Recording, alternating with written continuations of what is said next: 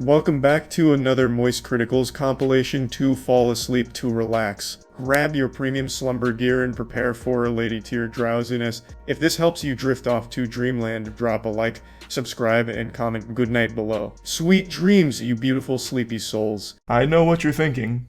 Good heavens, Charles is looking taller than usual today. And thank you for noticing. I don't want to jinx it, but I do think I'm finally coming up on my growth spurt I was promised over a decade ago. But there's a couple things I want to talk about today. Some astute observers amongst you may have noticed I've done a little redecorating to my exquisite dojo here. And I'd like to go into detail to explain everything, but before doing that I've got to ask you a question. What separates a weak man from a strong man? What's the difference? Is it the size of his muscles? The strength of his jawline? The brightness of his big toothy smile? How many grocery bags he can carry in one trip? No, friends. Those are all far too superficial. The strength of a man is determined by the quality of his energy drink, and I promise there is no energy formula better than GamerSupps. It is the top tier, optimal energy drink, which is why I now have this GamerSupps claw machine behind me now, because I am a strong man.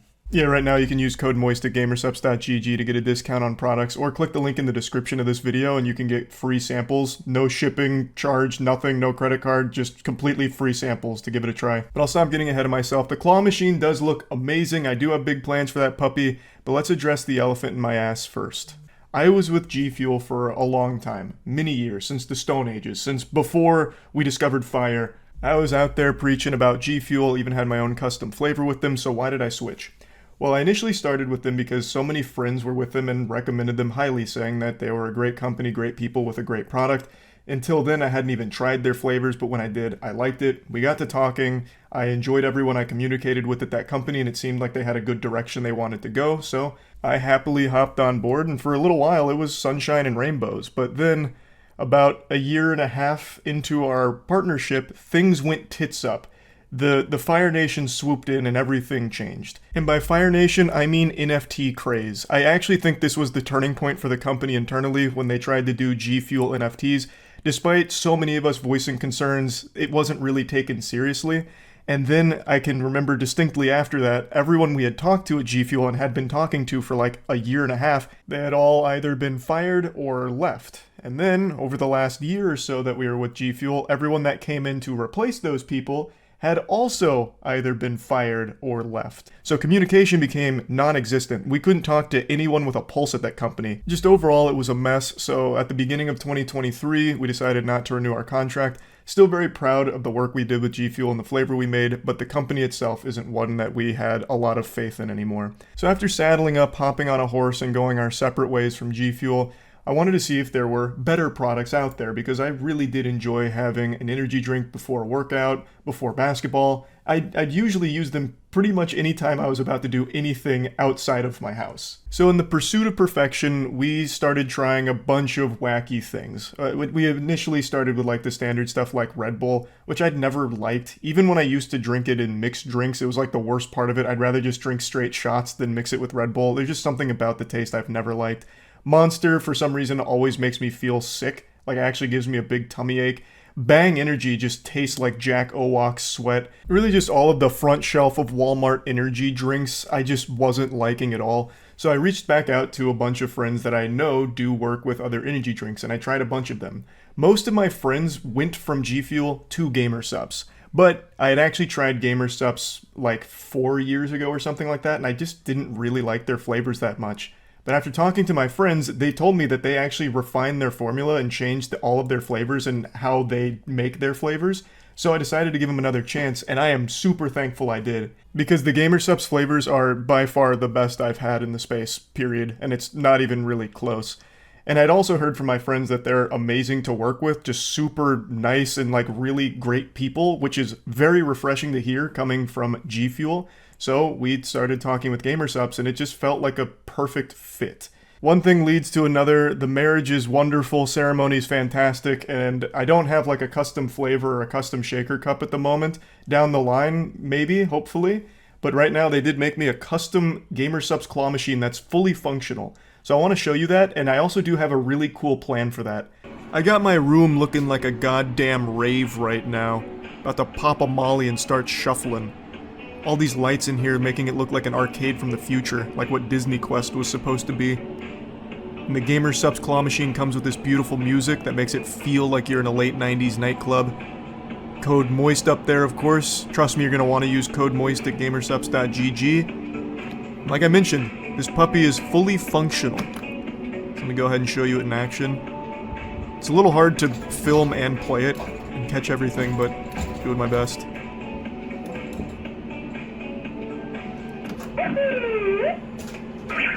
Yikes. It's a little hard to, nail depth perception through the phone lens here, but that's where the prize will go. Now, I did mention I had big plans for this thing, so let me explain what those are. Have you ever seen those Japanese arcades that allow you to play a claw machine long distance, like on your computer? Yeah, we're gonna try and set that up for this bad boy.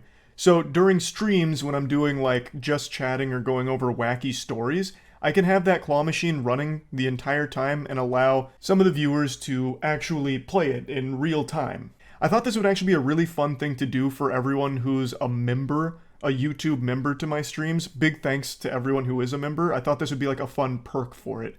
For those that don't know, I've been streaming on YouTube over the last 2 weeks, and a YouTube member is the same thing as a Twitch sub. So I thought this could be like a fun little mini game that YouTube members can play.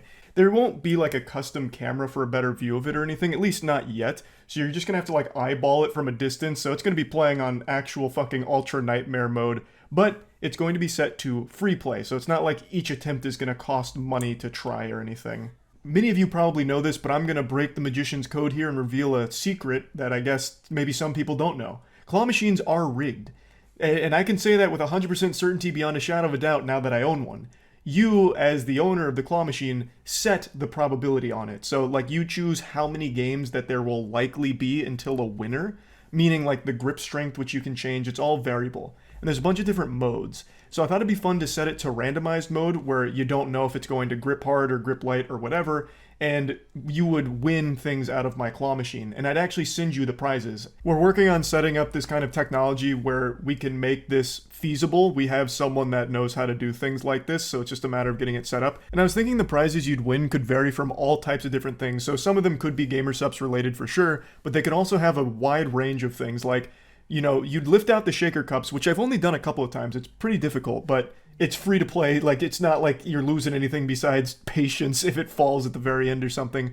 But you'd be lifting out the shaker cup, and inside some of them would be post-it notes of, like, a prize you'd win. And I could send you the prize. And the prizes could be simple things like an expensive Yu-Gi-Oh card from my Yu-Gi-Oh collection, because I have so many duplicates, and I could send you that. All the way up to, like, grand prizes of, like, a PlayStation 5 or something, just to make it really exciting and really, like, goofy. I thought that'd be a super fun thing to implement on streams and a fun perk for anyone that signs up to be a member of the channel. So that way you can get some like actual value out of it and some fun there for sure. So that's kind of the idea. Of course, it's going to take a little while to get that technology set up, but I thought that would be fun to do for streams, and it's a really cool claw machine that works really well. So huge thanks to Gamer Subs for making that. I'm extremely excited about this partnership with Gamer Subs. I really do mean it 100%. I think Gamer Subs flavors are the best around. I think they have much better ingredients than all of the competitors. They taste significantly better. They mix significantly better, so it's not like chalky or powdery. Just everything about Gamer Subs is a significant improvement over everything else I've tried in the industry. So yeah, overall, just super excited to be working with Gamer Subs, and yeah, that's about it. So yeah. Yeah, today's one of those days. Just like chips and salsa at a Super Bowl party, I'm about to double dip in here into some drama. Last week, I made a video talking about hypocrisy. In a nutshell, the situation was two YouTubers, Scott Schaefer and MewKitty, made content talking about Twitch streamers being hypocrites due to the promotion of Fansly during the Streamer Awards, and I was named in both of these videos, because prior to this, I had mentioned that it was very weird when Aiden Ross pulled up Pornhub on stream in front of his audience, which consists of a lot of kids, and meanwhile, when Fansly was advertised during the Streamer Awards, I just laughed at it. So that's where the hypocrisy allegations come from. That's the genesis of it. And I thought it was an interesting talking point because of the subject matter, but I also wanted to defend myself from hypocrisy allegations that I felt were weightless, and that's what that video I made was all about. Now, Scott Schaefer, as I mentioned, tackled it from more of like a analytical standpoint, breaking down the problem itself. And I still do believe that his intentions are coming from a place of actually caring about the situation. However, the same can't be said about the other content creator, MewKitty. In the video I made covering this, I was very charitable with her intentions behind the content. I thought maybe I was wrong and got the incorrect impression on what her content was focused on. I thought it was satirical and ironic and trying to be silly on purpose with subject matter. And I apologized for saying things that may have come across mean-spirited or made it sound like I was shitting on her when that really wasn't my intention. Especially considering we were both playing on the same team, I feel like we're both saying these things are bad. And for some reason, she's at my throat about it because of one difference in that I think showing Pornhub to the audience was worse. Not that that excuses the Fansly promotion, which again, I have never once defended or said was a good thing, but this slight difference in perspective on it has led to all of this hostility. And I tried to explain that in the last video because I thought maybe there was just a misunderstanding there, but she took the last video as more of a declaration of war. And another thing I want to come forward with right away, and I didn't think this needed explaining either, one of the core points that she as well as others are making is that this is actually a very insidious plot that I'm hiding on purpose because Ludwig is my friend and QT Cinderella is his girlfriend. QT Cinderella ran the Streamer Awards, she was responsible for the Fansly promotion. So people were saying that I'm, excusing everything she did because she's Ludwig's girlfriend. And I didn't think this needed explaining. This is going to be a common thing. I didn't think a lot of this needed explaining, but I'll do it anyway. I've now said in like 5 videos over the last 5 months, I don't see eye to eye with anyone all the time, even my best friends. So, even though I do respect QT, and of course I respect Ludwig, I consider them friends, I didn't see eye to eye with QT on this. Thus, I wasn't going to pretend like I did and defend it. I don't do that for anyone, not even my best friends. This wasn't some kind of secret association that was kept under wraps. I'm very public about Ludwig and I being business partners with fucking Moist Esports, for example, and we do a lot together. But that doesn't mean that I'm just going to look the other way on things that I feel differently about. I don't do that for him either. It's not just QT. I have actually talked about things I disagree with Ludwig on publicly as well. This isn't like some kind of big gotcha where it's like, it turns out Charlie does know QT. This is why he didn't say anything. That's just not the truth. And I did say it wasn't good. And now it's become clear after her most recent upload, as well as everything she's been posting on Twitter about me, that that little yucky spidey sense that was tingling in the back of my head telling me that she's probably just trolling to get a rise out of streamers to farm it for personal gain was unfortunately correct. And I'll go ahead and take the bait one more time here. I'll play along and eat this entree of medium well internet beef that she's serving up. She's been egging me on Twitter today to debunk all 20 lies she's caught me on in her most recent video. So I'll accept the challenge. I'll take the cinnamon challenge here and go through MewKitty's most recent upload, Moist Hypocritical Can't Stop Lying. If you're coming here to see me troll around, I can't anymore, because Hypocritical lied so much about me and the situation Put her money where her mouth is. that I was forced to re-edit my whole video and now debunk every single lie that was made. Obviously, I immediately owe a huge apology to MewKitty and her whole community because my video was such a stinker that it's impeded her ability to make her regularly scheduled trolling. But I do want to come out right away and say that her calling me hypocritical, the play on words, hippo and then critical spelled like my name, is actually such a banger because that is a meme that started on my stream like 6 years ago when I was still streaming on YouTube. I was playing Fortnite and I had bought the battle pass for the John Wick skin. And chat fucking erupted when they saw me playing with it because I had for a long time talked about what a big waste of money the battle pass is. You're a fucking troglodyte if you buy the battle pass. And then fucking John Wick skin comes out, it busts down my resolve and I spent money on it. So chat called me hypocritical just like this.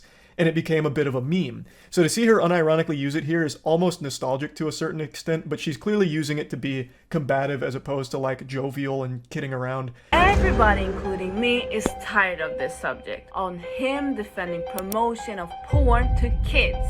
But we're not even 30 seconds into this video and she's already told her first lie, which is ironic. It almost makes her seem like the hypocrite here. She says that I have defended the promotion of porn to kids.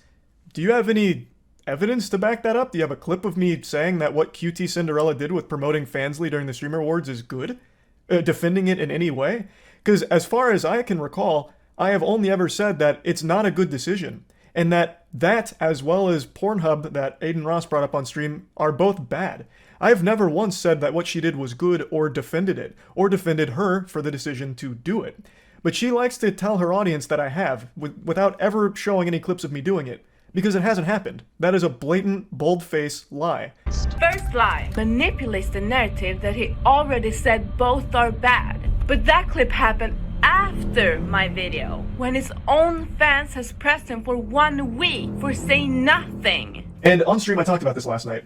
And I'll go ahead and get this out of the way right away. During that stream, and in the exact same video Mew Kitty has posted on one of her channels, I outright say both are bad. He never say outright both are bad. All the streams is on my second channel. He defended himself and argued with his viewers for 10 minutes. And after a long battle, he said it's not a great decision, but never said both are bad. This is a pretty interesting angle to try and play here, trying to catch me on not saying verbatim both are bad until the video went live.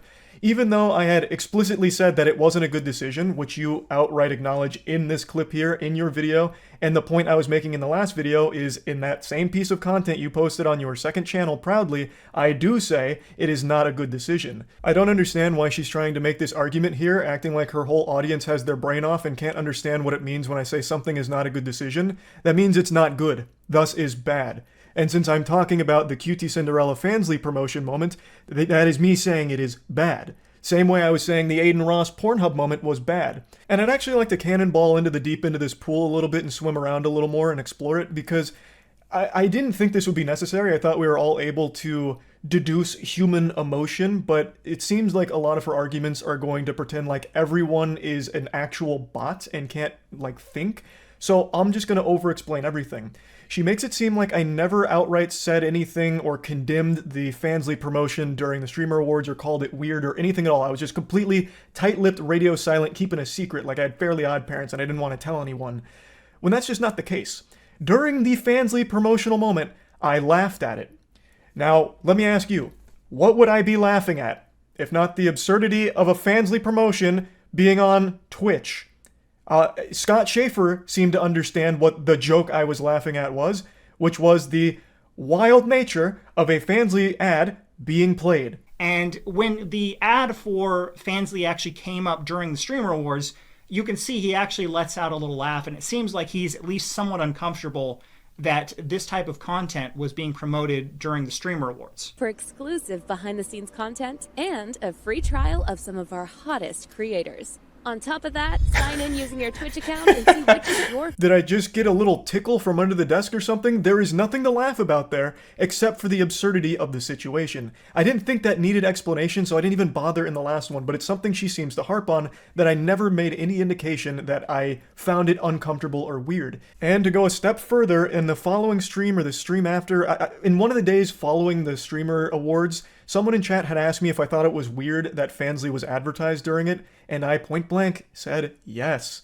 And this is actually faster than I called out Aiden Ross in the Pornhub moment. The clip that she plays, as well as the other people have played as well, is from a video I made called Aiden Ross Just Got Banned.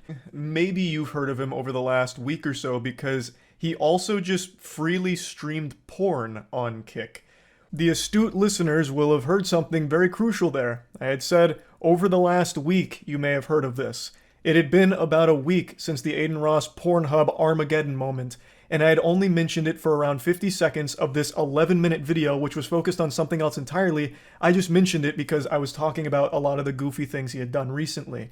So I was just talking about it briefly, and it had taken me a week to even mention it. So I was actually faster to call the QT Fansly promotion weird than I was to call the Aiden Ross Pornhub situation weird.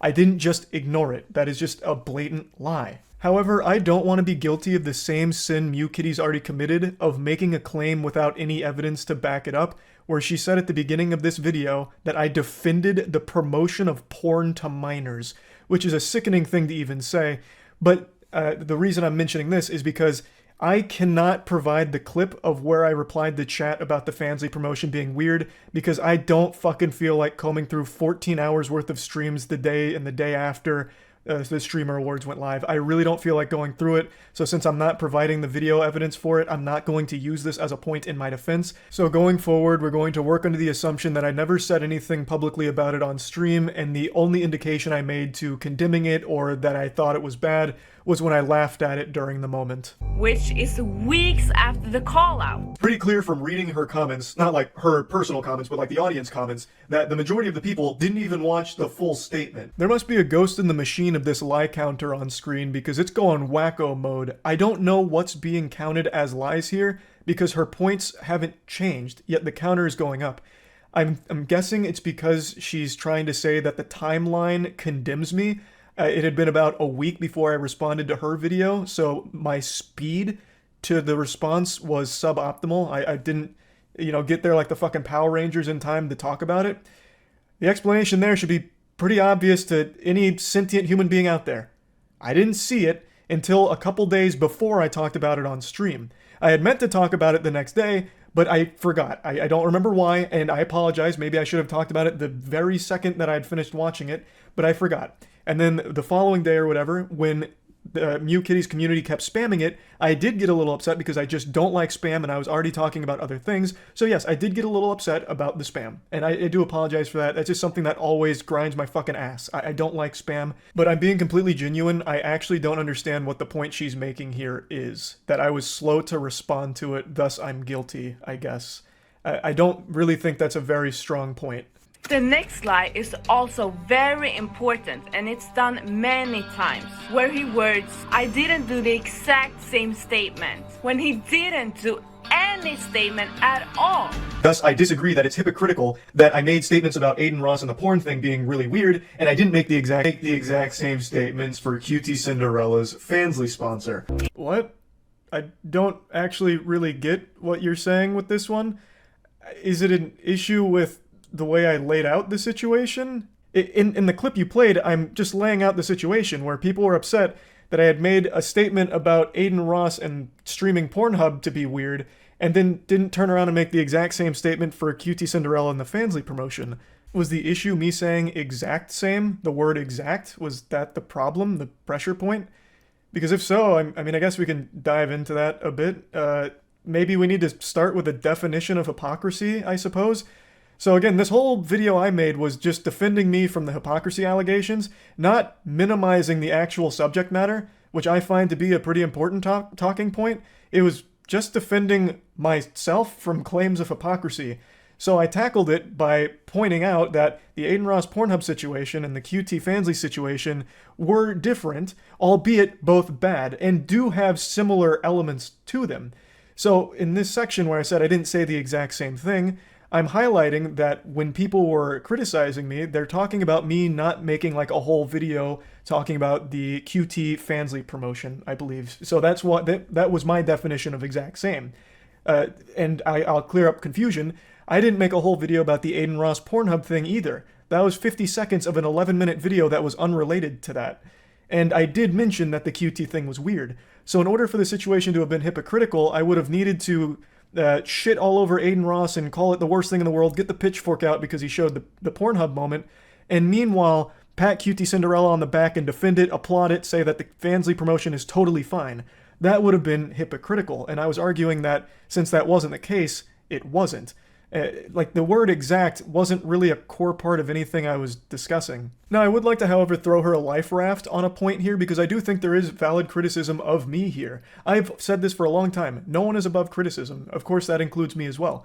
I do think that maybe I didn't come out hard enough against it, so maybe that led to a lot of confusion on how I felt about it. With Aiden Ross, I didn't make a whole video talking about the Pornhub thing he did. It was a very small piece of a bigger video. So I never made a video about that, but QT Cinderella situation I only ever mentioned on stream, and I think only like one time. So even though I didn't make a whole video on the Aiden Ross Pornhub thing, it was pretty clear how I felt about it, whereas QT Cinderella, if you weren't watching the stream, it's possible that you didn't understand where I stood. So I do think that is a valid criticism where I didn't make it clear enough where I was at with it, and I think that would have been a good point to make. However, it's not hypocritical, because at no point have I ever defended it, and I wouldn't defend it either. So I still disagree entirely with any of it being even remotely hypocritical, but I do, however, agree that I should have made it clearer where I stood on the whole situation. He keeps pushing on this narrative that we missed the clip that proves he's not a hypocrite. But the clip is after my video, the day before this video. So he uses the word prove, which in the viewer's minds means that he is proving something, but the clip is after my video. Guys, do you understand? I was saying, I'll go ahead and prove that it's there right now, real quick, before getting into why, of course, advertising Fansly, OnlyFans, or anything in front of an audience that has younger children on it, it's always going to be not a great decision. It's one of the... Imagine how many people fell for this. Look at Asmongold's reaction. I don't understand. What? I'm being left more confused than the first time I watched Inception when I was but a young whippersnapper. What is the point you're making here? All I was saying is a lot of the comments were calling me out for never even saying that it was bad, which is just wrong, and why I said you must have missed the clip, so I just proved that it is in that clip that is already on your fucking channel. That is what I was saying, is that I did say that QT Cinderella and OnlyFans or Fansly promotion is not a good decision. That is me calling it bad. So I was just saying that you might have missed it, and I was just proving that it is there in the content you posted. I did say it. That's the only thing I was saying. This has nothing to do with a timeline. This was talking about the people that were saying I never even said it was bad, when I did. From the false lens. He then lies about Fansly having a lot of obstacles. So I viewed the advertisement very differently than a lot of people, because even when you scan the QR code, you still don't immediately get porn. There's already a lot of degrees of separation and a lot of obstacles to go through. What happens? This is crazy that this website is being promoted in front of hundreds of thousands of children, because as soon as I go to the homepage, I am instantly greeted with an open vagina despite the account being underage. This is the most disgustingly manipulative part of her entire video here, because if she goes forward in this clip, I then go on to say that I didn't have the knowledge that Fansly wasn't secure, and that it didn't actually have any safeguards in place to prevent under 18-year-olds from accessing the content on its site.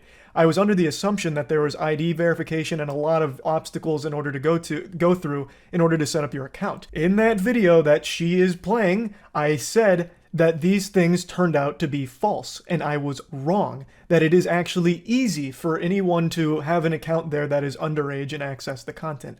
But I didn't know that prior. Now, the whole point I was making with this statement, this section here, is that there is still a degree of separation between Aiden Ross just bringing up full-blown porn, we're talking fully penetrative fucking goat seed porn on stream, versus the Fansly advertisement, which had no nudity at all. The point I was making is they were different in that they weren't just the exact same thing done by two different people. Granted, they are both sexual content for sure. The Fansly advertisement was not full-blown porn right in the viewer's face right off rip. Thus, I was arguing it is different. Now, it's very clear to me Mute Kitty has never even bothered to do the bare minimum of scanning that QR code during the Fansly advertisement. She's using a different video to try and make her point for her without doing even just a little bit of work. If you scan that QR code, I'll show you exactly what happens. This is the first thing that pops up. This is like the peanut butter and jelly of safeguards, the most inefficient shit ever. Are you 18? Yes or no, basically. But this is already something that contradicts a lot of what people were saying, where there was no 18 plus at all. If you scan the QR code, you immediately get fucking porn. That is not true. That's not a point Mute Kitty was making, but I do want to address that. It's not like you just scanned that and immediately got porn. You did have this same safeguard that apparently Kick has, that a lot of people said is why the Aiden Ross situation is actually not as bad as this, because at least there was an 18 plus warning. Well, there is an 18 plus warning here too, so they're very similar in that regard. Now, once you enter, you're still not getting porn. You then go to this like Twitter thing. It's like some kind of Fansly Twitter thing, where if you scroll down, you still don't get porn. You get their little red carpet interview moments. Then, if you go to the very first link there, then you go to the actual Fansly site, and once again, you still don't get nudity. Now, the pictures are more sexual, but still, the nudity is blurred out. In order to actually access the porn, you have to claim the subscription and then make an account or sign in with Twitch. There is a lot more you have to go to get the porn out of the Fansly advertisement versus the Aiden Ross just pulling up the porn as a jump scare in front of the entire fucking audience out of nowhere. That's the point I was making. These are two very different situations, but did have commonality that makes them both bad. But I still believe the Aiden Ross one is worse. You don't immediately get the porn from the Fansly advertisement, and it's not exactly 2 clicks away, but it is still extremely easy to access and has no real age verification in place to ensure that your account is 18 plus. If you sign in with Twitch, it just kind of fucking takes them at their word, like, Scout's honor, you're 18 plus, I believe you, and then gives you the porn, which is a problem. That is an issue, and that was not knowledge I had prior to the whole situation here. I was under the impression that no kids could really access it due to like actual safeguards that would ensure only 18 plus were using it, like an ID check or something. But that is not the case, which is why I've admitted I was wrong about it. But they are still 2 very different situations where you don't immediately get porn out of the Fansly advertisement versus literally getting shown porn with the Aiden Ross moment. But that does not excuse the QT Fansly promotion. It is still bad. We are on the same side. I don't know why she can't see this. He lies about now saying a statement immediately, which indicates to the viewer that he did say one, when he never did. God, when he just said that anyone can access and you only need your Twitch account. Is completely different than an advertisement to a platform which does have porn, but a lot of things that they'd have to do in order to access it. He then ends the video with saying neither is great. Classic Mew Kitty. She leaves out the part in that video where I admit I was wrong about not knowing how easy it was to access. Because it helps her point if she leaves that shit out. I said it in the video, I've just addressed it again here. There are more things you have to go through in order to access porn from the Fansly advertisement as opposed to Aiden Ross just putting the porn right in your fucking face and shaking it around, but neither are good. I also was under the assumption that Fansly was only accessible to 18 plus after you verified your age. I don't use the platform. I thought you had to verify you were 18 plus in order to even get to the pornographic content. Thus, I thought it was even harder for children to have got porn out of that advertisement if they weren't of age. Not only would they have had to leave the platform to get it, they would then have to verify their age and make an account for it. I thought there was a lot of steps to it, making it very difficult for them. But according to some research now, it actually seems like Fansly is extremely easily accessible for anyone of any age. There's not a whole lot of security to it based on the things I've read, which is knowledge I didn't have last night. Super weird that she just happened to have left out that part where I openly admit that I was wrong about the ease of access to the porn, where I admit that I completely was on the wrong assumption as to how difficult it was to access all of it. I'm sure she didn't mean to exclude it on purpose. It probably wasn't malicious. She might have just overlooked it. But he only called out one, which is the point. But he still doesn't think he's a hypocrite. This is the best example of a hypocrite in denial. Both are bad, or in other words, neither is great, if the only one he called out was a stranger and the one he didn't was his business partner. Guys, how is this hard to understand? I'm getting more and more tempted just to comb through the goddamn streams for 14 fucking hours to find the part where I do say that the QT Fansly promotion was weird after replying to chat, but I'm not going to be petty about it. We're going again to continue to push forward without that. Even still, me laughing at it I do think is pretty obvious, but we're going to throw that to the side as well. Even still, we'll throw both of those aside. I am saying it's bad. I have now talked more about how bad QT's family promotion is than the Aiden Ross porn situation, Mew Kitty. Like, I don't know how much clearer to make it. There isn't some deeper plot thread here. I thought I made it clear. I was wrong. I didn't make it clear enough where I stood on it. That's fine. That's a legitimate criticism you can have of me. But it is not hypocritical because I have never defended it. I have never applauded it, and I've never tried to bury it or anything or hide my feelings on it. I thought it was clear and I was wrong. But I am saying, and I've said a million times now, it's not good. It's not. Like, you are making an issue out of nothing. We are on the same team, and you are dragging this on, and it is getting absolutely fucking shameless now. He says I don't like his content. Big lie. I've never said this. Something that I'm genuinely upset with him when I've never expressed anything against him. Statements, and I also did say I'm not the biggest fan of the way she edits her content. Boy howdy, this is a bunch of hullabaloo nonsense points now. I'll go ahead and openly admit maybe I'm wrong on that first point there where I said she doesn't like my content. Maybe you're a huge fan of the content. I guess I could be wrong. I was making an educated guess based on the way that you talk about me on Twitter and in the comments section. But I guess I could be wrong. Maybe you absolutely love my shit. Maybe you're a huge fan of the Moist Wrestling League. I don't know. I guess you're right. I didn't know for sure. I was just reading between the lines of everything you've been saying about me and posting about me. The next point is about her being upset.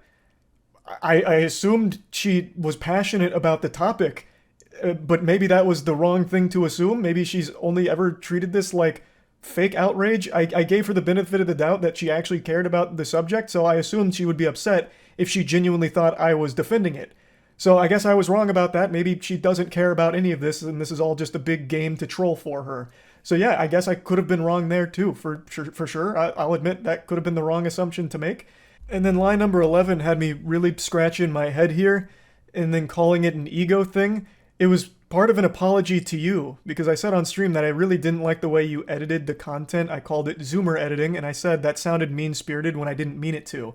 I just meant that it's not my personal cup of tea. I've never been one to really like huge amount of sound effects and a lot of crazy effects and sounds and music going on. And I said I didn't really like it, and it came across mean-spirited, so I apologized. I wanted to make sure that you didn't feel like I was insulting you personally, like I fucking hated you, just because I didn't like the editing. I don't know what the lie is here. I was being honest. I still don't like the editing. That's just me being honest. That's not a lie. I don't really know what this part here is. I just can't even understand there's a real debate. I know Mew Kitty's really upset. He starts lying about me saying Aiden Ross did the exact same thing when I've never said that. I'd like her to put her money where her mouth is. If she really thinks that the Aiden Ross Pornhub situation is exactly the same as the QT Cinderella one, then I want her in her next video. Again, I could be fully wrong here about her being upset. She had made 3 tweets about me within like 2 hours right before I went live. So to me, it sounded like she was passionately upset about this whole situation. And like I said, if she was actually caring about the subject, I feel she'd have every right to if she really believed that I was defending it and okay with it. So again, I could have been wrong. Now, I like how she cuts off what I was about to say there, because I still think this is something very important. Her video has me in it, side by side with my Aiden Ross statement where I said it was weird that he pulled up porn to his viewers that had kids watching, versus me laughing at QT pulling up the porn advertisement to viewers that had kids watching. So, what everyone inferred, including myself, is that she was saying these situations are the same, and Moist Critical is a hypocrite because he called the Aiden Ross thing weird, but didn't say it was weird when QT did it. That is the assumption I and everybody else who saw that video made. Pretty much everyone who watched your video interpreted that moment as you saying that Charlie said Aiden Ross Pornhub moment was weird, but didn't have that same energy or say the QT Fansly promotion was weird. Thus, he is a hypocrite. So my point was, if this is what you were saying, and it seemed to me and most people that it was what you were saying, that these are the same thing, and thus Charlie is a hypocrite, then I said, put your money where your mouth is, and in your next video, play the Aiden Ross uncensored, unedited Pornhub moment, and then play the QT Cinderella Fansly promotion unedited, uncensored, and we'll see how closely related they are. See if they really are the exact same situation. And I was saying, I don't think you'd do that. And for good reason, because the Aiden Ross Pornhub moment's gonna get you banned because it's fucking porn, whereas the QT Fansly promotion has nothing sexually super explicit, no nudity. I played that entire advertisement in my last video and it was totally fine. That one is a safe to watch thing that links to things that are not safe for minors to watch, which is bad. That is not good, but it is not exactly the same situation as Aiden Ross bringing up Pornhub, and that's what I thought and most people thought you were saying with your video with me at the end. So I challenged you to prove that you felt that way by playing both of these uncensored and unedited side by side to prove if you really felt they were exactly the same. You have now kind of backpedaled on that, or maybe we were all wrong and that's not exactly what you're saying. I guess that's totally possible as well. But I think we can all recognize that what Aiden Ross did is not the exact same thing QT Cinderella did with the Fansly promotion, but it does not excuse the Fansly promotion. I hate that I have to keep hammering that home now, but I'm going to keep saying it because it apparently needs to be made abundantly clear. Then he lies about saying both are bad and called one much weirder, which indicates that he called Cuties weird when he never did. I don't know how many times I have to say they're both bad, but one's definitely worse, which is why I called it much weirder. And that is why everybody's calling him out. But one is definitely worse, which is why I called it much weirder. And much quicker. Once again, this is referring to the situation after all of this had happened, where I had now said 1,000 fucking times that the QT Fansly promotion is weird too, but the Aiden Ross Pornhub one is much weirder. Right? That's what I'm saying. This is all post-game now. After all of this has blown over, this is that stream right after all of this, I said that it is weird, and that the Aiden Ross one is still much weirder. I don't know what's getting lost here. And one of the most biggest lies is that he said that it was not good and he was uncomfortable when he saw the ad on Streamer Awards. This never happened. As opposed to laughing, and then saying that, yeah, that was uncomfortable and not good. Let me prove it for the lazy ones.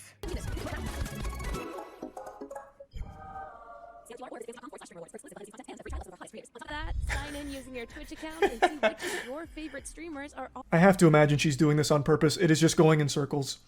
Laughing at it, I still think, is pretty clear. I am laughing at the absurdity of it, and that it is weird, silly, uncomfortable, and all of the things I have said about it since. That's what I'm saying with calling it uncomfortable. All the things I have said about it since. Like, I don't know where things are going so awry here. He then keeps on lying that there is an 18 verification when he just admitted in his video that he posted that there isn't. He's saying there's no 18 plus tag on the Fansly ad, whereas Kick you have to verify being 18.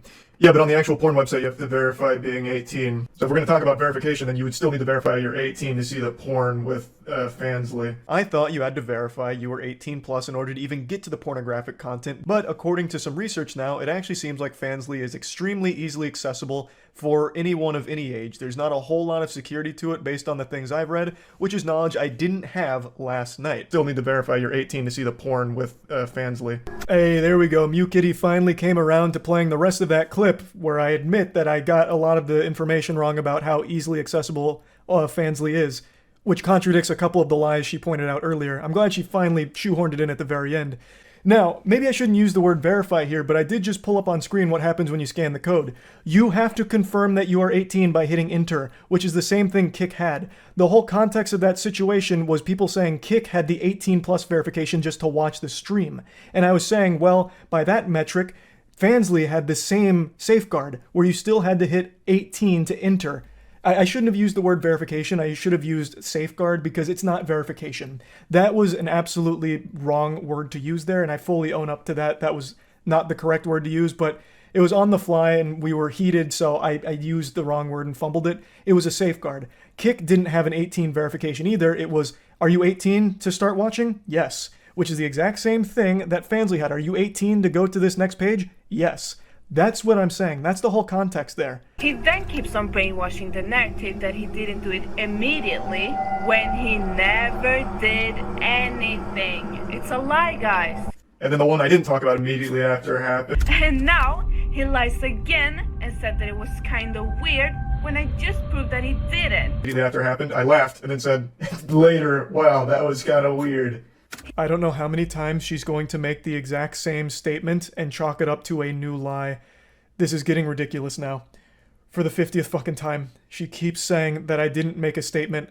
I have now made 2 full videos about this whole situation, saying the same thing, that it's inexcusable, bad, not good, suboptimal, not great, awful, uncomfortable, yucky, stinky. That's what I'm talking about. I've said that a ton of times now.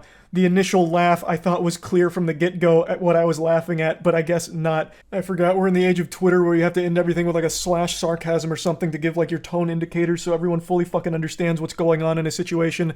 But regardless, I recognize I may not have made it clear enough, which is where confusion could have arisen. But I don't know why she's still pretending like I've somehow defended this. I have never defended it, ever. And I have now talked about this so much more than I've talked about the Aiden Ross situation, which I still believe was worse, no matter how you try and spin it. Like, this is getting absolutely absurd. He then lies about me harping on him and bringing him up. I think this is to make his fans defend him, but I never harped on him. That's her whole point. Why does she keep bringing me up and harping on me? Because I laughed at it. Oh my god, another completely useless empty calorie here. Harping, maybe the wrong word. You posted about me, I think 8-9 times now on Twitter, and you made like 6 or 7 YouTube comments. So yeah, it felt like you were really harping on it. Now that I've shown how much he lies, I'm gonna touch on why he's a hypocrite. Same thing happened when they tried to scam their fans with overpriced computers. He only changed when they exposed him. Then suddenly criticism exists. Incident, the owner of Starforge, which he is a co-owner of, he never mentioned his name in the video. Is that a coincidence? Well, when Rich Campbell got kicked out of OTK, he didn't make a video on that either. So I see a pattern, and I called it out. Yes, of course, no Mew Kitty video is complete without piling a ton of dog shit lies right at the end. So there's a lot here, and I'll unpack them all real quick. So immediately she pulls the gloves off and starts spitting and shitting. She calls Starforge PCs a scam, or insinuates that it was scamming its customers, which is fucking wild because pretty much no one thinks that way. Linus Tech Tips fucking reviewed it and had an overwhelmingly positive review for the most part. He had legitimate criticism that we took to heart, appreciated, and used to better the company and the product. But no one really has anything negative to say about it because Starforge PCs is a legitimate passion project that aims to actually provide the best value, the best computers you can possibly find on the market. This is starting to sound like a fucking ad, but it is the truth. She's referring to our rocky launch, and we all admit the launch of Starforge wasn't swimming. It didn't go super smooth. And that's just the sad reality of it, and it's something that we deeply regret, but we used it to improve it and fix it, and now it is just the best that there is on the market. But she then tries to draw a parallel between Starforge and OTK, more specifically Mizkif. Mizkif last year fell into some hot water with a whole sexual assault cover-up scandal, and she pulls out a video saying that it's curious that I didn't mention Mizkif in it. Must be because he's one of the co-owners of Starforge PC.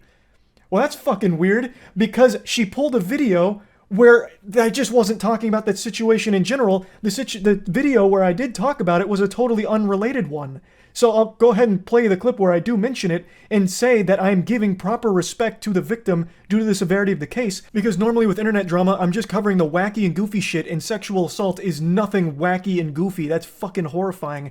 Here's the clip. So let's just go ahead and start with Twitch, since I already made that video breaking it all down, and a lot's changed and a lot's evolved since then. So I briefly mentioned a very serious that happened on Twitch involving sexual assault, a potential cover-up, all kinds of moving parts of that story. That's not something I treat as goofy drama. So again, I'm not going to go into super big detail on that whole situation, but I will say that that story has had a lot of twists and turns to it, where now all of a sudden the focus isn't even on the victim of the sexual assault or like the perpetrator accused of committing it. It's now shifted entirely to big streamers just pointing their fingers at each other and calling each other names and throwing as many debate term buzzwords at each other as they could possibly muster, and it is just kind of a mess. I again don't really treat this super lightly, so I'm not going to talk too much in detail about it. I'd recommend listening to Adriana Lee, the victim of the case, and get it from her. It's so weird. There's very clear evidence that I have mentioned it, and if you want even more, I do have a video on my second channel where I go into it more in depth after the OTK investigation came out, where I said I wasn't super satisfied and would have liked to see the actual evidence due to the severity of the case. I would have liked everything to be transparent so I could really see what happened here because of how outspoken I had been about this whole situation with Ms. Kiff and everyone involved.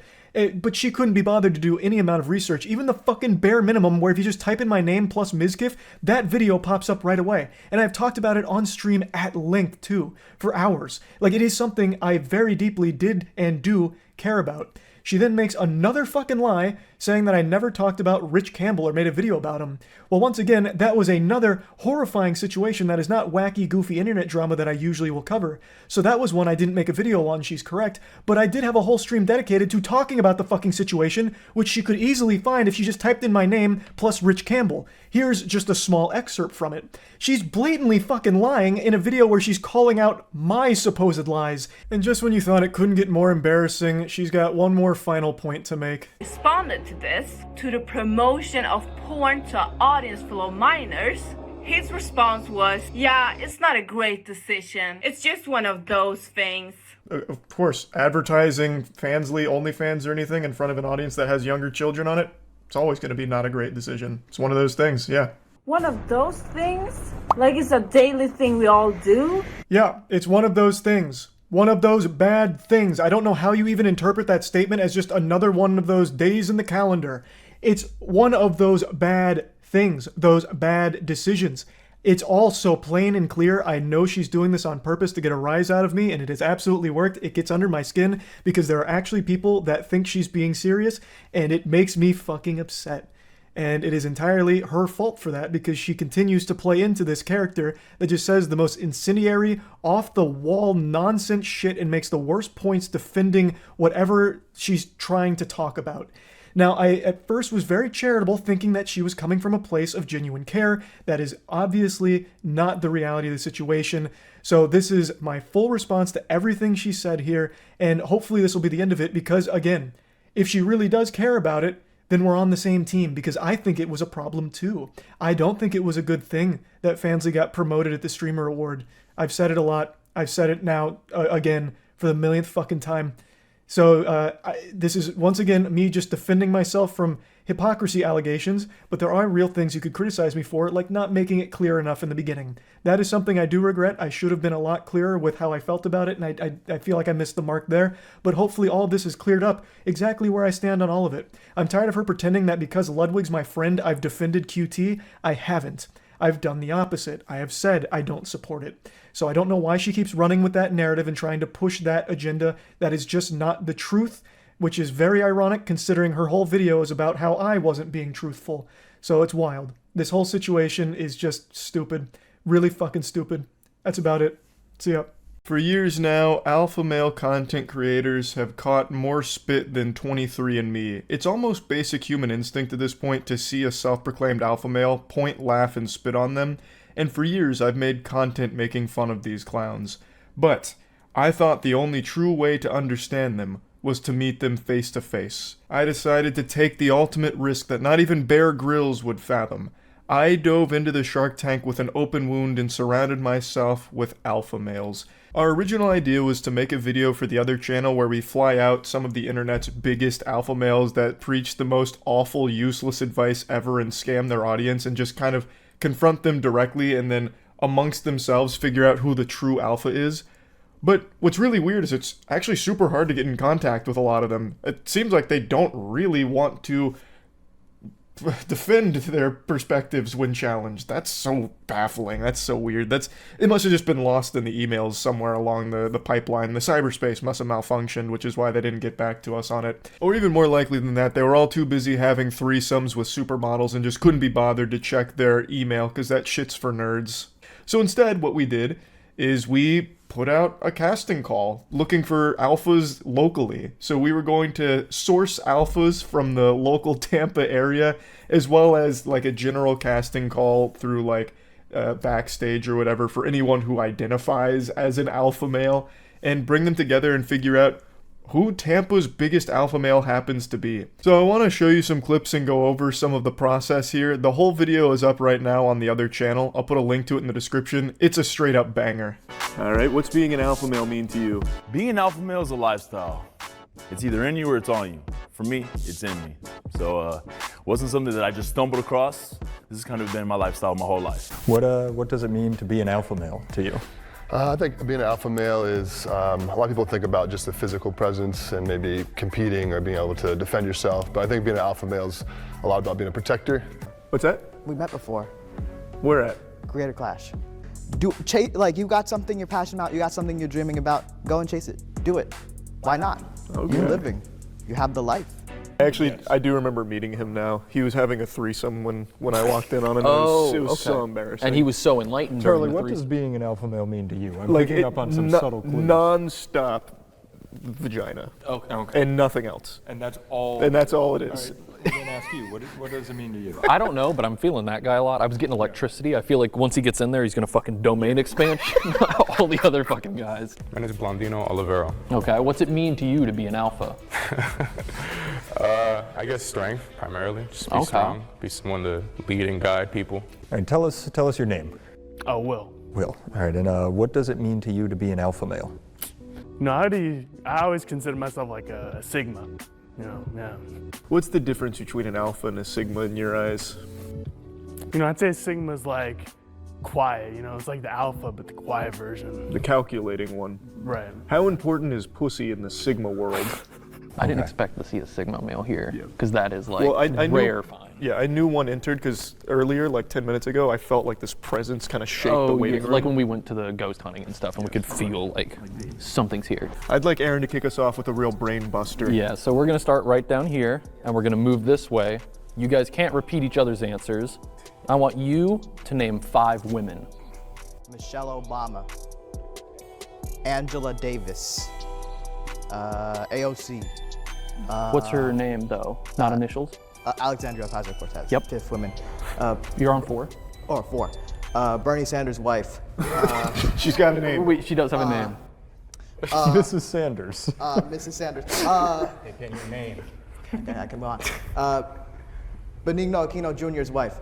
Cory Aquino. She was president of the Philippines. Jill Stein. Three-party.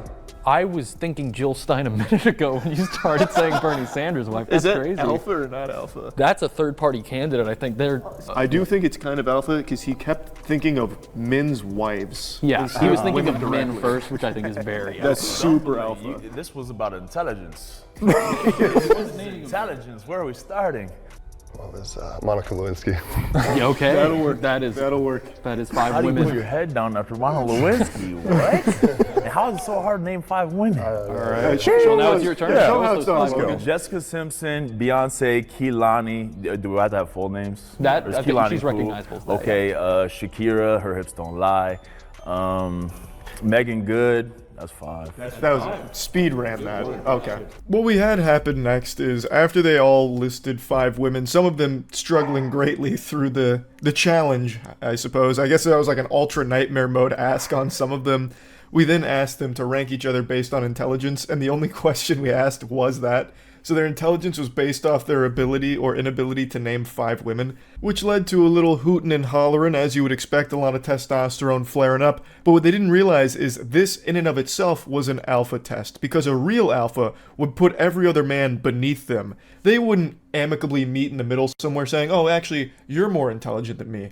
Absolutely fucking not. What a load of barnacles. So, that was something we were paying close attention to. Who was going to stand their ground as, I am the smartest and all of you are beneath me. I'm the leader, you're the followers. So after round 1, we continue to ask some simple questions to establish, alpha positioning here, so that way everyone in the whole class could see a little bit about their competition, and they could use that to find weaknesses to exploit or establish their dominance over them, all kinds of different alpha male tactics. Maybe even charging $18,000 and spray them with a hose in the face if it got to that point, but fundamentally it was just asking simple questions like titty or ass, right? And most men were ass guys. Most people prefer big bubbly butt cheeks, and that's just kind of the way society is right now. Most people are more tookus and keister oriented. However, I do feel the true alpha males prefer honkers. I am on that side of history, and I think the pendulum is starting to swing a little bit here as more and more people wake up to exquisite bosoms and their beauty. Now, of course, a good ass is always fantastic, but if it's between one or the other, if I'm stranded on a desert island, I can only pick butt or boob, I'm picking boob. Anyway, though, after just like simple questions, little icebreakers and all that, we decided to demonstrate their strength by having them rip an apple in half, which is like the oldest shit imaginable, but also all we could do in the studio without like ruining it. So we got some apples and saw who could rip it in half. Oh, I think he's got this. Oh shit! You got it. Keep going. He's grabbing it. Oh! I didn't think he'd do it. We went with such a... Oh! They're all doing it. I need an apple now to see if Yeah, I can get it out jeez. of the heart. Oh!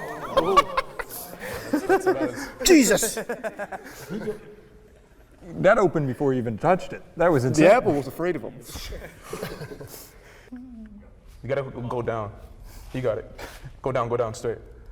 And the apple. Oh! Great job. I'll get that. Oh shit. Oh, he's gonna punch it. Oh shit. Oh. Oh, whoa, he's working. Splash zone. That was so alpha, dog. That may have been the most alpha one yet. I would. Oh my goodness. Oh, and a crush. Yeah, the apple didn't make it 10 seconds. So. Oh, thank you. Thank you. Oh, and he cleaned up. That's an alpha move. Alpha. I can't believe it. Oh! Right in the middle. Nice.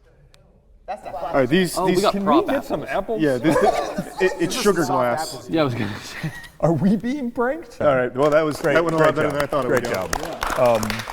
So Now the alpha thing is who doesn't take hand sanitizer? I went for speed. Thank you. Who tanks the damage? There he is. He didn't take hand sanitizer. What's really embarrassing, and maybe it's because we're a panel of beta males, we actually thought there'd be someone that couldn't break the apple in half, and we had planned on just kicking them out immediately. I haven't done that since I was in, like, actually high school, and I remember it being kind of tough, but I guess I was also, like, 16 at the time. So, I guess I shouldn't be surprised that some grown-ass men could break an apple in half. Either way, though, this established that everyone's got some meaty paws there able to bust an apple. And Nathan, he had an interesting technique where he gave it the old what for with a knuckle sandwich, as opposed to ripping it in half, which is very aggressive, very alpha. I'm going to skip to one of the final segments here where it was basically a Riz challenge to showcase how good they are at picking up women, just going through their like standard protocol, their tactics, their maneuvers to get laid. And Nathan had a very interesting routine that I don't think I've ever heard before. Give us your best Riz. I'm very excited for this. Are you a toilet? Well, let him finish. Yeah, come on. You can leave it there. Because I'm the poo-poo and I want to be inside you. Oh, man. I think we started here. Swap that to I'm the shit, I think. Yeah. You were so... I still think she won't love the implication. Shit is predictable. I'm not predictable. That was not predictable. I didn't expect it. I can imagine when say like a beta male goes in there, he's like, keep her on her toes. Are you the toilet? Because I'm the shit. You're not the shit. I'm the fucking poop. The big poop. That's all it is at the end of the day. This guy may know the poop store by heart. You know, you can measure an alpha by the size of his poop too. So that's probably exactly. I had a dream that I had a long poop. I pooped when I woke up. And it was a long ass poop. Vision. Very true. That's what does that have to do with It's Riz, man. All right. It works on Yeah, women, he not knows us. he's gonna shit big, so he knows she's gonna like that. Like he can see the future a little bit. Okay. No, obviously I think he's just playing around here. I don't think he was being serious. I think he was just here just to goof around a bit, which is totally fine because it had us giggling hard. But that line right there, are you the toilet? Because I'm the poo-poo, I want to be inside you. Like, I've definitely heard the are you a toilet type pickup lines before, but it usually goes with, like Aaron said, I'm the shit. Why would you ever call yourself the poo-poo? Like, that doesn't work anymore, because that's, like, when you call yourself the shit, like, that exists outside of the realm of feces. Like, calling something the shit means, like, it's great, right? But when you call something the poo-poo, it's like you're most likely referring to feces or something like bad. So I don't know why he would choose to call himself the poo-poo instead of calling himself the shit. That just seems like a recipe for disaster. But, you know, I'm not a woman. Maybe it works really well on women. Who am I to say for sure? But anyway, the video was a lot of fun to make. It wasn't exactly how we pictured it in our heads, but it still turned out great. So I'll put a link to the full thing in the description if you want to check it out. I just wanted to talk about it a little bit. That's it. See ya.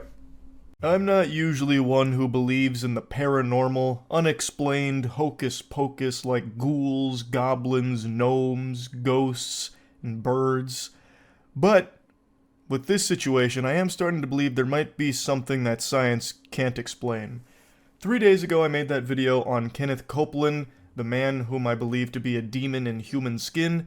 He's an outrageously wealthy, corrupt preacher who uses faith to fuck the piggy banks of all of his followers to take as much money from them as possible and hoard it all for himself. And on the same day that I posted that video, this peculiar piece of information drops about an unhinged pastor going on a rant defending rapists who assault women for wearing shorts. It's just an interesting coincidence that all broke on the same day that I was covering Kenneth Copeland. It's like that phenomenon, like in Grand Theft Auto, where you see a car you've never seen before, you steal that car, and then all of a sudden you see it everywhere.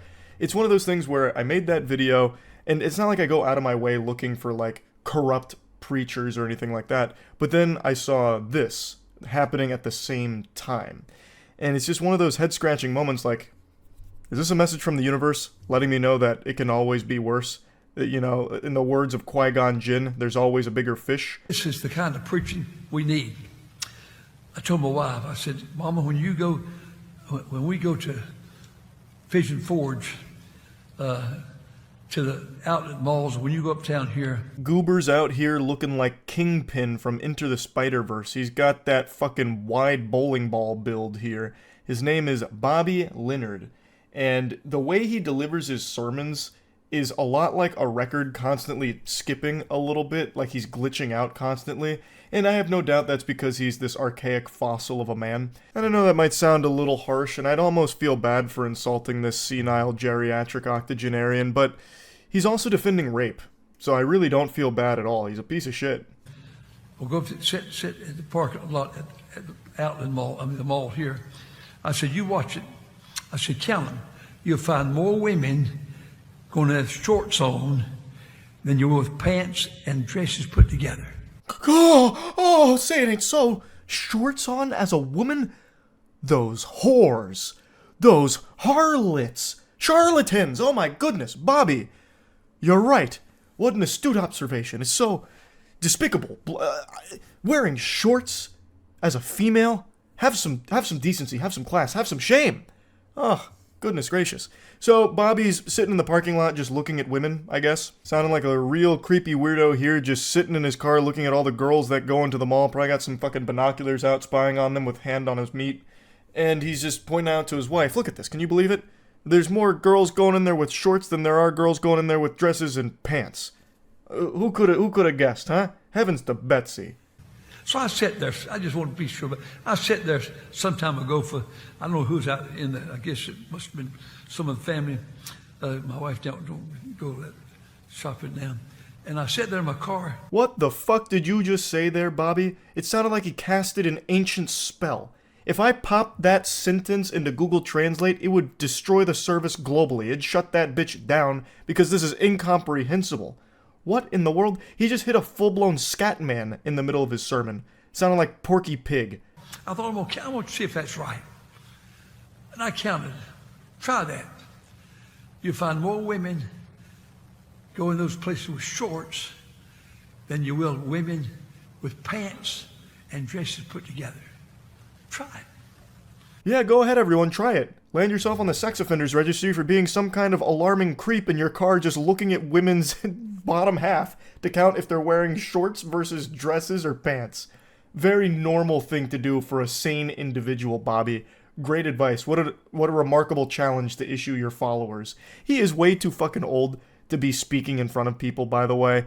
He actually talks as if there's just perpetually peanut butter in his mouth and he's struggling to get through the words so that way he could, like, enunciate them. It's brutal listening to him blabbermouth like this. If you got time, try it. Have your boy go up there and try it. Just watch for him. Have your girl go up there and watch for it. And you know, I used to say this. I haven't said this in a long time. You ready? I said, if you dress like that and you get raped and I'm on the jury, he's going to go free. You don't like, do you? I'm right, though. I can't help you don't like it. I'm right. Because, you know, a man's a man. A man's a man. Jiminy Christmas. Bobby raping's his hobby, Leonard, just saying flat out with his whole chest, if a woman gets raped and he's on the jury and she was wearing shorts, he would let the rapist go free.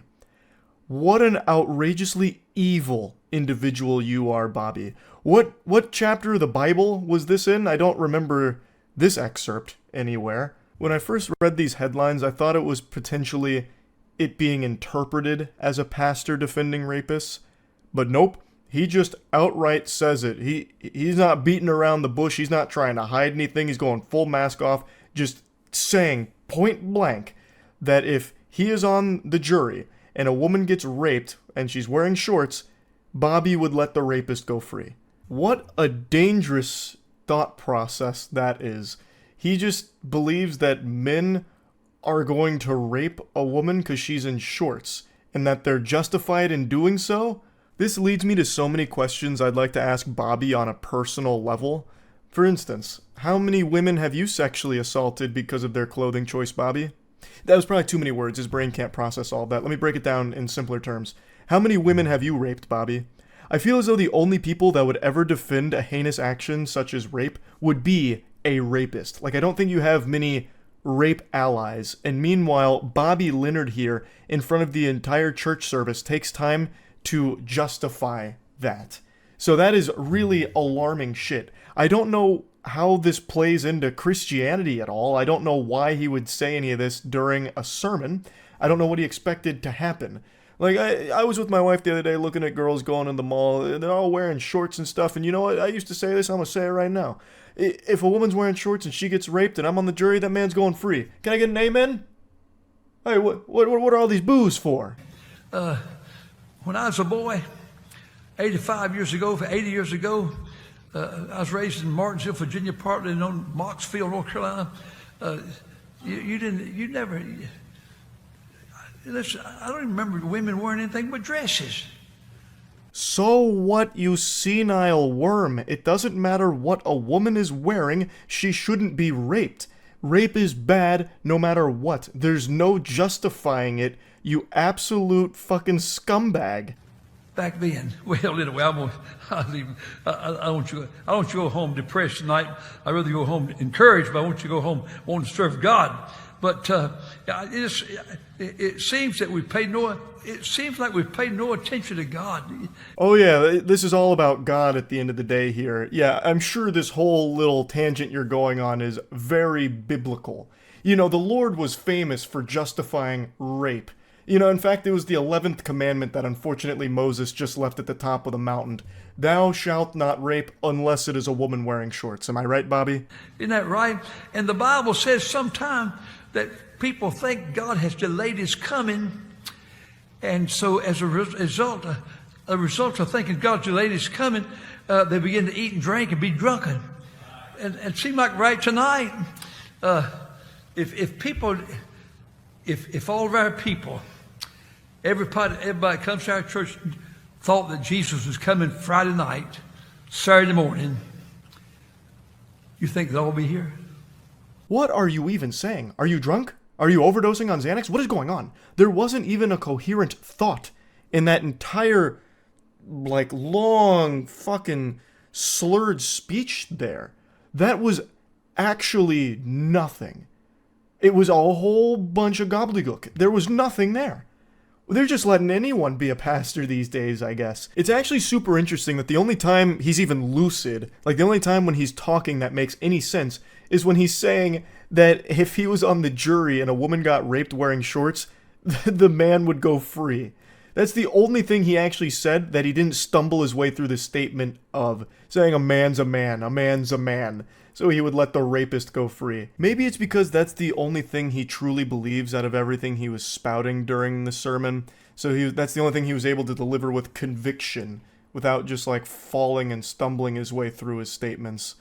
It's horrifying. What a fucking sickening individual.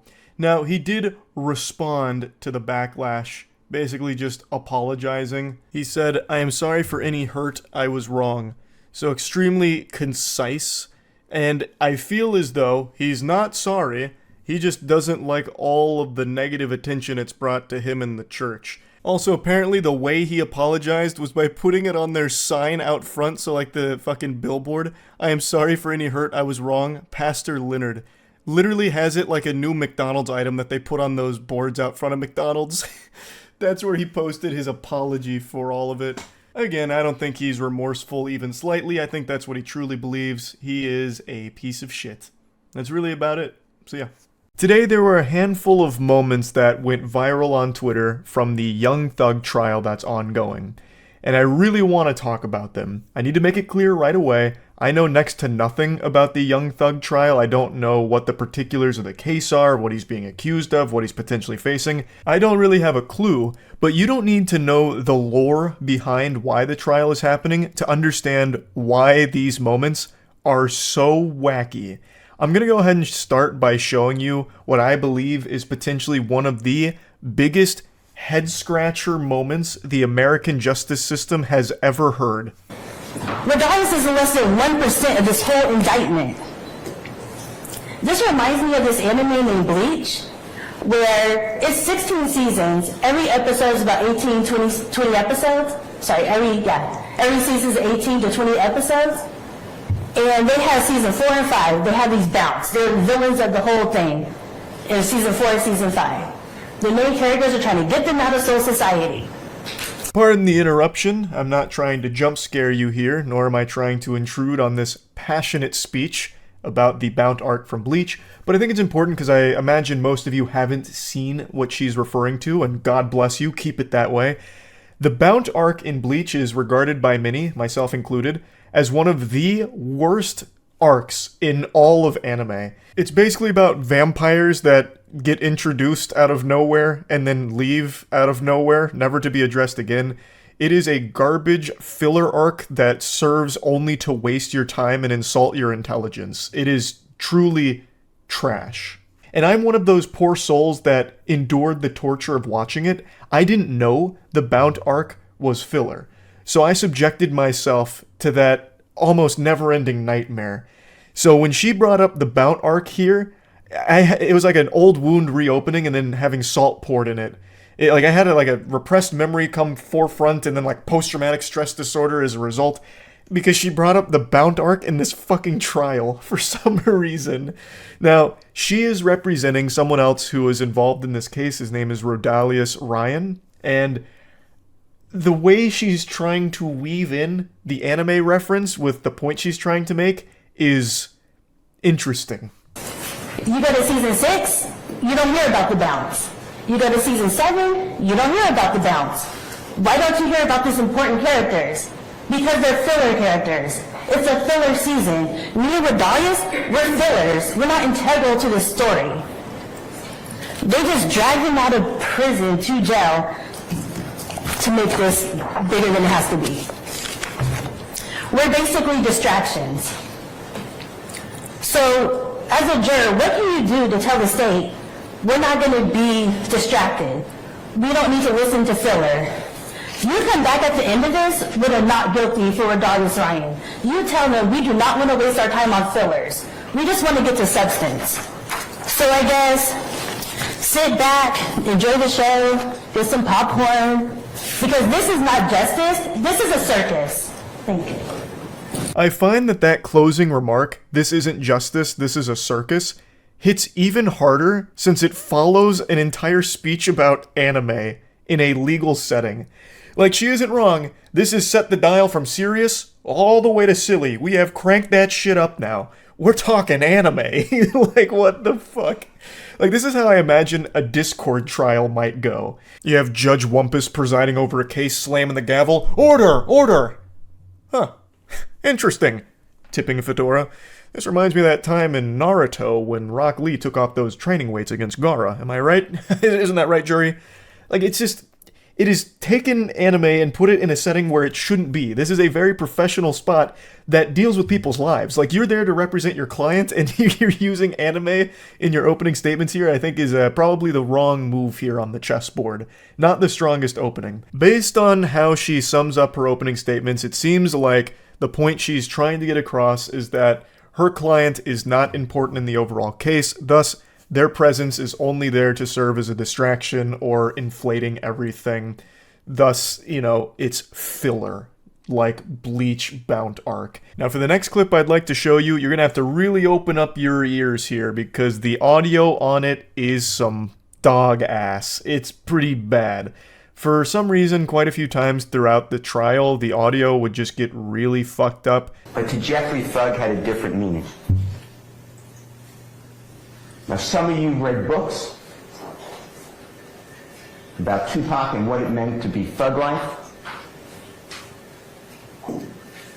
Thug life, the hate you give little infants, F's, everyone. Meaning discrimination and racism hurts all of us. We teach that to our kids. Now, this is Young Thug's lawyer, and right now he is trying to get into the kitchen with a ton of ingredients and start cooking. And the recipe that he's following, well, it's got some interesting flavor to it, to say the least, with the direction that this dish ends up going. That was not what thug meant to Jeffrey. Thug meant and means to Jeffrey something very personal. It was his path. But if he could ever make it as a musical artist and help his family, himself, and his many others out of this endless cycle of hopelessness, he would be truly humble under God. That's what thug means. I tried my best to edit out the long pauses he takes. I don't know if he's like a classically trained actor or something, or he's auditioning for a thespian troupe. I don't really know. But he takes these like long, really dramatic pauses mid-sentence, and it just dragged everything so long. My theory is that the reason he keeps pausing and stopping for a little bit is because he's stalling for time so he can continue to come up with something in his noodle up here, and he eventually comes up with a banger. He ties it into... This is not what thug actually means to Jeffrey, Jeffrey being Young Thug's real name. He then says the thug stands for truly humbled under God. And when I heard him say that, I did one of these. I actually just shot back. I was like, wow, he fucking did it. He pulled off a miracle. Like, I could imagine, like, the jury standing up and clapping like, man, that was so moving, wiping tears from their eyes. Truly humbled under God. Now it all makes sense. Like, it's such an incredible Hail Mary play from the lawyer here. Obviously, this is a bunch of fish paste. That is... The thug in Young Thug doesn't stand for anything. It's not an abbreviation. That wouldn't make any sense. Let's just play ball with this idea here, this fantasy that it stands for truly humbled under God. That would mean his name would be Young, Truly Humbled Under God. That would be his artist name. That is nonsensical. But it was a really interesting tactic here, a very odd strategy that I couldn't help but appreciate. Like, I found it impressive. To go to this level of, like, on-the-spot thinking to try and just pull something out of your ass is admirable. I unironically love that strategy. I think it's just a banger. It makes me want to give it a try. Like, the moist on my shirt, it stands for mopey outlook is super terrible. And it's all about having a mopey attitude is a bad thing, and we gotta turn that frown upside down. It's all about a positive outlook, baby. And actually, that's a perfect segue into another thing Young Thug's lawyer tried to pull off in the trial today. It's another very incredible strategy. And the indictment that the prosecution had the grand jury return says he's holding up a blood sign, and that furthers this conspiracy. There's nothing wrong with holding up a blood sign, but that's not a blood sign. A blood sign's like this. It looks like a B. That is a P. Jeffrey's fingers are down. And what you'll learn is that Jeffrey just released with Sergio Kitchens, performed known as Gunna, a song that is wildly popular. It's around the globe. It's called Pushing P. And it's positivity. It means any circumstance you're in, if you think positively about something, you can make it through. You're pushing positivity. You're pushing P. Jeffrey is showing the P. If ever there was a time for a standing ovation in court, it would be right then. This guy, in front of all of humanity and God, went out there and said, actually, what you're looking at is a P with his hands, and it references pushing P, which stands for pushing positivity. That is so good. That is so fun. What a fucking W. Like, I'm sure most of you remember pushing P from like a year or so ago. I never fully understood exactly what it meant. I believe, like, the main usage was pushing P references, like, pursuing success while still maintaining integrity, like being loyal to the people that you care about, that you're close with, like your friends, like never forgetting where you came from while pursuing success. Which, I guess in a way, you could argue that pushing P is pushing positivity, I suppose, though I don't think the P ever stood for positivity, ever. But from this point forward, if I ever see pushing P again, that's immediately where my head's going. From now on, if I see pushing P, I'll be like, oh, pushing positivity, I get it. All because of this lawyer. I don't know how these interesting strategies will pan out in court for Young Thug and everyone else on trial. I don't know anything about the case. All I know is that these clips from today's trial are really interesting, to say the least. I just had to share them. I had to talk about them a little bit. I guess we'll see how it all plays out. That's really about it. See ya. Obvious cheater fakes blindfolded Super Mario 64 speedrun. I love cheating. I love this kind of shit. Let's see. I have not heard of this before. Despite the immense popularity of Super Jesus, Mario what is that? A 64 fucking speedrunning, soiled there is a diaper on his comparatively face? small amount of people running the blindfolded categories, a testament to how difficult Or like a blindfolded heating speedrunning pad? really is. I have here a video of one of these runs, and I aim to show some of the clear discrepancies between this run and the genuine blindfolded runs of SM64 that are out there. The best time on a run he has currently submitted is an 1826. Ew. Relatively mid-level time for 16-star. The first thing Pathetic. that actually put me off when I was watching this, or punching. I against the honestly wall thought from this Mario guy was the cheater because this thing looks so over the top. Straight up just looked like, it looks like Among Us. Like, this shit is crazy. I thought that this was some kind of elaborate scam, but I'm guessing this is a legitimate runner. What is he wearing? Can someone, like, it's not a blindfold. This is like a whole goddamn, like, face sauna thing. Some, like, actual Daft Punk shit. It's a towel? How's that a towel? It's like karate safety gear that SpongeBob wore. Hats off to him though, like this, it looks fucking crazy. Like this is hardcore.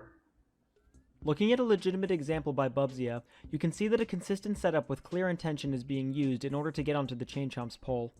Note the use of a notched angle. Turns out and fixed everyone's camera in cheating. order to guarantee They're all direct just trying contact to of the pole in pretend the the corner of best they page. can.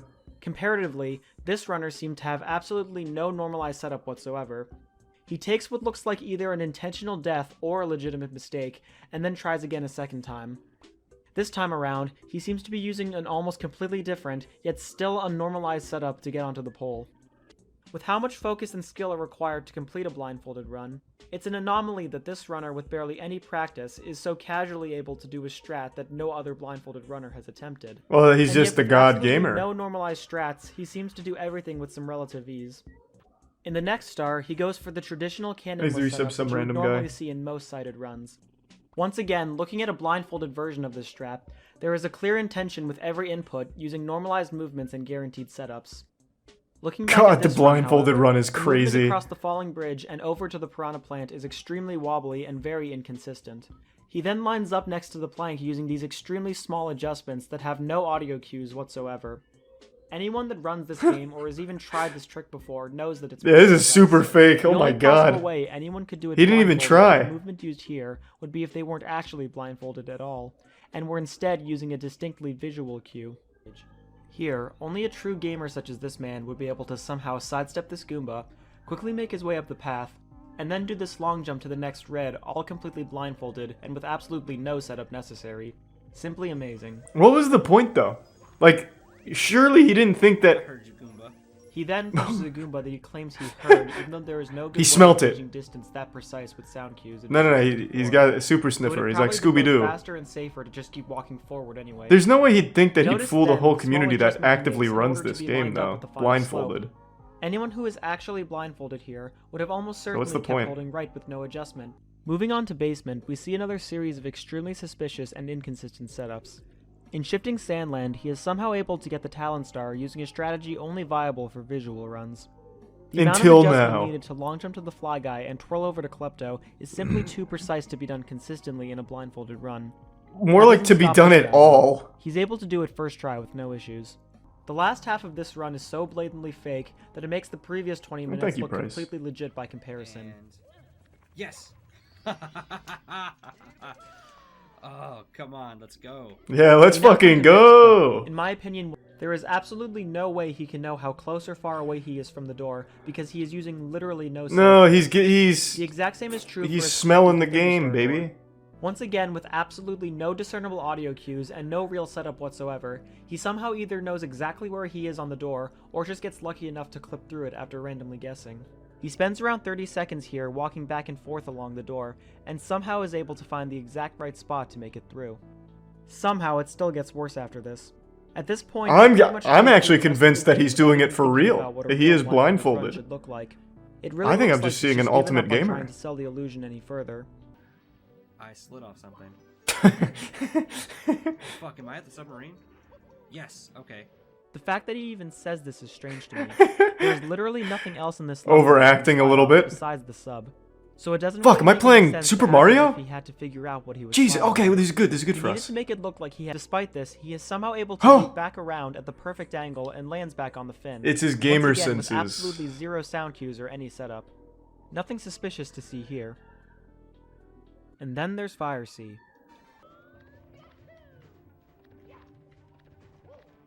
Well, this has always just been an easy level, though. I could do this blindfolded, and I haven't played this game in 8 Right. years now.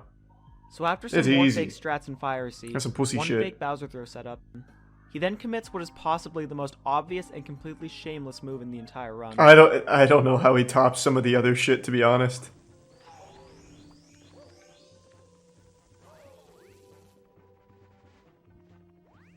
Fuck, I didn't get that extra life. I was laughing my ass off when I first saw this. Not only does he somehow know exactly What a where the man! box is, but he also knows exactly what direction the 1-up will go in once it spawns, something completely determined by RNG. Then, after chasing it on a moving platform for a completely arbitrary amount of time, I'm sure there's a reasonable someone knows explanation. exactly when and where to jump to the left. You don't even need to know anything about Super Mario 64 or blindfolded speedrunning to understand that what just happened is completely bullshit. Immediately after skipping the first 1-up, he messes around on the first rotating elevator, grabbing the next 1-up in the process. Yes, okay. All clearly... His acting's not even good, though. Like, why not After really this, sell He it? once again makes an intentional mistake. Like, oh my fucking god, it's an extra life! Blindfolded. Whee! Go wild. Following this, he traverses the wooden platforms and tries to go for yet another 1-up. This man's addicted to 1-ups. He clearly saw this 1-up with his eyes, but then remembered he was supposed to be blindfolded.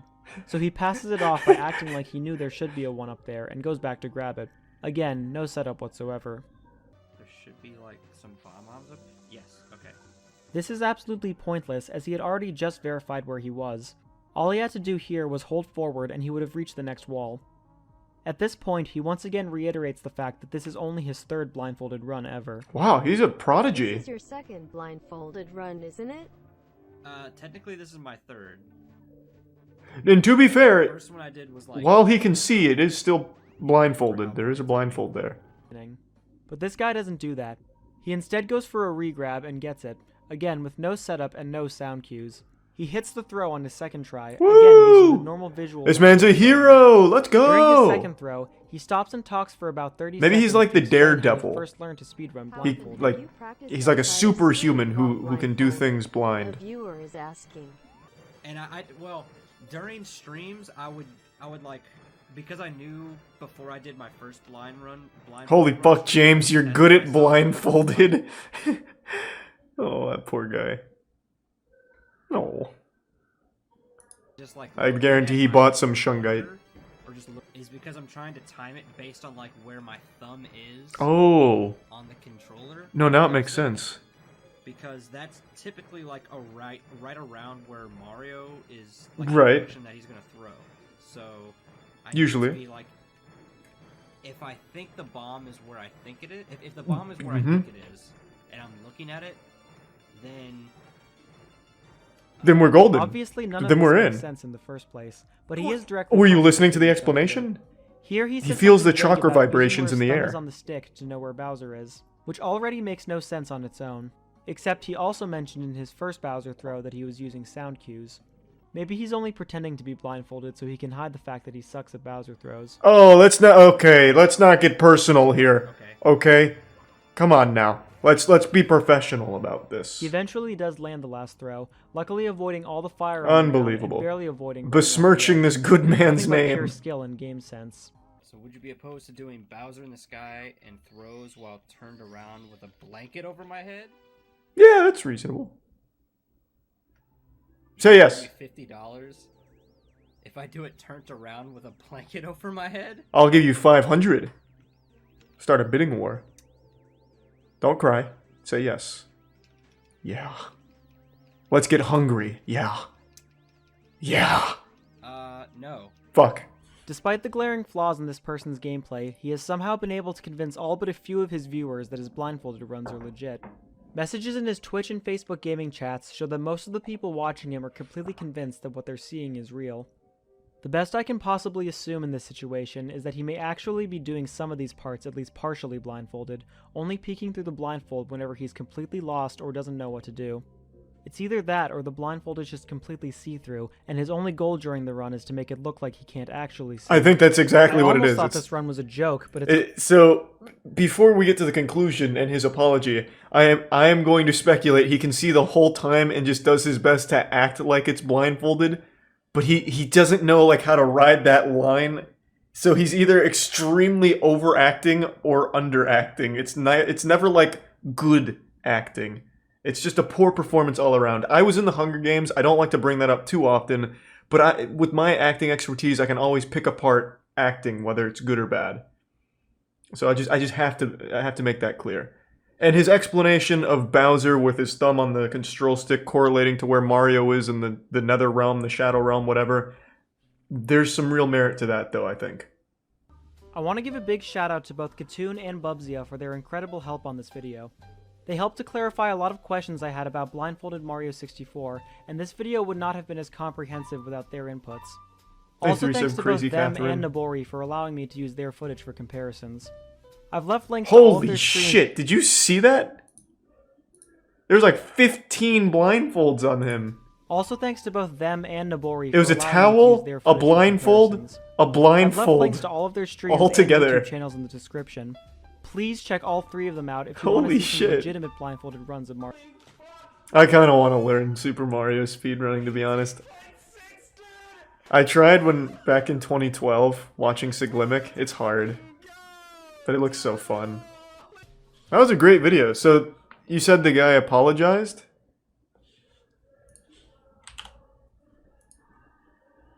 Okay, so I'm guessing it's this one.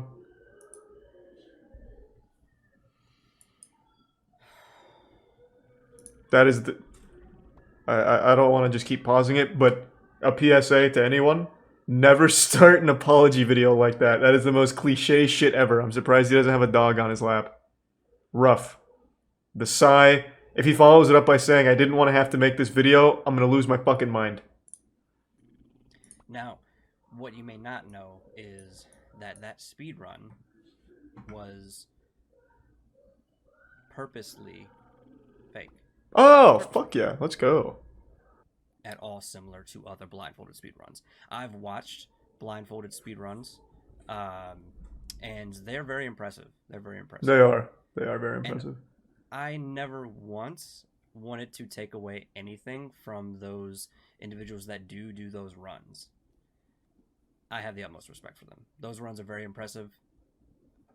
At this point, I've never, like... You should double down and be like, those runs fucking suck compared to mine. I myself am a speedrunner, but I have no legitimate interest in going that route with my speed runs. I know the video paints me in a very specific light, and I'm not a bad person. I'm not, like, a mean-spirited person. It didn't make any of those claims. Spiteful. I don't do things maliciously. It's not who I am. This was just good fun. This was just jokes. I had fun. My downfall... I did enjoy it. And others have understood where I'm coming from. And while some of them might say, ah, man, you know, that's still rough, but... He doesn't even cry. But again... Why are you going to make an apology video and not cry? Like I didn't... Alright. I think what he should have done, like if I was his PR manager, I think he should have come into this apology really combative. He should have come in here and be like, anyone who thinks I cheated, I challenge you to fucking wrestle me in the Thunderdome. I've rented out the local octagon, and if you think I cheated, you can come fucking fight me. Like, he should have just come in here really aggressive and just denied the fuck out of it. I've made a ton of videos making fun of those alpha male boot camps that charge desperate, gullible men tens of thousands of dollars to attend a course where they just get sprayed with a hose for 3 days and spit on and yelled at and get absolutely nothing of value out of it. And today I was made aware that there's a similar course for women. It's not exactly the same, but it's somewhat adjacent. It's not an alpha female course per se. You pay $2,000 to $4,000 to swing a stick in a forest while screaming. and it's supposed to be like this emotional release for things that are enraging you. Would you pay $4,000 to swing big sticks and scream in the woods with the aim of releasing your anger? Obviously, there's only one right answer to that question. Any sensible person on the planet would say, absolutely yes. It's more than worth it to go pay $2,000 to $4,000 to swing a fucking stick. Sign me up. I'm ready. That's something I can't do for free. Where am I gonna find a stick? It is imperative that we allow ourselves safe spaces to release this fiery, hot emotion from within us. So it's called the Rage Ritual Retreat. If you want a healthy way of releasing all of your anger just to scream, shout, let it all out, solo queue and Rainbow Six Siege. I guarantee after your second game you won't have a voice left because you'd be too busy yelling at your fucking teammates who are lobotomites. Now, dropping the sarcasm, this is just a blatant scam. Charging people up to $4,000 to swing a stick while yelling? I couldn't imagine a worse use of your money. You would get more value out of using $4,000 as toilet paper. I would actually say that is a better use of those dollar bills as opposed to spending them on this con artist.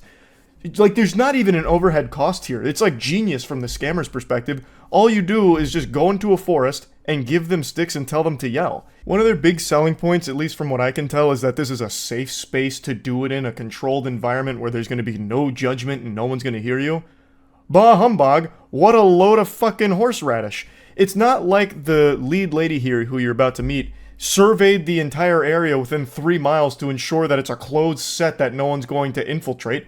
There's definitely going to be some hikers that might hear you, or some wildlife that's going to be startled and maybe you get charged by a bear who's confused or something. Like, it's not like this is some kind of environment she controls. All she did is get a class together and charge them thousands of dollars to swing sticks together. Something that you can do for free right now. And in fact, I will. I'm going to release my rage at seeing this blatant scam and people's willingness to just spend tons of money on absolute fucking nothing. But I don't have a stick, so instead I'm using this bold and brash picture.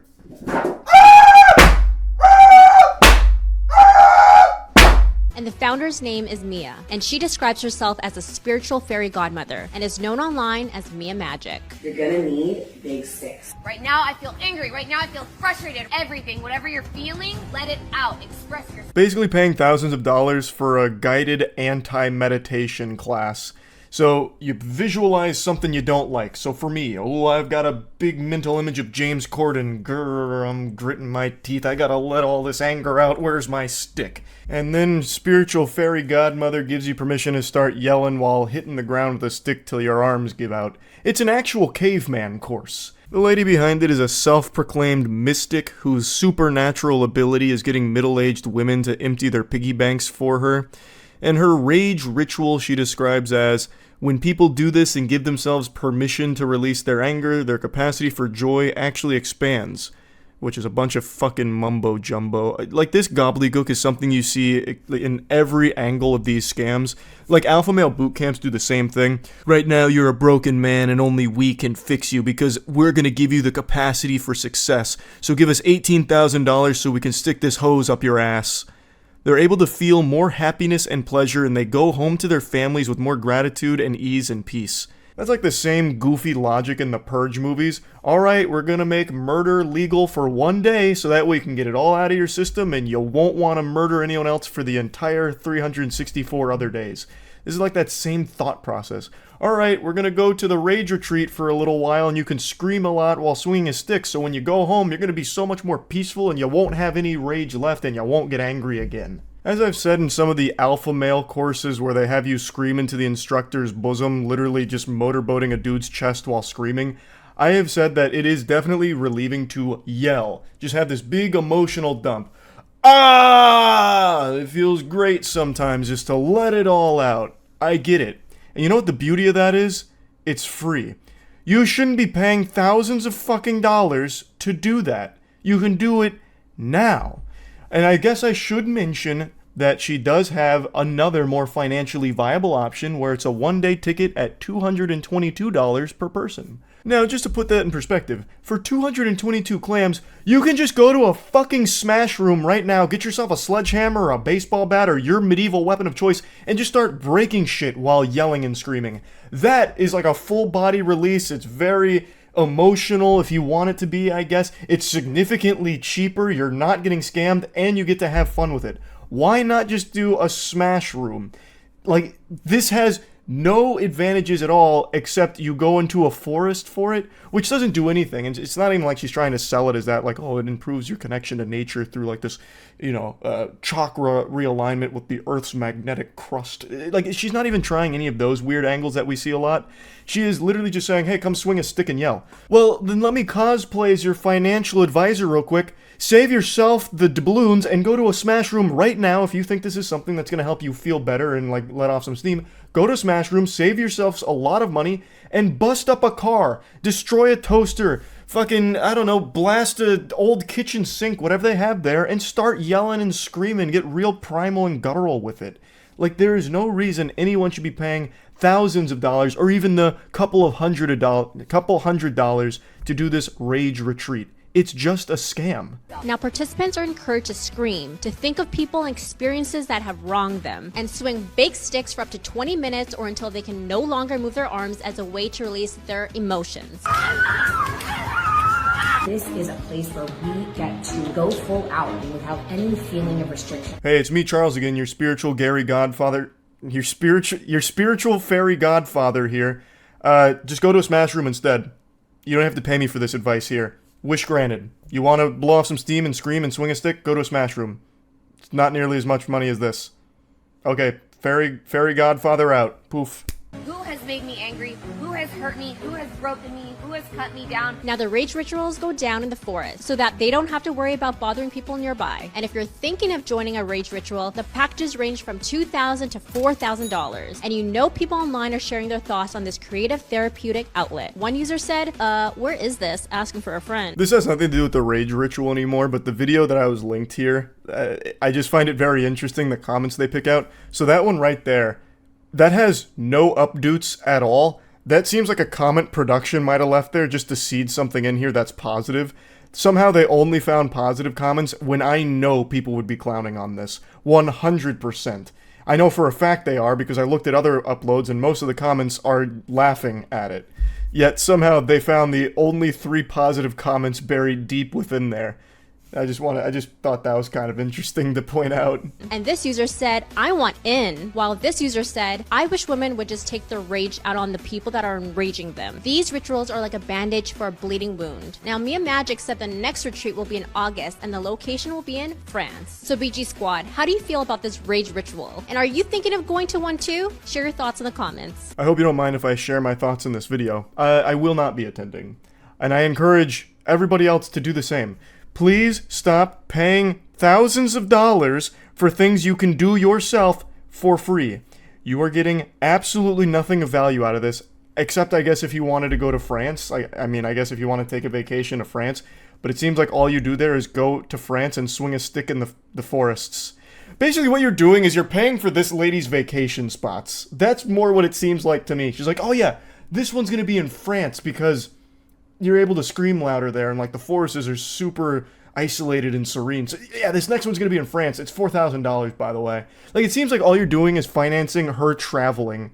Like, that's what the impression I get. There's no reason that it needs to go overseas. You can do this in any fucking forest ever. It's just so obviously a scam, taking advantage of gullible people. It's so fucking ridiculous. But that's just kind of the day and age. People are more than willing to just part with tons and tons of money for absolutely no reason at all. But yeah, I want to talk about this a little bit. That's it. See ya. I really didn't think Twitter would ever have a stupider idea than super follows, that paid monthly subscription to your favorite Twitter account. I thought that was going to be like the magnum opus of incompetence for the site. But Elon Musk took over now, and his neurons are working overtime. He's rubbing the Dogecoins in his brain together and creating some absolute insanity when it comes to bad ideas for monetization.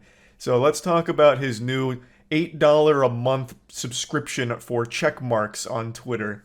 Elon Musk has only been the head of it for like less than a week and is already proving me wrong. I said he wouldn't make like any change whatsoever. It'd say exactly the same. But dude is fucking cleaning house at the company and implementing some absolute brain-dead ideas. So I'm sure you guys all saw he's looking to charge like $20 a month for verification. After Stephen King's like, nah, I'm out, he started haggling with Stephen King in this public embarrassment, like a humiliation fetish from Elon Musk. He's like, oh, bro, but what about $8 a month? So now he's rolling with $8 a month. Here, actually, I'll just pull up the tweet so you can read it. He like starts groveling at Stephen King's feet. Like, no, what do you mean you're leaving? Yeah, we need to pay the bills somehow. Twitter cannot rely entirely on advertisers. How about $8? I don't know how he wasn't embarrassed posting that publicly. That's so shameless. But yeah, so that's the idea, charging $8 to keep the check mark, as well as opening it up to anyone who can pay $8 a month and have a check mark. Oh, here it is. Lords and peasant system, power to the people for $8 a month. So I think most people can sniff out some problems right away with the idea, and Elon Musk himself. So Rubius point this out. What happens when a random user pays $8, changes his display name to Elon Musk using your same profile pic, starts tweeting like you, verified checks exist so people know they follow the real person? He doesn't even address that, he just said it already happens, which he's just blatantly wrong about. There's currently, at least not from the last time I checked, which was 2 hours ago, there is no verified Elon Musk scamming accounts, but there are people like impersonating him without the check mark. Whereas this can have verified scammers. But regardless, not even the biggest takeaway here. I think anyone who pays $8 for a checkmark is an absolute certified fucking loser. It should only be used by like companies, maybe. I could see that like companies or businesses wanting it. Individuals, I think that shit is trash. Like, you are basically just begging to be bullied. Like, that's like an elevated chat, but on Twitter. That's just a -8 in every reply. I would not take a checkmark from anyone seriously anymore. It would be too embarrassing. But yeah, his whole thing is like, it's going to... Actually, here, let me just pull it up instead of put words in his mouth. Here. You get priority in replies, mentions, and searches, which is essential to defeat spam and scams. Which I cannot believe he's that out of touch. This will only increase that because anyone can do it now. So now you can have verified scams, which are going to take priority in the replies and in the searches. I'm not paying $8 a month for the checkmark, I'll tell you right now. That is... no shot. That is so dumb. It is more productive to burn your $8 a month. You are getting no value from it. So when that happens, there'll be like 1,000 moist criticals everywhere, and they will all be in the priority scamming people. So it's only going to increase that problem. And you don't even get an ad-free experience, you just get half as many ads. So imagine paying $8 a month for a stupid little Boy Scout badge and then still getting ads. How silly. This is like actual pay pig behavior where you just pay someone to get nothing in return except insults. $8 for a check mark. I see why he's doing it, because now he just paid $44 billion for this pile of shit and there is no way it's making money, not even close, so he's just scrapping together every shitty idea to try and squeeze a little money into it. And he also has a problem right now where advertisers are pulling out. So not only is he losing all of his like members in the company, the employees that he's firing en masse, but the advertisers themselves are starting to pull out because they have no faith in Elon actually steering the ship. So he can't rely on them anymore, which he publicly admits to Stephen King. So he's just trying everything to make something back on this absolute massive shitpost that was so costly. Man made a $44 billion joke and is starting to regret it like a Darman video. This shit is super follows on crack. Oh, that is such a... I keep forgetting about super chats. Like, super chats is absolutely inviting wedgies into your life. If you are... sorry, super follows. Super follows invites, like, actual swirlies in the bathroom from the football team. If anyone sees that you are a super follower of someone on Twitch, you will never hear the end of it. You are gonna be absolutely bullied on Twitter forever. So people don't do it. You never see super followers. Because you're paying for fucking nothing. And that is exactly what the checkmark's about to be with the $8 a month. It's so beautiful. I want to quickly explain super follows a bit more, since I'm aware that most of you probably don't even know what it is. It's a system Twitter rolled out where you can do a monthly paid subscription to your favorite Twitter accounts, and you get like a little badge that highlights you that you're a super follower publicly, so you can stand out in conversation, and you get bonus tweets. You probably haven't seen any super followers because no one uses it because it's downright embarrassing. This is just like going out in public and asking to be spit on. If someone sees you're a super follower on Twitter, good luck having anything you're talking about be taken seriously. And this is what I feel the checkmark will become with this new system if it goes into place. Because you're paying for nothing, and it publicly shows that you are wasting your money. So of course you're just going to be insulted for it, and I think that's going to be a deterrent for people buying it. Like, I just don't see why anyone would, when you don't get anything in return for it except for a public badge that lets people know you're wasting your money. Oh, to all complainers, please continue complaining, but it'll cost $8. Fucking epic. That's a fat own right there, noobs, from the mastermind of memes. Let that sink in. I mean, I wish he would have just shut it down. Maybe this is like a long-term play to like slowly wean people off of it, which would be pretty big brain. But it would have been better if he just like, yeah, I regret it, I'm shutting it down. That would have been fantastic. But now he's just gonna go out sad here with this one. Just a way to make money. Yeah, it's a desperate way of making money. One that I don't see going super well. The only people that are going to use it are people that do it to troll or scam. Why the fuck is a normal person going to care about having a check mark on their name?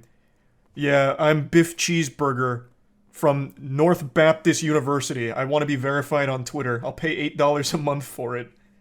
I saw, like, even the Elon meat writers that pretty much support everything are kind of scratching their heads here. Because for $8 a month, you're getting nothing.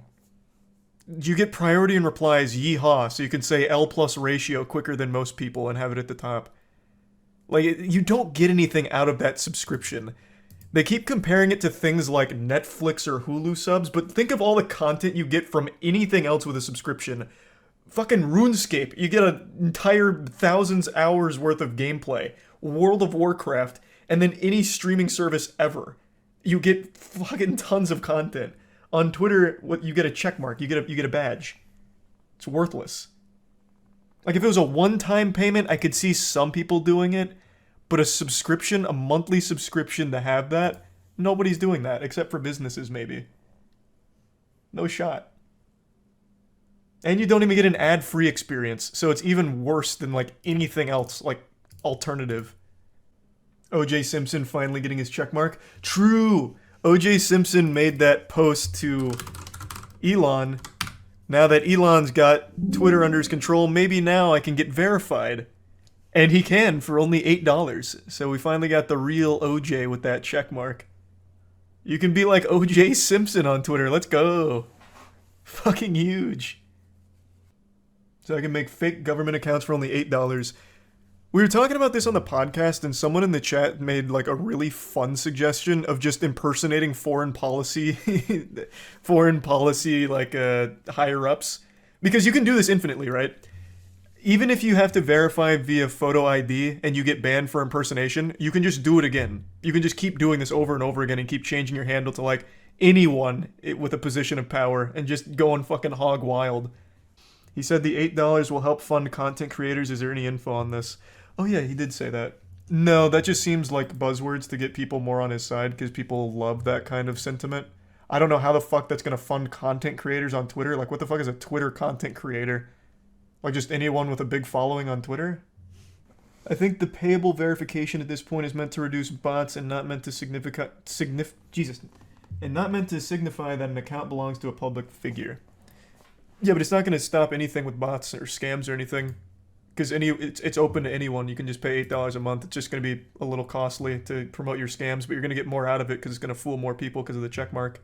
And since it floats to the top of the replies now, and since it's going to be the first things that come up when you search things, scams are going to be much more prevalent.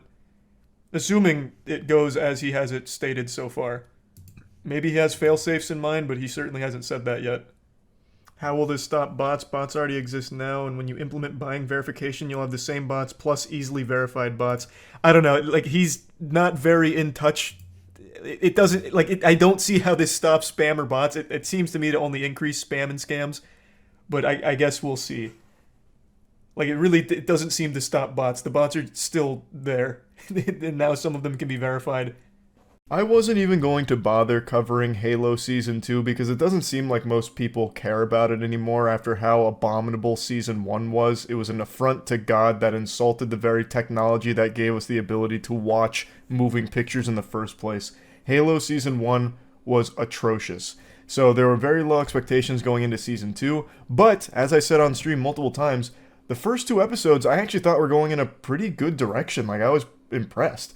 It seemed like they did bring on new people that were familiar with the property, and as I understand it, they did. And you could kind of feel a little bit more passion being put behind this project. However, there were still the remnants from Season 1 that they couldn't just write out, so instead they had to kind of change trajectory with all of these, like, pieces that were grandfathered into Halo Season 2, and I liked what they were doing with characters that were previously super underwhelming. They were putting them in more interesting positions in the overarching story as opposed to these like snooze fest side plots that no one gave a fuck about. But then this show fell back into its old ways, it stumbles, and it just starts going in the worst directions again.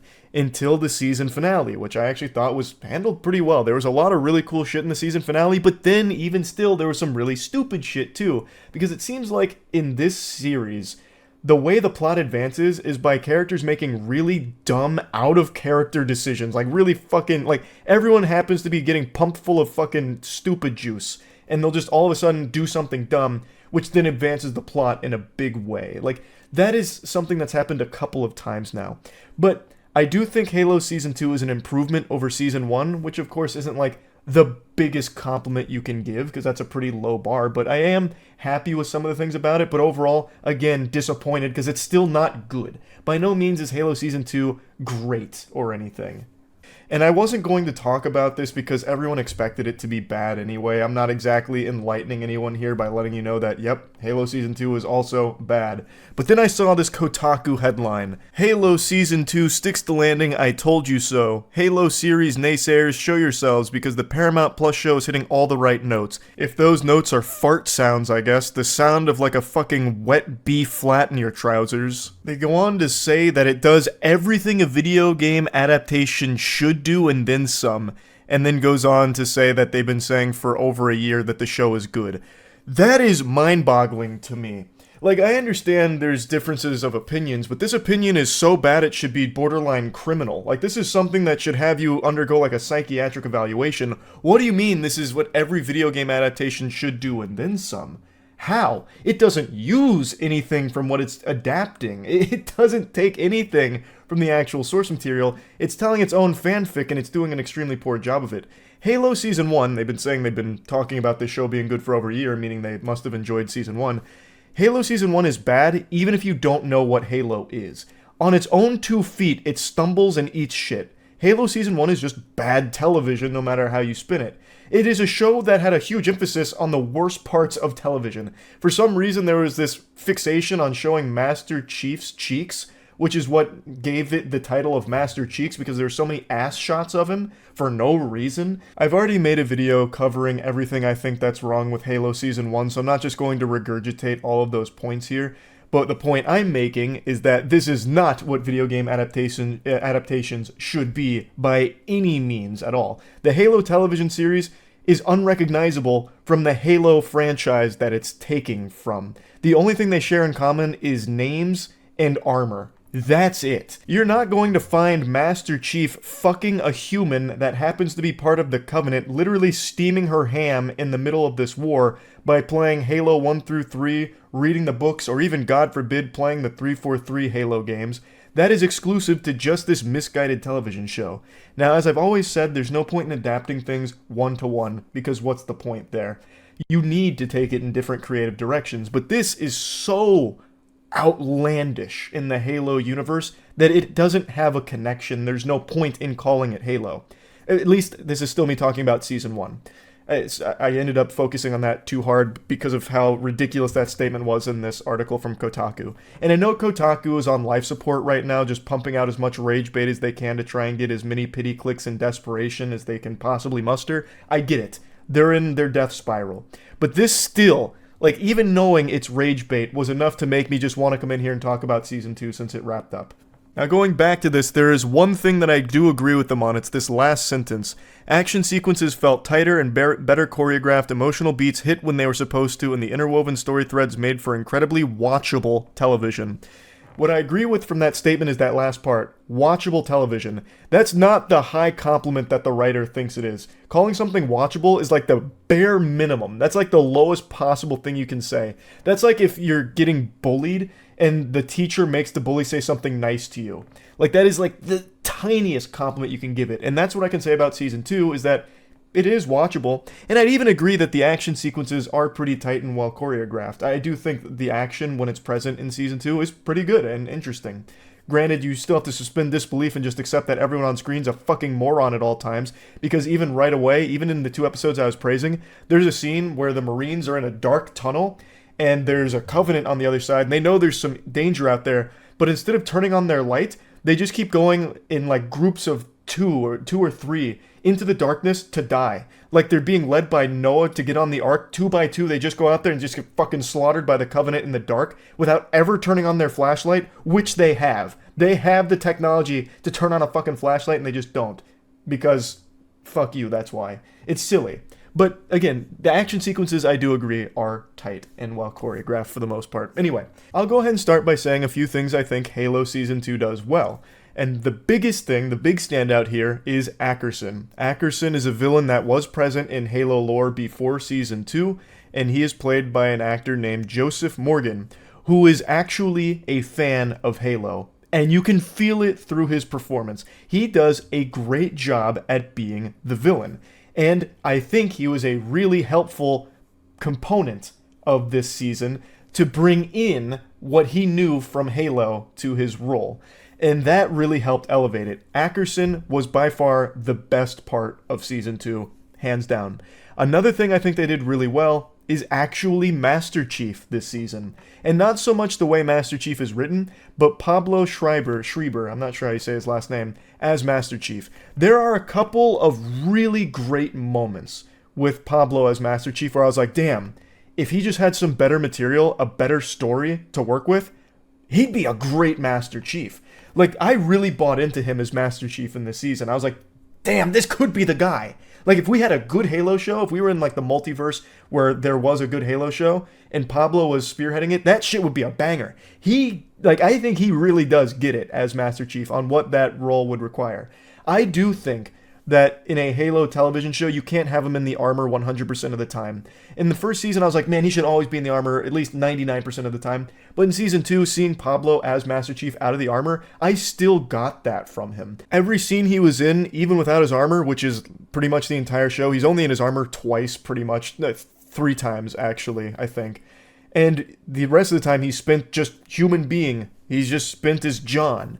And I still felt like, damn, that's the Master Chief. So he did a great job, really, of embodying that character, even outside of the armor. It's just such a shame that it feels like it comes in a losing effort here, because everything else around these two characters is just not good. I mentioned that Season 2 took some of the characters that had these really boring side quests that felt really insignificant to the plot, like Soren, like Quan, and it took these characters and put them into, like, the actual main juice here in Season 2.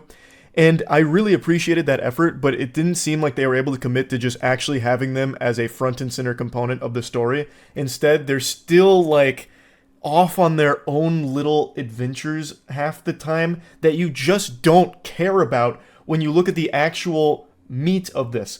The Covenant are about to get to the Halo ring. The humans are losing. Reach has fallen. Like, all of these really big things. And then you still have to go watch Quan see ghosts. You have to watch Soren and his wife try and locate their son. Like, that is so underwhelming when put against the big stuff. I'd rather those characters be brought in and contribute to the big stuff as opposed to just kind of being there and then still doing their side quests. Oh, I also did forget to mention one other thing I think they actually do really well. It is a huge spoiler though, so this is your spoiler warning.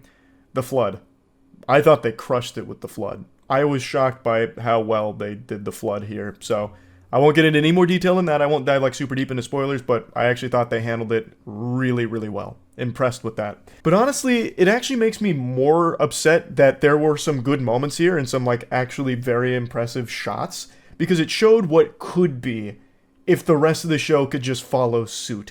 There are some elements here that work pretty well, more so in Season 2 than Season 1 had. Like I said, it is an improvement. And it showed that there is the real capacity to create a great Halo show. But it's just not this. I don't know if there's just too many cooks in the kitchen working on this show or what, but there are some wonderful shots here, and then there is some stinky shots here. There's some good writing here, like with Ackerson and even some of Master Chief's lines, and then there's some terrible writing here, like with some of Kai's lines, and I'm not going to get too deep into spoiler territory, but some other horrible writing choices. There's nonsensical plot holes that are present and never addressed. It's just such a mixed bag. It seems like there are people on board this team that get it and can deliver great Halo content on the television screen. But there's just too many other moving parts behind the scenes that overwhelm that and lead to what you ultimately get here, which is an unsatisfactory season of Halo yet again. Even with all this said, I do think with the finale of Season 2, if there is a Season 3 of Halo, it's actually in a good spot to pick up and be entertaining and actually be pretty solid. I think if there is a Season 3, if they can just dial in on what worked for Season 2 and take it from where the finale ends on their high notes, we might actually see the first good season of Halo. I don't know if there's going to be a Season 3 or not. I don't think it's fully confirmed. It's mainly still speculation right now.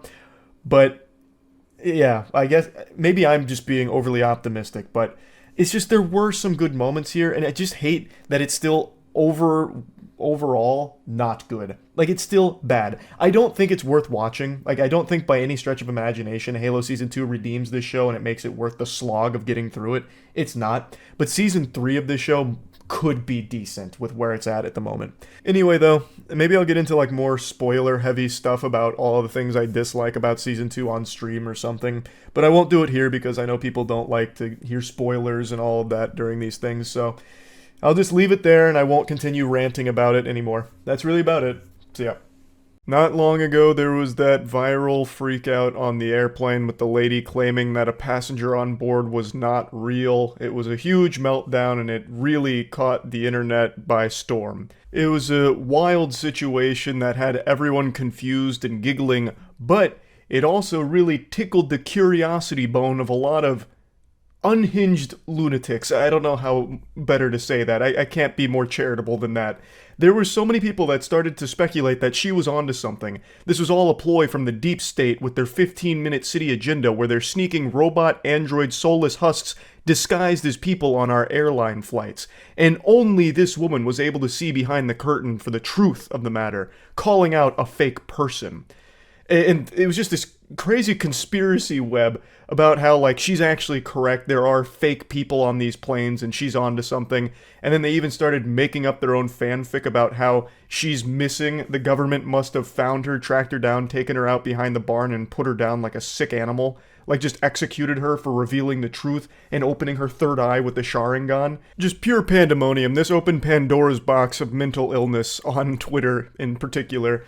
But I'm happy to say we finally have closure. She was never missing. She's been totally fine, just a little embarrassed about the situation, and today released an apology video. That's right, an apology video. Not only that, but body cam footage of her escort out of the airport also dropped, so we really got the whole kit and caboodle on this case here. In the footage, she seems drunk, a bit belligerent, but that's not 100% confirmed. I wasn't there. I didn't run a fucking toxicology report or breathalyze her, have her walk a straight line or anything like that.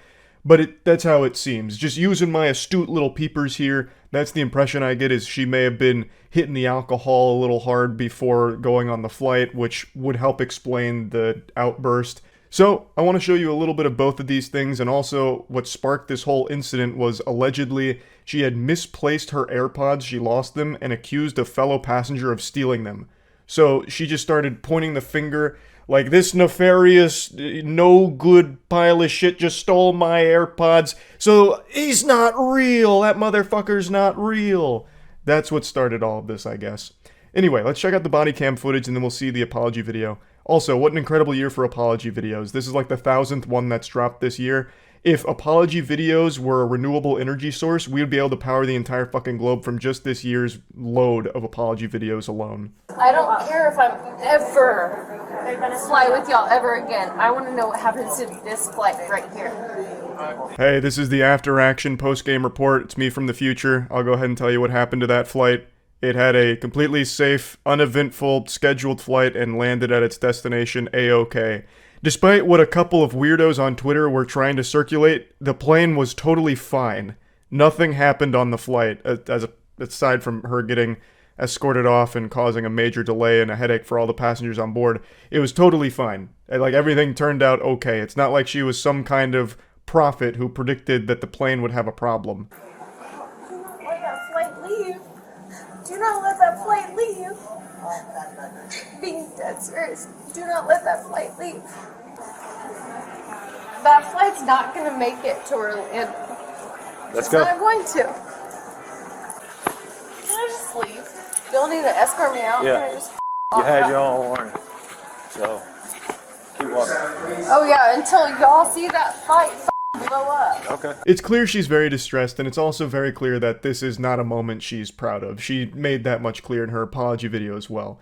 This is one of those very unfortunate things that was captured on camera, and we don't know exactly the cause, whether it was alcohol related or something else, but it is I do feel bad for her. In the modern age, everything gets filmed, so you're always going to see someone's lowest moment if it happens in public. That's just the way the world works now.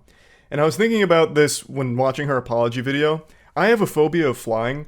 If I happened to be in the airport, or heaven forbid, on the aircraft when this happened, I probably would have had an even larger outburst and freakout that would have eclipsed hers. I would have stole the spotlight because I would have been fucking losing my mind. If this lady stood up and started saying the plane's going down, that motherfucker's not real, all rational thoughts going out my noodle. I'm waving my arms around, I'm fucking screaming. I'm gonna sound like Donnie out of the Wild Thornberrys. Like just begging to get off of the plane. But anyway, let me show you her apology video. But before getting into it, I want to mention something. A lot of people, I guess, either recognized her or found information about her. Well, I'm guessing found information about her because she mentions that it was pretty invasive how people, like, got a hold of her information. People figured out that she's a marketing executive. So there was another narrative that spun like a week or two ago about how this whole thing was actually just a publicity stunt. And I just want to knock on your empty little noggin here and try and figure out how you could ever run with such a delusional idea. This is a horrible publicity stunt that wouldn't do any good for her or her company. She's not advertising anything. She's not putting a product out there in front of people's eyes. This is pretty clearly not an attention-seeking publicity stunt for her marketing company. Like, I don't know how anyone would even think for a second that that's a plausible explanation. Just sit down for a moment, really just marinate in your swamp ass and form an individual thought. Why would this be a publicity stunt? Like, damn near landing on the no-fly list? For what? There's nothing good that comes out of this for her. So I don't know how anyone thought that somehow we had all been had.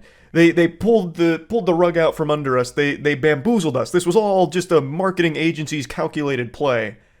Somehow. It's so dumb. So fucking dumb. I wanted to mention that real quick. Anyway, here's her apology video. As you know, I have been unwilling to speak on the viral video, but I do finally feel that it's time.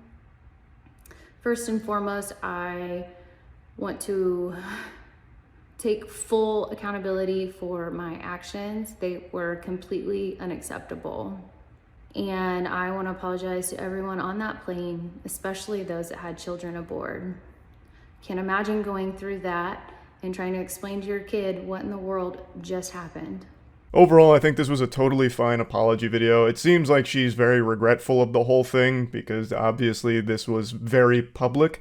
And she just apologizes to everyone involved in the situation. She takes accountability. She seems sincere. I don't have any real criticism or critique of the apology itself. I don't know where I'd put it on the internet apology tier list, but I think overall she did a fine job of coming forward and just being like, yeah, you know, we all have some very bad moments. Unfortunately, mine was very public and captured on camera for the whole world to see in fucking 4K, right? Like, it's just unfortunate circumstances. She also does mention that she found a lot of the memes that spawned from this to be comical, but then also mentions that there was a disturbing invasion of her privacy as well. Understandable to be upset about something like that too, for sure. So it's nice that she did come forward to finally put an end to all of like the conspiracy theories surrounding this situation. She didn't really go into detail on exactly what happened, so even the whole AirPod theory is still, I guess, speculation since it didn't come from her in this apology video. But it is nice that she came forward to clear the air a little bit here and hopefully put the kibosh on all these weird conspiracy theories surrounding the situation. It's not like she had to come forward, like obligated to make an internet statement. By no means did she need to do this, but it is appreciated that she did decide to, just to issue some kind of statement on the whole thing since so many people were captivated by it. So yeah, I just wanted to kind of go over the situation here because now there's some closure to all of it. That's really about it. So yep. Look at me. I look like a revolting, greasy mess. I look like a scientist that had an experiment go wrong that blew up in his face and I haven't bothered to clean myself off yet. But I don't look as bad as the 5 movies we're going to talk about today. The 5 biggest pieces of garbage that have contaminated the big screen throughout 2023. This is, again, not exactly a moisties because I didn't moist meter most of these films. I was actually so upset and offended by watching them that I came home and ranted about them in videos, which I think speaks volumes to the quality of dog shit that was produced. So, let's go ahead and take a little swim in the septic tank here. At number 5, we have a smorgasbord of superhero films. We had so many atrocious superhero movies this year, I didn't know how to properly divide them amongst the top 5. So instead, I've united the Justice League and the Avengers. I've shaken hands with Marvel and DC and said, why not both? So they're sharing the number 5 spot for worst movies of the year. It's Aquaman 2, Shazam 2, Fury of the Gods, Ant-Man and the Wasp, Quantumania, and the Marvels.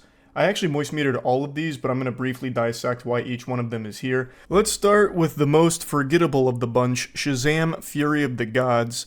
The only fury here is the fury of the audience that's going to have to suffer through their time being wasted having watched this. I swear, if a burglar broke in right now and put a gun to my head and told me to tell them a single scene in this film, I would fail and I'd end up with lead going right through my cranium. There is not a single moment of this film that I remember 9 months later. Nothing. At all. It's just this, like, blank period of time that I can't remember what I watched, but I know I hated it. Now, I can go back and watch the moist meter and get to relive some of that agony, but the point is, there's nothing about the film that stuck. Just genuinely a waste of time. And speaking of waste of time, let's go into Ant-Man and the Wasp: Quantumania. This film just super sucks. The only thing that shrunk smaller than Ant-Man was my patience when watching this movie. It does pretty much everything wrong, and it introduces the most embarrassing villain superhero movies I've ever seen. And I don't even mean like modern superhero movies, I mean throughout the entire history of superhero movies existing, this is the worst sidekick villain they've ever introduced. MODOK. He looks horrible in this film, he is written horribly in this film, I don't even know why he's there. That was such a stupid decision, just like a legitimate blemish on cinema, like in general. It's so awful, MODOK's portrayal in this movie. If I was a MODOK fan, I would still probably be having steam come out of my ears after this. But even aside from that, everything else in the movie is also bad. The story sucks, the writing sucks, the characters suck, and it also is supposed to be the major introduction of the next big bad villain, who's already been introduced, but this was Kang's time to show why he's this major threat. And the movie makes him look like a bitch. Like he loses in hand-to-hand combat to Ant-Man? You're telling me the guy who can destroy billions of, like, galaxies and shit or whatever loses to Ant-Man in a fist fight? Like, come on. It's so ridiculous. So it was completely underwhelming for introducing why the big bad villain's gonna be a threat. The movie's just really bad overall, though. There's so many problems with it. And speaking of problems, let's just go ahead and move on to the next Marvel movie on the list is The Marvels. As I said in my moist meter, this is the messiest movie Marvel has ever made. Period. There is no movie that they have ever produced that is this disjointed, misguided, and all over the place. I really felt like we were watching a first draft that was going through revisions in real time, and then they ended up just accidentally shipping that version. The movie just doesn't know what it wants to be. Its tone is all over the place. Sometimes it tries to do the classic Marvel comedy formula, which it fails on for the most part. It tries to be dramatic, which it really fails on because they don't give any level of depth to the villain. It's still the worst villain in MCU history. I don't know why I'm saying still, it's only been a month. I can't remember the villain's name. I'm sure no one in the world does, not even the people who wrote the script for this film. But I don't think Marvel will ever make a villain this bad ever again and this bland. They'd have to actually try to intentionally sabotage their movie with a worse villain. They also commit this unforgivable sin of just making Nick Fury a clown. Like, in this film, all he is comic relief, even during the most intense of moments, like potentially world-ending consequences. All he does is crack jokes. He doesn't have a single line of serious dialogue in this entire movie. Not one, I don't think. And the whole film, like I said, keeps trying to, like, do this balancing act of, like, drama and comedy and action and all this, and it fails on all fronts. And it has, like, this entire plot line, this side quest line that actually takes up a lot of screen time about these cats that can eat people with these giant tentacles, and it becomes a core plot point. Like, it's just so silly, but not in, like, a self-aware fun way. It just becomes nauseating and makes you roll your eyes. Like, there's a whole planet where all they can do is talk in song, so they sing at each other, and that's super annoying. The movie's just really bad. It is so disjointed, the narrative is nonsensical, and it's like they just forgot how to make a movie, a superhero movie. As I said in the review, the only good thing about the Marvels is Supergirl. She is the only one. Kamala is the only character here that actually was pretty enjoyable. But anyway, and now finally, rounding off the number 5 spot for worst films of the year is Aquaman 2. I just saw this less than 2 weeks ago, and I've already forgotten pretty much everything about it. It is the most boring movie of the year. I was heavily contemplating making this at least number 2 on the worst films of the year list, but I thought it'd make sense if I just kept it all here in the superhero category for number 5. It is remarkably boring. The movie that is in theaters right now, I don't think is the movie they intended to make. I don't think this is the film they set out to produce. What they have here is this Frankenstein monster of boredom. It is held together by toothpicks and wet dreams, and it's horrible. It is so boring. What a terrible way of closing off the original DCU. It's a meaningless throwaway film that clearly nobody cared about in the end to poop it out in the state that it's in. It's bad. It's just bad. It's not even worth seeing at all. Alright, now finally moving on to number 4, we have Disney's Wish, a movie that had really awful reviews, which was really surprising to me because no matter what, Disney usually has successful hits, especially when it comes to animated movies. No matter what, people will appreciate them and sing their praises, but not for Wish, which really surprised me. I initially had no interest in seeing it just because it didn't look good to me. It didn't look like it'd be a movie I'd enjoy. But after seeing how shit on it was, like more so than a gas station toilet, I had to at least see, is it as bad as everyone was saying? And the answer is yes.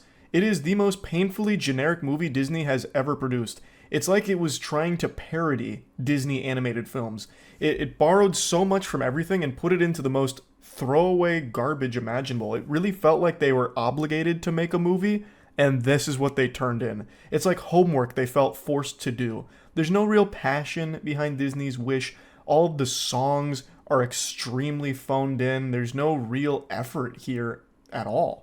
It just makes me question why even make it in the first place. And now at number 3 we have The Nun 2. I originally couldn't decide if this should go to The Nun 2 or Insidious the Red Door, but ultimately I decided to bestow this honorable position to The Nun 2 instead because it copy and pastes so many scenes from other horror films that I have to wonder if this is a plagiarism risk. Like, yeah, it changes the skin a little bit by giving it The Nun, but overall, it's still the exact same scenes from other films, like done one-to-one almost. It's not even really paying homage as much as it is just like sketching it, like literally tracing blueprints from other films and putting it in The Nun 2 because they didn't really want to try with this movie at all. I think AI played a huge role in making The Nun 2, I really do, to a certain level, and it really feels like it just started borrowing from other horror films because it didn't really want to try anything of its own. There's really nothing good I can say about The Nun 2. There shouldn't have even been a sequel to The Nun because the first one blew ass. But this one, it more than blows ass. This one's like sucking out the whole colon. Pretty much every single horror movie cliche you can think of, you will find in The Nun 2. Unapologetically just put right in your face shamelessly. It's just bad. Like really, really bad. So moving on to number 2, we have Winnie the Pooh, Blood and Honey. No one's surprised to see this on the list. I think you're probably surprised that it's not number 1. And I think a lot of you are probably surprised to learn that this film came out this year. But it did. It just barely makes the mark. I've talked about this a few times now because it's become kind of my go-to when talking about, like, really lazy horror for the sake of a quick, like, paycheck. Basically, what they did is they made the easiest, quickest horror movie they could off Winnie the Pooh when he went public domain because they knew it would get some shock ticket sales. So the movie doesn't really do anything. It's not even entertainingly bad. It's just really fucking cringe.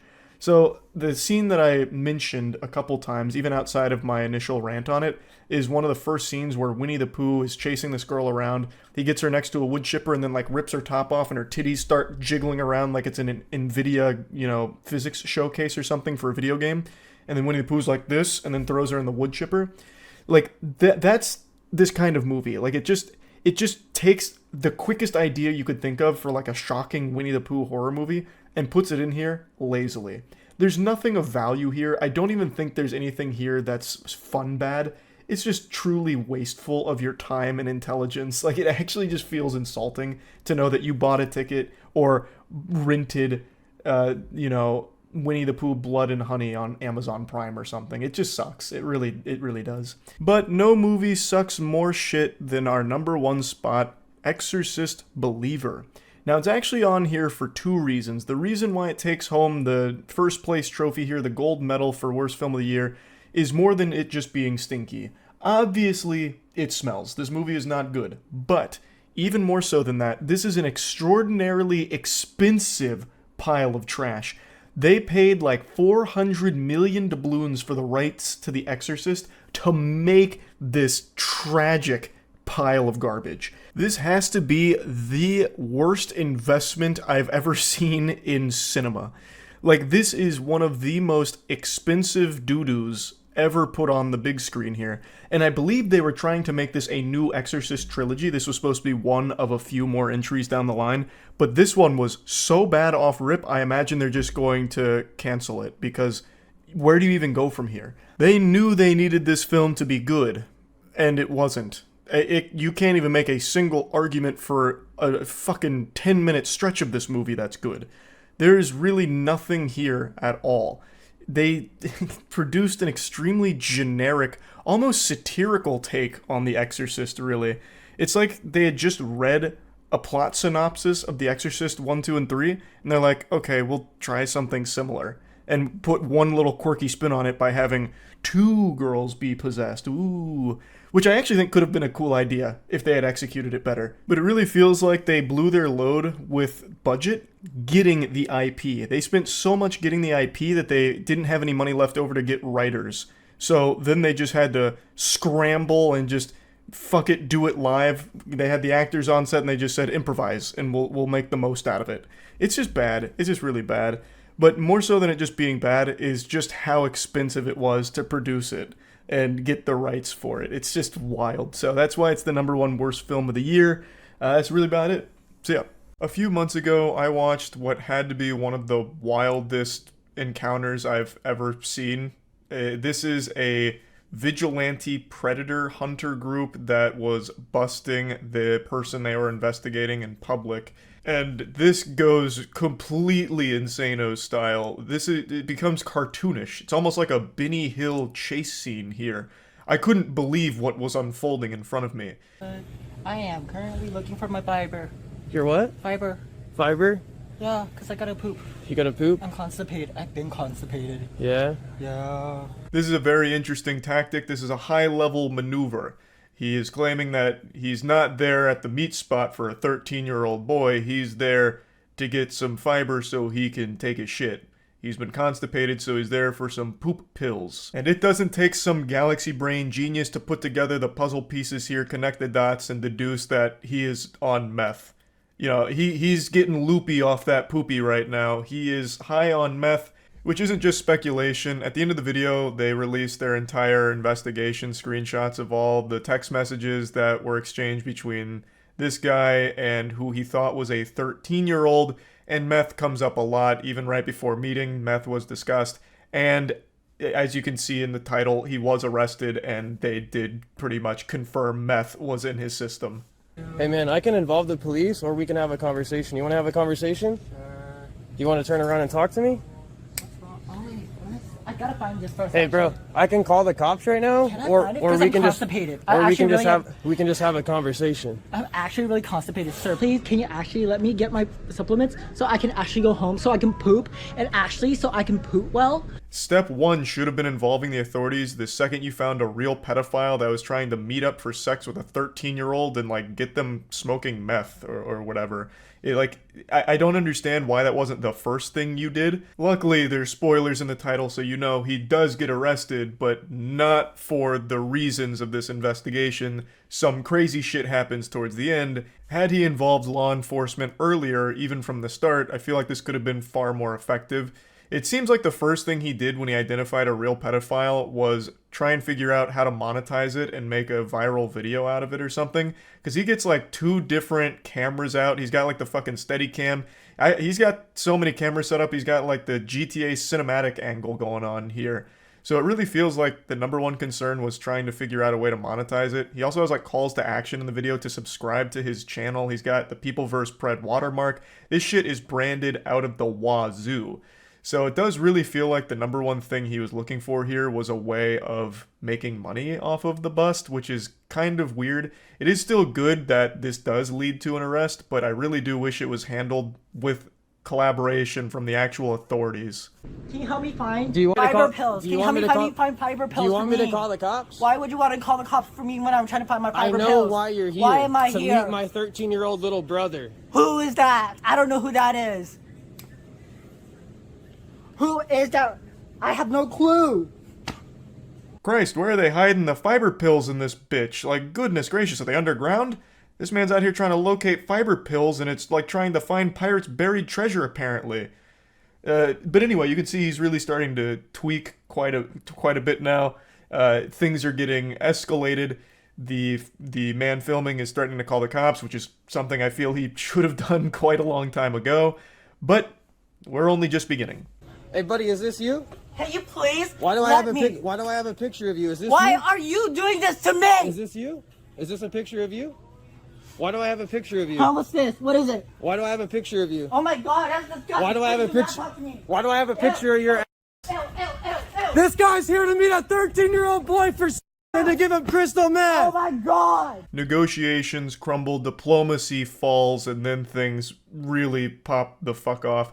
So he shows him that he has a picture of this guy's asshole, and then we enter like the DPS check of the raid boss encounter here. So now he's chasing the pedophile around while shouting he's here to meet a 13-year-old boy for sex. The predators start shouting. Everyone in the shopping center is confused and maybe even a little frightened from this sudden explosion of yelling and all of that. And we also get close-ups of the meth molester's head, and it seems like he has a lot of dandruff. Not that that has anything to do with anything at all, it just struck me as, wow, that's a lot of dandruff. So he might want to pick up a bottle of Head & Shoulders on his way back to the poopy pill aisle. This guy right here is here to meet a 13-year-old boy and to give him crystal meth. Please, Okay, sir. what's happening? I'm trying Call to the find cops. you. Do you know where the Call the fiber cops. pills are? Call the cops. This guy's here to meet a 13-year-old boy for. Don't touch me. Sir, Don't touch me. Why? Stop. Don't touch me and don't put your hands in front of my camera, bro. Stop. Who the f are you? Stop. The cameraman here is really coming across like a combative asshole. Obviously, the store employee doesn't know the situation. He's not fucking omniscient. All he sees is 2 people screaming in his store while one of them has multiple cameras set up like he's out here trying to film a 360-degree music video. So he's just trying to get in the middle of this and like, hey, can you de-escalate it? You know, take it anywhere else. And for some reason, the Predator Buster is now starting to get mad at this guy who's just doing his fucking job. Like, he's done nothing wrong. He doesn't know what's happening here. He's just trying to de-escalate the situation. This guy's here to meet a 13-year-old boy for. Get in front of my camera again, bro. Because you're not. Get in front of my camera again. You don't have permission to film your camera here. Who the f are you? This is. Who are you? You need to leave. Hey, buddy, get the f out of my way. Get the f out of my way. Sir, you gotta leave my store. No, I don't. Call the cops. This guy seems like he was closer to fighting the store employee just doing his job than he was to fighting the actual pedophile that he was there to bust. This shit is crazy. Why is this happening? Why are you here to meet a 13-year-old boy? Why would I do such a thing? Then leave. Go home. Can you let me find my fiber pills? Oh, your fiber pills? Where's the fiber? Just when you thought it was starting to wrap itself up, this fucking guy goes back looking for fiber pills. He goes back to the fucking fiber pill aisle and keeps the whole song and dance going. We're in Act 2 now. It is incomprehensible, the shit that is unfolding here. I can't believe that this actually is a real thing that happened and isn't some like staged, scripted fucking piece of, I don't know, fiction. It's unbelievable. Why are you here to meet a 13-year-old boy? Why are you here to harass me? Why are you here to meet a 13-year-old boy? Are you trying to prevent me? No, I'm gonna stop. 2235. Focus. I'm a weirdo? Yeah. Why do I have a picture of his asshole if I'm a weirdo? Why do I have a picture of his face? Look at it. Why do I have a picture of his face if I'm the weirdo? Some of the other people around him start calling him a weirdo, the guy filming, to which he takes great offense. So he goes over to prove that he's not weird. So he goes and says, if I'm a weirdo, why do I have a picture of his asshole? Checkmate. Regular old Saul Goodman over here defending himself. I can't be weird, I have a picture of his butthole right here, look at this. He takes his phone around like it's show and tell. He passes it around saying, hey, look, I'm not weird, look, this is his anus. I don't know what the strategy is there. He could have easily explained, I'm conducting an investigation, this guy was trying to meet up with my 13-year-old brother. That's a lot more easy to understand than like, hey, I'm not weird, this is this guy's ass. Like, I don't know what the thought process was. I think he was so lost and deep in fight mode that he was just trying to like get aggressive with everybody, even just completely innocent people that didn't understand what was happening. Trying to meet up with little kids on the internet?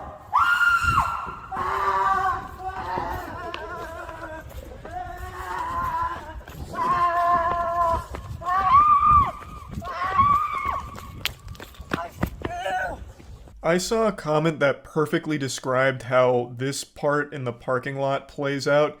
They said he's acting like he's the 13-year-old boy running away from a pedophile.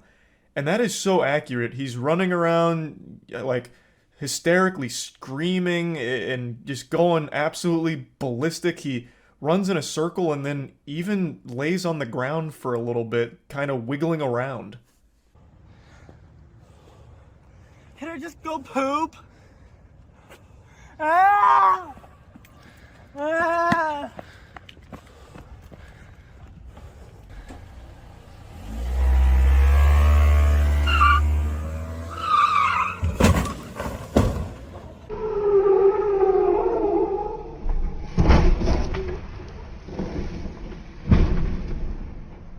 Oh my god, it gets even better! The pedophile is high on meth and operating a vehicle, and it goes about as you'd expect.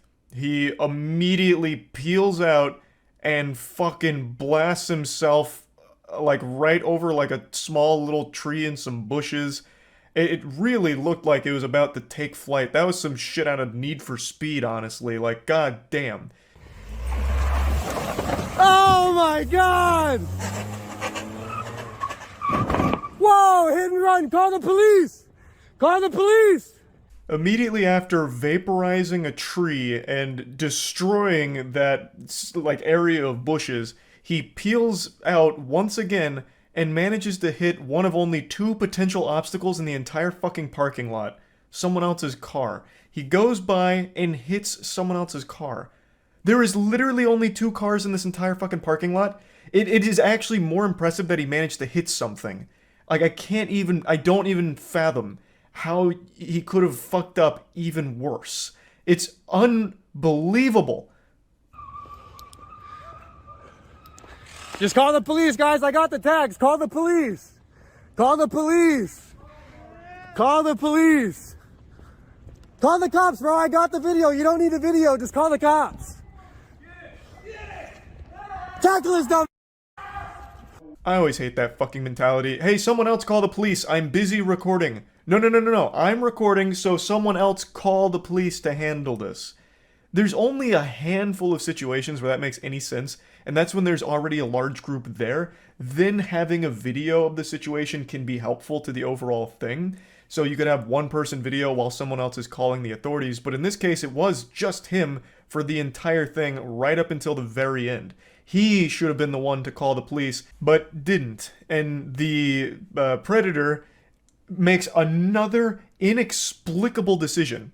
Instead of leaving, he instead pulls up to the front of the store he just ran away screaming from and parks it. He just drops that shit right in front of the store he just left, and then gets out to try and run back into the store, which I don't understand at all. He's treating it like this was some kind of safe zone or something.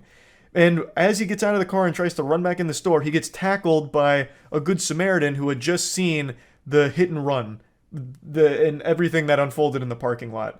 So he gets tackled by that guy, and it's like a Goldberg spear. That is a great form textbook tackle. And then the cops do show up to arrest him.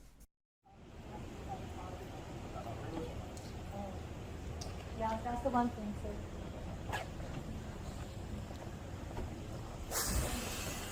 Come on, man. The cops go through his things. They find a pipe. They find a lot of stuff. They arrest him for the driving, DUI.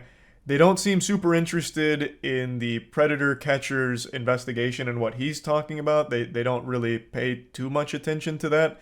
Instead, they arrest him for, of course, the way he was driving the vehicle. Now, I've mentioned this numerous times over the years. I'm not really a fan of vigilante predator hunters for the simple reason that 9 times out of 10, the pedophiles that get caught in these operations don't face any real repercussions other than like a video being made about them. But law enforcement can't use the investigations because they're less than professional, meaning the predator doesn't spend any time in the slammer, they don't go to jail, which allows them to continue preying on children in their communities. Now, I do think there are extenuating circumstances, like for example EDP.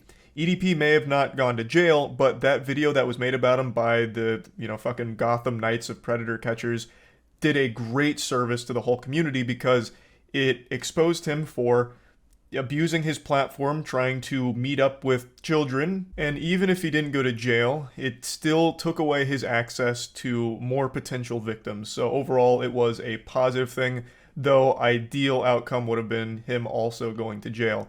In this case, the video we just watched, this predator probably would have never went to jail had he not operated the vehicle while high on meth and caused a massive commotion there and hitting multiple things. Had he not been driving that recklessly and high, he probably would have never seen any jail time for the investigation conducted by this channel. So it's just one of those things where, yes, it is good to expose the predators, but I really wish it was handled in collaboration with law enforcement, so that way not only would they be exposed publicly, they would also face the jail time associated with the crime. But yeah, anyway, this video was wild, and I just kind of wanted to talk about it a little bit today. That's about it. See ya. We were overdue for a little internet wackiness, and you were looking a little malnourished, so allow me to feed you some vitamin D. Drama. If I asked you to tell me the most iconic YouTube video you can think of, I imagine a lot of you would default to some of the timeless classics like Numa Numa, maybe Harlem Shake. But I do think there's a not small number of people that will immediately go to something a little more recent. The now infamous Colleen Ballinger ukulele apology video. Now I know what you're thinking, Charles Dagnabbit, that was 2 months ago, that's ancient history, that milk has spoiled, why are we talking about it now? Well, it's because JoJo Siwa just came out to defend her against everything that's happened and calls it a lie. Speaking of friends, are you, and if I'm wrong, are you friends with Colleen Ballinger still? Yeah, What do you say about that? I've known Colleen since I was since I was 12. Now, I recognize on the internet things move faster than me on a basketball court. It's always going a million miles per hour, so there's a good chance a lot of you forgot why Colleen Ballinger even got in trouble in the first place. So I'll give you a brief refresher. Colleen Ballinger is the woman behind the Miranda Sings brand, and recently, 2 months ago, it came to light that she had a history of talking and acting inappropriately with underage fans, even sending some extremely disturbing and inappropriate videos to children in her audience, and a lot of other very awful allegations and accusations against her and the way she acts around children. So for JoJo Siwa to come on here and immediately start by saying that she's known Colleen since she was 12, that to me is just another big red flag. Like, this is the worst possible way of starting your defense of someone if you're trying to prove they're innocent and everything was a lie. She just openly admits that when she was 12 years old, she was friends with an adult woman. When JoJo Siwa was 12, Colleen would have still been an adult. That is very weird. The creep sirens should be blaring. An adult influencer befriending children in their audience is not normal, healthy, or a good thing. Especially because Colleen, as she herself admits, had no boundaries, so would share everything with these children that she considered friends, such as sexual shit. It was very, very not good. And here's JoJo just confirming that, hey, I was one of those 12-year-olds that was friends with this adult woman. I would imagine if you're friends with her, you kind of met her when you were young. I was 12 when I met her. And she's always been nothing but kind to me, her family, nothing but kind to me. The internet can take a lie and run so far with it, so far that it's to the point where you just can't do anything about it. What lie? Can you point it out and set the record straight? What fib has Hulkmania run wild with? Because in this statement, in this exact same sentence here, you just confirmed one of the big accusations about the adult woman, Colleen Ballinger, befriending children. And there's a bunch of videos and messages that have all come out with things she would send to these children, and it's not good. Are those the lies? Is that all fake? Just deep fakes and all of the messages and victims aren't real? They're paid actors pretending? Like, I would love to know what it is here. Now, full disclosure, I'm not super familiar with JoJo Siwa. It's a name I've heard a lot. I know she's a huge child celebrity. So if I may pose a thought experiment here, do you think it's possible that Colleen Ballinger was extremely nice to you and her family extremely nice to you, JoJo, because you were already a celebrity? So she knew if she was creepy and weird and saying sexual things to you, that could be a big deal because you had an audience and a platform that could call to light these awful actions. So perhaps she gave you special treatment because if she did do all of the degenerate shit she was doing with the other children she befriended, there was a chance that you could cause a lot of problems for her by revealing it publicly. But I could be totally off my rocker here, lost my marbles. At the end of the day, it's just a theory, a game theory. Just something to marinate up here in the old noodle to think on. But regardless, an adult influencer befriending a child fan is weird. Full stop. Like, that is still just a weird thing to do. And I've had that happen to me. And I know Colleen very, very, very well. And I think the work that Colleen has done for the internet is incredible. I think her creativity is incredible. Miranda Sings is a character, is a comedian. Comedian is a word we're using very loosey-goosey here, but even still, there's not exactly anything side-splitting, gut-busting hilarious about an adult sending sexual videos and messages to kids in a group chat. That's not exactly a top 10 ha-ha laughs moment. That's just fucking gross. So you can't really just excuse it at all as like, she's playing a character, just being a comedian.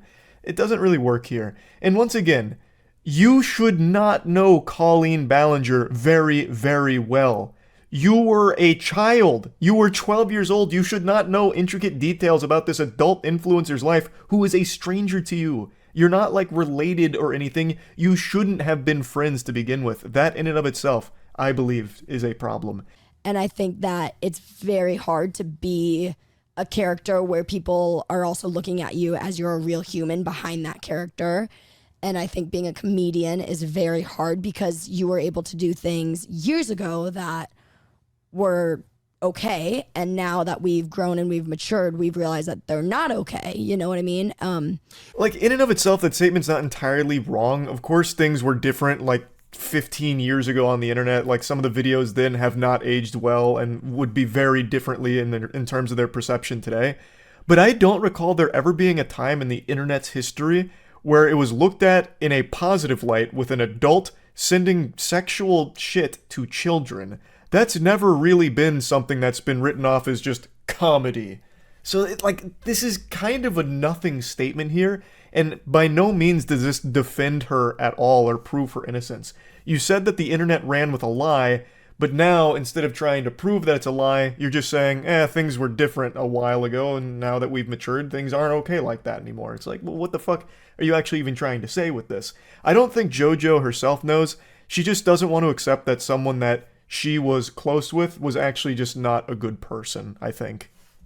But you, as somebody who's been in the public eye for a long time, Yes. do you think that it is appropriate to communicate openly with everybody that reaches out to you? No, I don't think that communicating with fans is... You got to be careful to not... And that's what I'm saying. To not blur a friend-fan line. It's very tough. Howie seems to get it, and it doesn't seem like he wants to ruffle any feathers here, so he's being as light with this as possible, tiptoeing around it a bit. But he recognizes that perhaps we should be calling attention to the obvious elephant in the room, that adults in a position like Colleen Ballinger was probably shouldn't be openly communicating with child fans like this. And I also want to point out that Howie Mandel, anytime I think about him in the modern age, I immediately just think back to that TikTok video he posted like a year ago, where he had a picture of this dude whose entire asshole fell out of his anus, and Howie was in the corner with a selfie saying, "Hey guys, this just happened to my buddy Eric. Do any of you know if this is COVID related? Is this a symptom? Let me know in the comments." Dude just dropped a fresh 2022 Goatsy, a brand new prolapse out of nowhere, and it had me giggling. So anytime I see him, I immediately just, in my mind's eye, picture that picture with Howie's face next to it. I don't know if that's how his show is, like if he has that kind of content on his show. I imagine not, because I don't think JoJo Siwa would agree to be on like an explicit show like that, since she is a like child star and makes exclusively family-friendly content, I believe. So I don't think that's how his show goes, but I just want to point out, like, if it is, what a crazy collaboration for JoJo Siwa to go on that kind of show. That'd be like fucking Hellraiser collabing with Fortnite for a skin. And I'm just saying this as a parent again. You said you started communicating with her when you were 12. Yes. Is you want to be a But you parent? guys were in the same industry. So we were too. in the like, same- You guys were making videos and stuff together. So right? we actually met... I'm just going to summarize the story JoJo tells here. It's about how her and Colleen Ballinger met. Basically, when Dance Moms was airing, which JoJo was a star of, I suppose, they didn't get invited to a party. Colleen Ballinger caught wind of it, saw that they were upset that they weren't invited, tried to make it up to them, and they all got dinner. Colleen was telling me that night about YouTube and how her whole family did it and how it was awesome and she vlogs her life. And that night is when I went home and I made my YouTube channel and decided that that was going to be my career, essentially. And That's a wonderful, sweet, appropriate story. yes. I think Howie's right. This story isn't alarming. They got dinner. It wasn't just Colleen and JoJo, it was others as well. And Colleen was talking about YouTube as a platform and ended up inspiring JoJo Siwa to start her own YouTube channel. That's not concerning. What is concerning is staying in constant communication with this adult that allegedly had no boundaries with the children that she would frequently communicate with. That's not normal, and that's not okay. How is it for you now being her friend and reading some of what we read? Do you think it's all a lie? Do you think it's Like, have you talked to her? There have been a lot of people on the internet who have gotten hit with this cancellation. And a lot of them I know. Some of them I don't know. Only like 3 minutes ago, you did point blank say, lie. You did drop the hard L on that one. You did say lie. But now you're kind of backpedaling it a little bit here, so it's not as aggressive. She's now going through the cancel culture spiel, and the way she talks about it makes it sound like it's some type of infection, like a virus. We've seen this type of cancellation a million times in the lab. It's a particularly insidious one, unfortunate for Colleen Ballinger. It's just a very odd thing for JoJo to say, because it feels like she's almost blaming the people that came forward with all of this evidence about years and years of inappropriate behavior. And I look at it and I see that this is a sensitive subject. Somebody who is affected by any sort of anything having to do with adults, and I mean, for real grooming it's a very sensitive thing. You must have really young people reaching out to you now. Howie threw her a life raft right there. He put the water wingies on her because she was drowning, trying to somehow spin some kind of explanation for why she thinks this is all a bunch of baloney. Like, she's calling dirty barnacles on this whole thing. She said that, the internet ran with a lie, and she's saying cancel culture and all of that, but she's not really expanding on that in any meaningful way. It just feels like she had this image of Colleen because they were close, apparently, and she's refusing to hear from victims that came forward with their own experiences with Colleen that are very different from the one she experienced, so she's writing it all off as being some kind of attack, some unjust, malicious attack from bad actors. She's cool, and I think the problem is the internet was able to capitalize off of her cancellation, and they still are continuing to, and it's not okay because a lot of it is based off of lies, and it is a scary place when you put yourself. Mm-hmm. It was one thing, I came to television, which is I wish she would explain what the lies are then. Because if she has evidence that debunks all of this, it'd be extremely invaluable, and I'm sure Colleen would really appreciate it, because she's not doing anything to defend herself. That ukulele apology video offered nothing. She was too focused on delivering a Billboard topping track, a fucking Grammy award-winning toxic gossip train jingle that would distract people, I guess. Like, they'd be too focused on the heater of a song that she delivers that they'll forget all about the accusations and behavior and all of that. Like, she didn't actually defend herself at any point so far. If she's innocent, if all of these things truly are lies like you say they are, she should want to.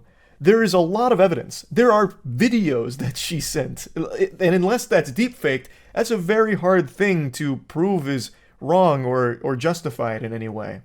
So the fact that JoJo's defending her so adamantly and claiming it's all lies and it's just the internet capitalizing off her cancellation is pretty fucking wild. To try and defend the indefensible it's a Herculean task, but she's going for it. Again, if all of it is made up, then eventually, hopefully the truth comes out, I suppose, because right now it really does seem like everything Colleen has been accused of has substantial evidence behind the claims, whereas there is nothing to the contrary that proves that no, all of this isn't real and we shouldn't trust it. So, I mean, I'm of course going to keep my finger on the pulse here and wait and see if any new developments in this whole situation continues going forward. But yeah, anyway, just wanted to talk about this because I found it to be a pretty surprising segment here. That's about it. See ya.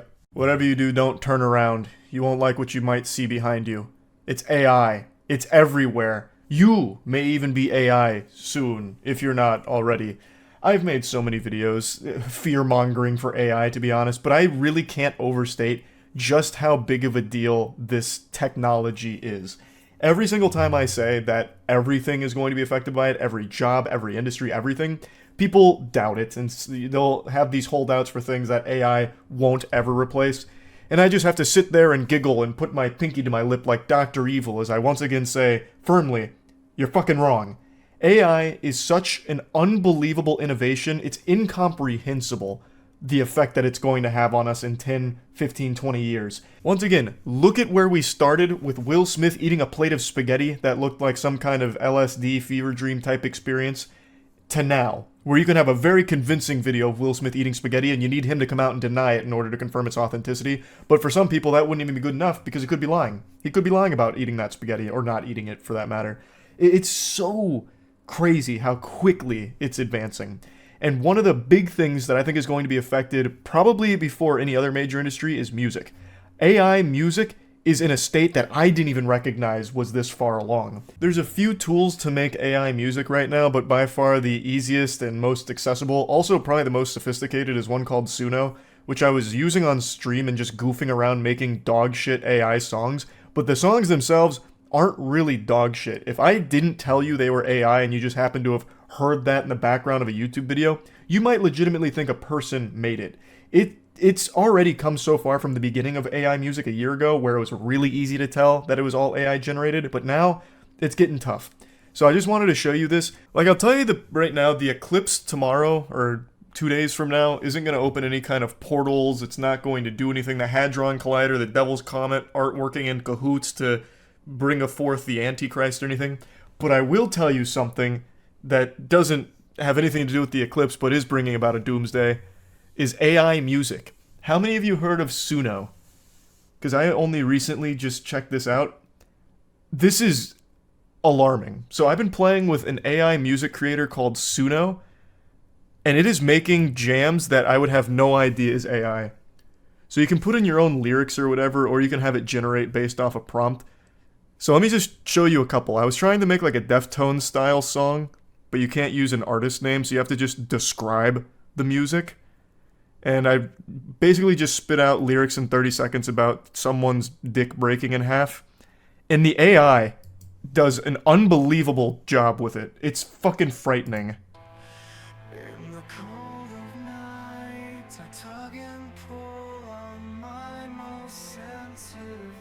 Thanks to tier 1 Cloudy.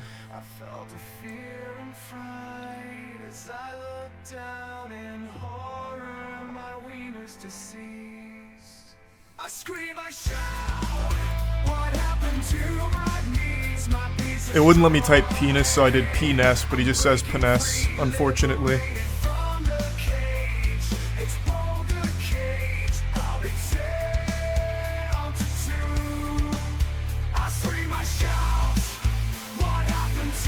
But it's like not, it's actually just not bad, which is the worst part. And this is still so primitive. It's so scary.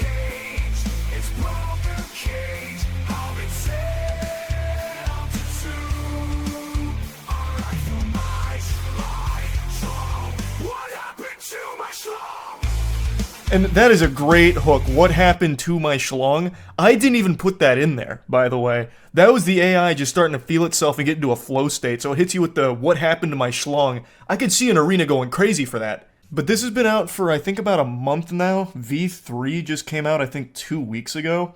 And I was under the impression that it was still remarkably primitive. Like, it wasn't good or anything, and then I saw people on Reddit making songs, so like, I glued my balls to my butthole again, rubbing and tugging on my nips, and I was like, wow, this actually sounds like music. Like B-tracks on a 60s vinyl. So I went on here and I was like, maybe this is just an exception. But no, it just churns out pretty good sounding music. So then I let it totally generate the lyrics and everything for this one, and it came up with the Wiener song. The only prompt I gave it was Wiener, so it made this.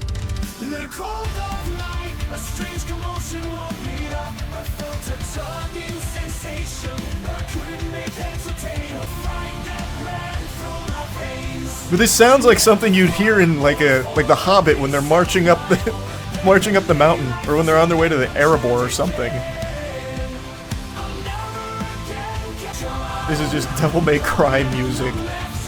But yeah, like, I could see that in Guilty Gear today. So then I did it again. I tried to change it a bit more. I really wanted to try and hit some kind of industrial metal sound. Since it was starting to get the Deftones, I was like, let's switch it up. So then I gave it another prompt, and it was just sax. So it made sax in my mouth. It was feeling some type of way, I guess. And this one, I was pretty impressed with.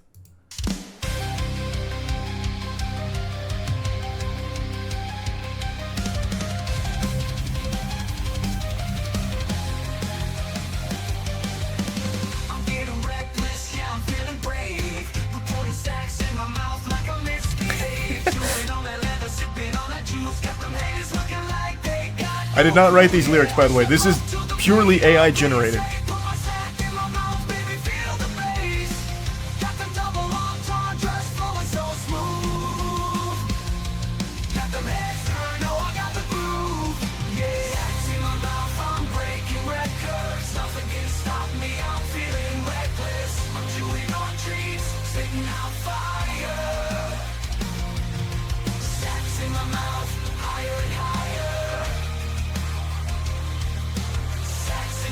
This fucks unnecessarily hard. Yeah, I could see this in an anime today. Why all metal? I don't know, I just wanted to see if it could do any decent metal. So then I said this was on the right track, but I wanted more, so I changed the prompt. This one was growing a second asshole, so it made evolutionary shift, and this might be its best work. In the circle of life, things are just the same, but I woke up. It's so passionate.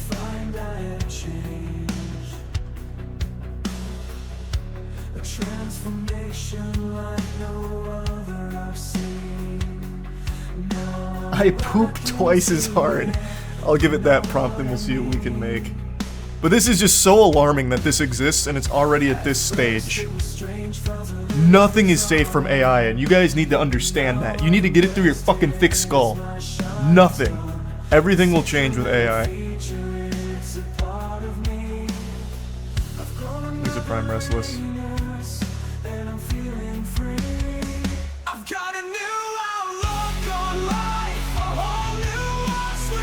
Imagine if Disney Quest had this technology. True.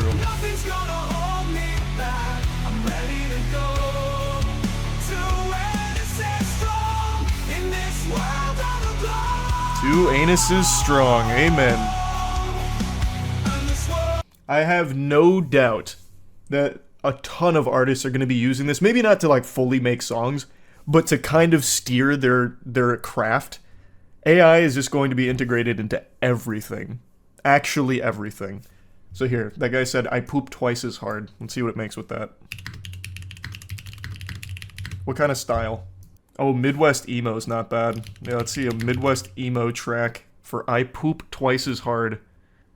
The power of perseverance is what it gave me with that prompt. Sometimes life knocks you down, leaves you on the floor, but I won't stay defeated. I'm ready for the war. Where's the poop here? Oh, here it is, the chorus. I can't wait to see how that one hits.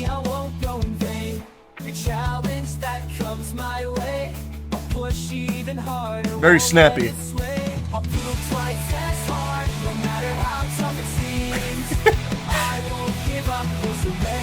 That's pretty cool.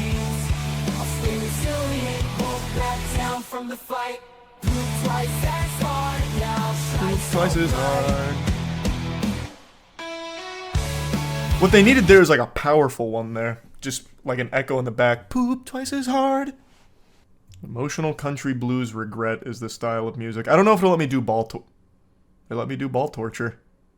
In the darkness of the night, the pain begins. Thanks you some Twisted and Anya.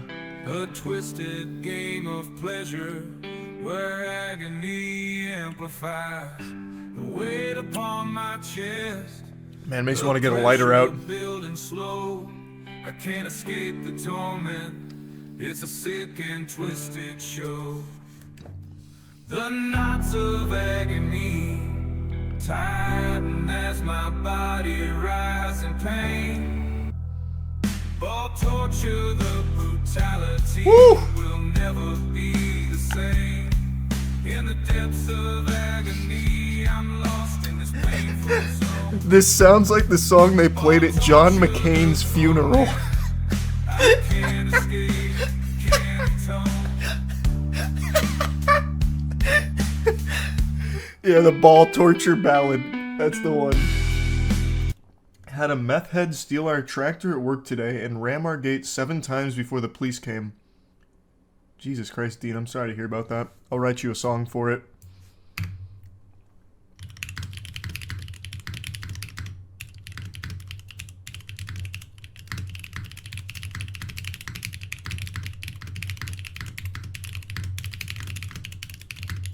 Okay. That was at least 200 words per minute, I'm just going to say. That was kind of fucking clean typing. Can we just acknowledge that real quick? This is the Stolen Tractor Blues for you, Dean. Let it wash away your troubles.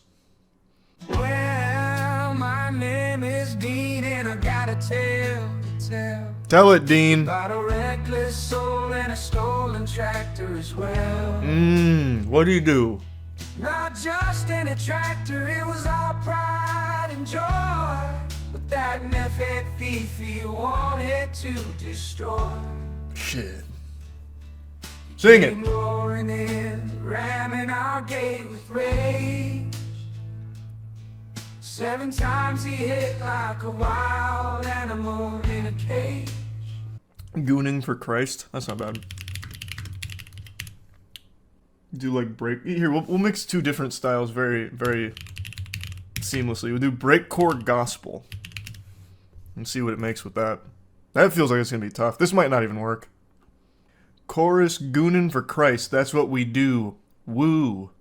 Singing praises, lifting hearts, all for you, Lord, it's true.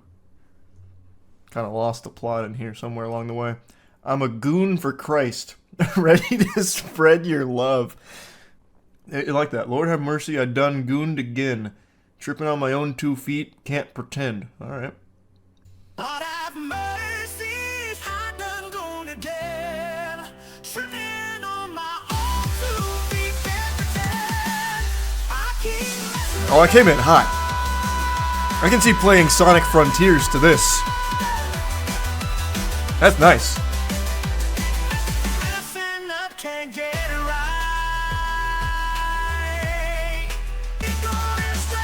Oh, here it comes again.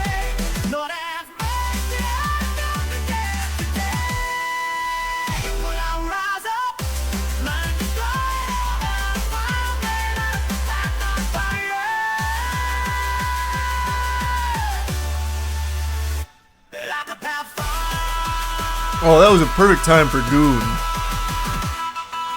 See, if there was a real human soul behind that music, at that like drop right there, it would have been Gooned again! Something like that. But overall, I could see myself playing some Dance Dance Revolution of that, fucking full combo it. So this is how Disney made the songs for Wish. You're probably not wrong. I'm actually very curious. Let me write that one down in this style. Well, I don't know if I can use Disney.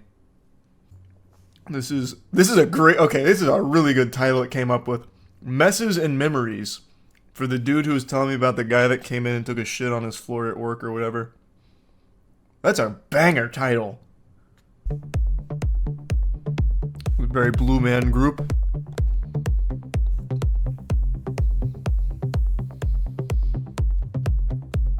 Thanks for tier 1, Boney.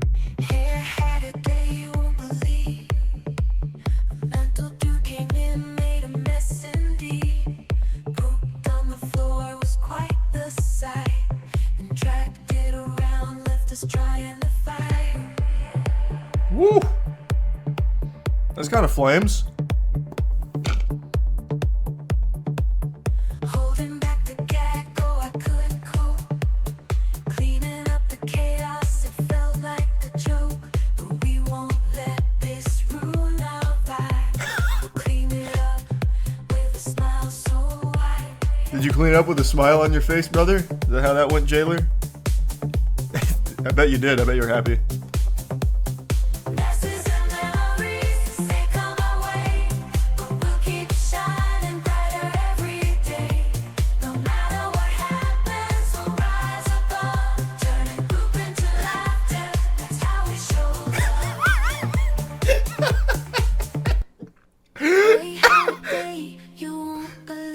That was a fucking... Wow, what a chorus. I'm getting thumbs up in that one. What a fucking chorus on that. Turning poop into laughter, that's how we show love. Oh yeah. Fuck, that's good. That one goes Insano style. Let's do a sea shanty about testicular torsion.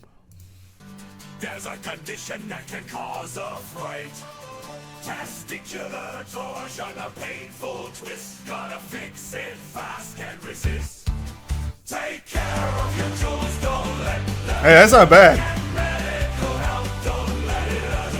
Testicular torsion is no good news. Listen to your body, don't let it abuse. On the islands where the palm. This is some, is it the Wiggles? I think it was the Wiggles. It's like a Wiggles track. Lemons, oranges, a citrus feed. Take care of your jewels, don't let them. Or like Ailstorm. That's pretty good. Testicular torsion is no good news. Listen to your body, don't let it abuse. Early 2000s commercial ad. Yeah, true. I tried to be as very specific about cuckoldry as possible. It did not like that. Okay. The lyrics are inspired.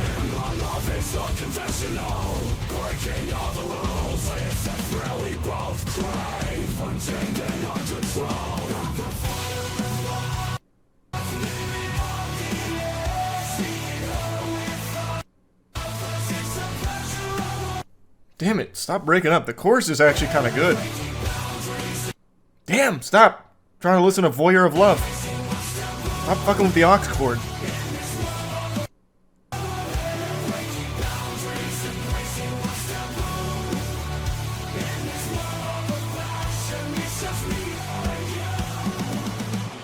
I like that.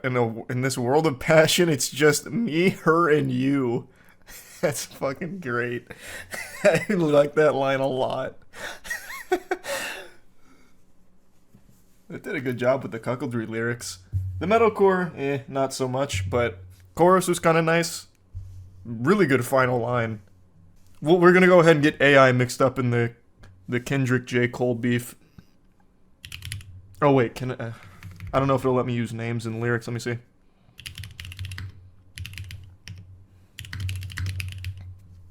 I know you can't do that for style of music, but I don't know if you can do that for lyrics. Wow. It immediately spit that out. This is Battle of the Titans. Let's see what AI's got to say. And I felt that terrified. I sent it first it off. Throwing punches with precision. With that cool ain't no thing. But they ain't friends. It's all about the competition. Spinning fire on the mic. No room for repetition. I'll be fighting off. No room for repetition. Knock it off. Throwing punches. Yeah, it definitely doesn't know this style very well. Yikes. Well, maybe trap music might be safe from AI.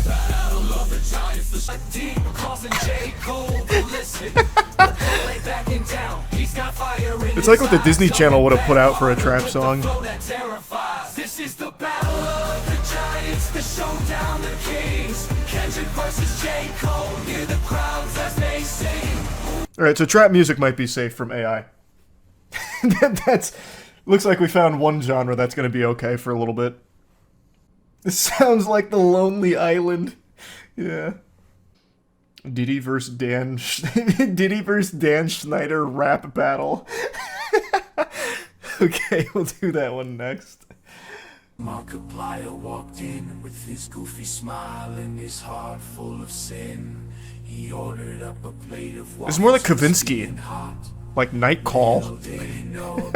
Was about to be brought. A rowdy crowd gathered, tension filled the air. Someone spilled a syrup, not a soul to care.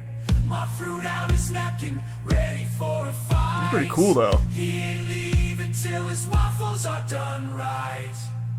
Waffle House mayhem, fists flying in the air. This is fucking cool. Tables are crashing, syrup spilling everywhere. In the midst of the madness, art shouts just wanted a good breakfast affair. That was so cool. I like that one a lot. I like that.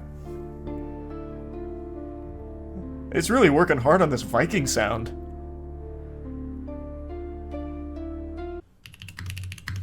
We already know it can't do trap, but we'll see how it does with hip hop. Just general hip hop. This is Clash of the Titans. I don't know if I'd necessarily call Dan Schneider one of the titans of the rap game, but what do I know? He's the king of the game, ruling the charts, bringing forth. This is the same. Whoa. Hey, I thought I wouldn't notice. They used this exact same line in the trap Kendrick J. Cole beef track I tried to make. Uh-oh, I'm catching them red-handed. They are not equipped for hip-hop or trap at all. He's got his own crew, making hit shows, reaching audiences too. P. Diddy spitting beats, dropping rhymes so tight. Dan Schneider creating character, shining so bright. But they both want the glory, they both want the crown. Who will come out on top, who will take them down? P. Diddy and Dan Schneider clash up the Tyson. This is so bad. This is so shit. In the world of music and television, they're battling it out, no need for indecision. This is making me feel embarrassed. Like, it's a machine, and yet I'm feeling embarrassed for it. That actually just makes me feel bad. It's good at everything else except hip-hop, it seems. This is horrible. So it looks like hip-hop, trap, it's gonna be okay for a little bit. Goober-ass beat. I don't know where they're getting the fucking beats from. I don't know what they're cooking with that. Is this one any better? But he did it, he's the king of the game, ruling the charts, bringing fortune and fame. But Dan Schneider, he's got his own crew, making hit shows, reaching audiences too. Yikes. He's making beats, dropping rhymes so tight. Dan Schneider, shining so bright.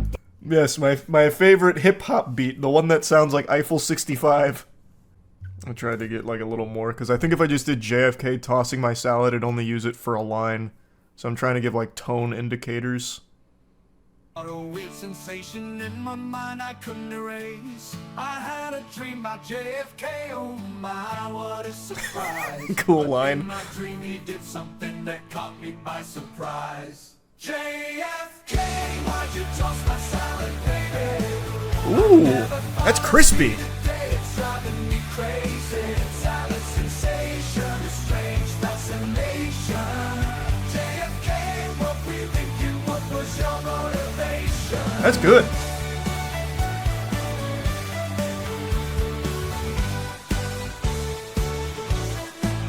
I called my therapist to talk it through. She said sometimes dreams need. It's not really like an Irish pub song, though. But I can't shake the image, it's stuck in my head.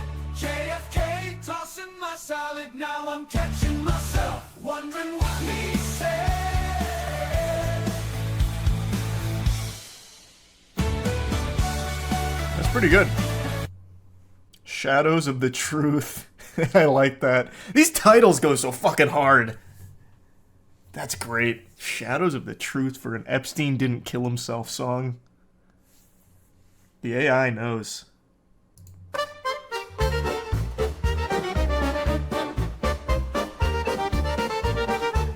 In shadows deep, the story unfolds. Conspiracies grip, the secrets it holds. I like this. Demise, a mystery untold. The evidence presented, a puzzle of gold. Wait, whoa, cameras malfunction. Cameras malfunction, guards fall asleep. Oh, wait, it's on to something. Timeline is twisted, suspicion runs deep. Autopsy report, it's hard to believe. Was justice served, or did power This is like the new Rasputin song.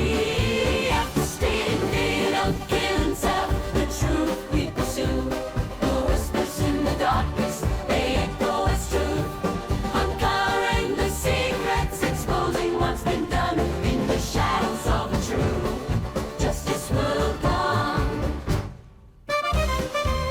great. I like that a lot. Thanks for membership. Ewo.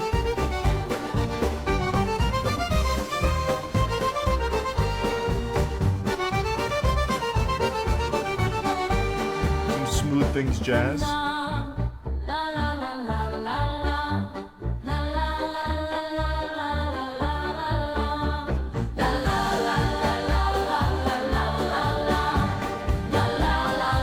I do fuck with this one.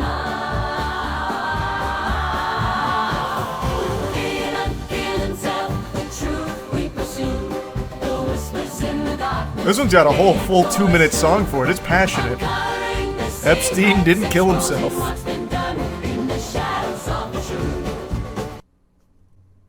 Oh, it's buffering. Unlucky. The NSA just took down the entire service. In shadows deep. No. Is it DJ Khaled that it has an issue with? You're telling me it'll make an Epstein didn't kill himself song, but it won't make a DJ Khaled as a samurai?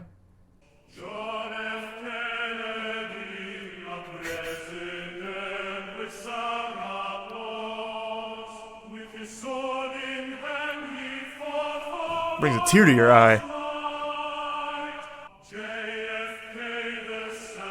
It's like the soundtrack to Nier Automata. The JFK battle song. Yeah, imagine this comes out like Metal Gear Rising.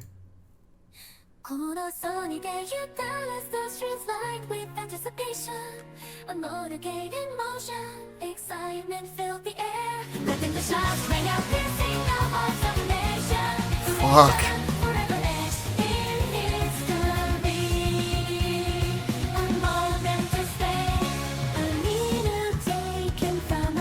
Do an anime intro style synopsis of the events of D-Day. In the sands of Normandy. This is like almost a good educational tool. Like if I was a teacher, I'd start just fucking generating my lessons with the fucking Suno AI here. Just have anime AI music sing the lessons for me.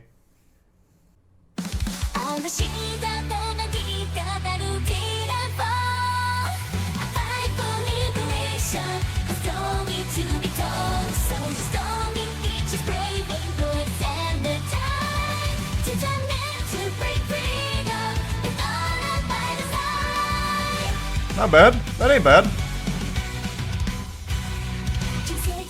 Destiny 2 is a game that I have a very interesting relationship with. It's a relationship that I think teeters on being abusive. Like the Stockholm Syndrome is hitting so deep that I can't help but keep coming back, only to constantly have my ass beaten by the developers, Bungie. I get punished for wanting to dive back into Destiny 2 and sink a ton of time into again and grind it out and enjoy it. I come back once a year to Destiny 2, my old mistress, thinking things have changed, thinking that they've changed, because they have a shiny new piece of content, a brand new raid that puts stars in my eyes, and I can't resist the urge to get back into the grind and go for world first. That is still, to date, I think the funnest activities I ever do in gaming annually, which is go for world first raid completions. We never even come close, of course, and sometimes we've only ever completed the raid on day one a single time. I'll get to that in a moment. But the experience in Destiny 2 of raiding is unlike anything else. With friends, it's some of the most memorable moments in all of gaming for me. I just love it. But the big problem is, that's about all they have. They do one high-effort content push per year, if that, for Destiny 2, and everything else is just filler, tedious chores, or just complete and utter neglect, with a smile on their face and a middle finger to the community. It seems like most of their focus throughout the year is spent on microtransactions from their Eververse store in order to nickel and dime and shake down people for their lunch money with cosmetics, and not fixing things that need fixing, not addressing things that need addressing, not even listening to community feedback or the player base, and just going complete radio silence until here's the new expansion, and you guys are gonna buy it. We know you're gonna buy it, so get ready to buy it. I hate that this is kind of what Destiny 2 has become. I want a reason to log in and play and grind. I want fun things to do in the game, but there just really isn't. Now, I have always said Destiny 2 has so much potential, the most potential out of pretty much any product on the market. And not just from the PvE standpoint, but it also does have PvP. And the PvP could be great. It could be so much better. This is Bungie we're talking about. They made Halo 1, 2, 3, and Reach some of the best fucking multiplayer games there are in the FPS genre. They could make Destiny 2's PvP an absolute fucking powerhouse of a shooter. But they don't put even a single iota of effort into it. I'm not the only one who feels this way. I'm not special. A lot of the community is feeling betrayed by Bungie, even more so now than ever, thanks to their most recent post on the state of the game, where it's just such a fucking nothing burger, like a complete empty calorie sandwich that has nothing to do except just say like, hey, this game development shit's not easy, so don't expect too much, and here's our plans for the future, and it's just really underwhelming. I don't know if they're just keeping big stuff close to the chest and they don't want to reveal a lot in their State of the Game post, but it's still just alarming because they don't really do a whole lot for the game throughout these seasons. For those that don't know, Destiny 2 operates on a seasonal model, so it's supposed to be getting like an influx of content at different periods throughout the year, but really the only thing that ever actually has any substance to it is when they release either a dungeon that they finally put effort into, or their new expansion with some big story moments, big story missions, and a raid. A shiny, nice new toy for everyone to play with and everyone to come together and try and tackle the hardest content Destiny offers. At least that's how it used to be. This is a controversial take in the Destiny community, but I'm just going to say it out loud and scream it from the mountaintops. Their most recent raid in the Lightfall expansion was a joke. Root of Nightmares was a raid that me and my team completed in 5 hours, and we are a team that has literally never completed a raid on day one ever until this one. We are a team of casual players. I have probably the least amount of hours out of my group. I have close to like 1,000. Most of the others are between like 1,500 and 2,000, maybe a little bit more. But we usually never day one complete a raid. And for Root of Nightmares, one that we were so fucking excited for, we did it in 5 hours, and it just felt really deflating because we love the challenge. Like, there's a sick joy to banging your head against a wall in a really tough encounter for 16 hours until you finally get it.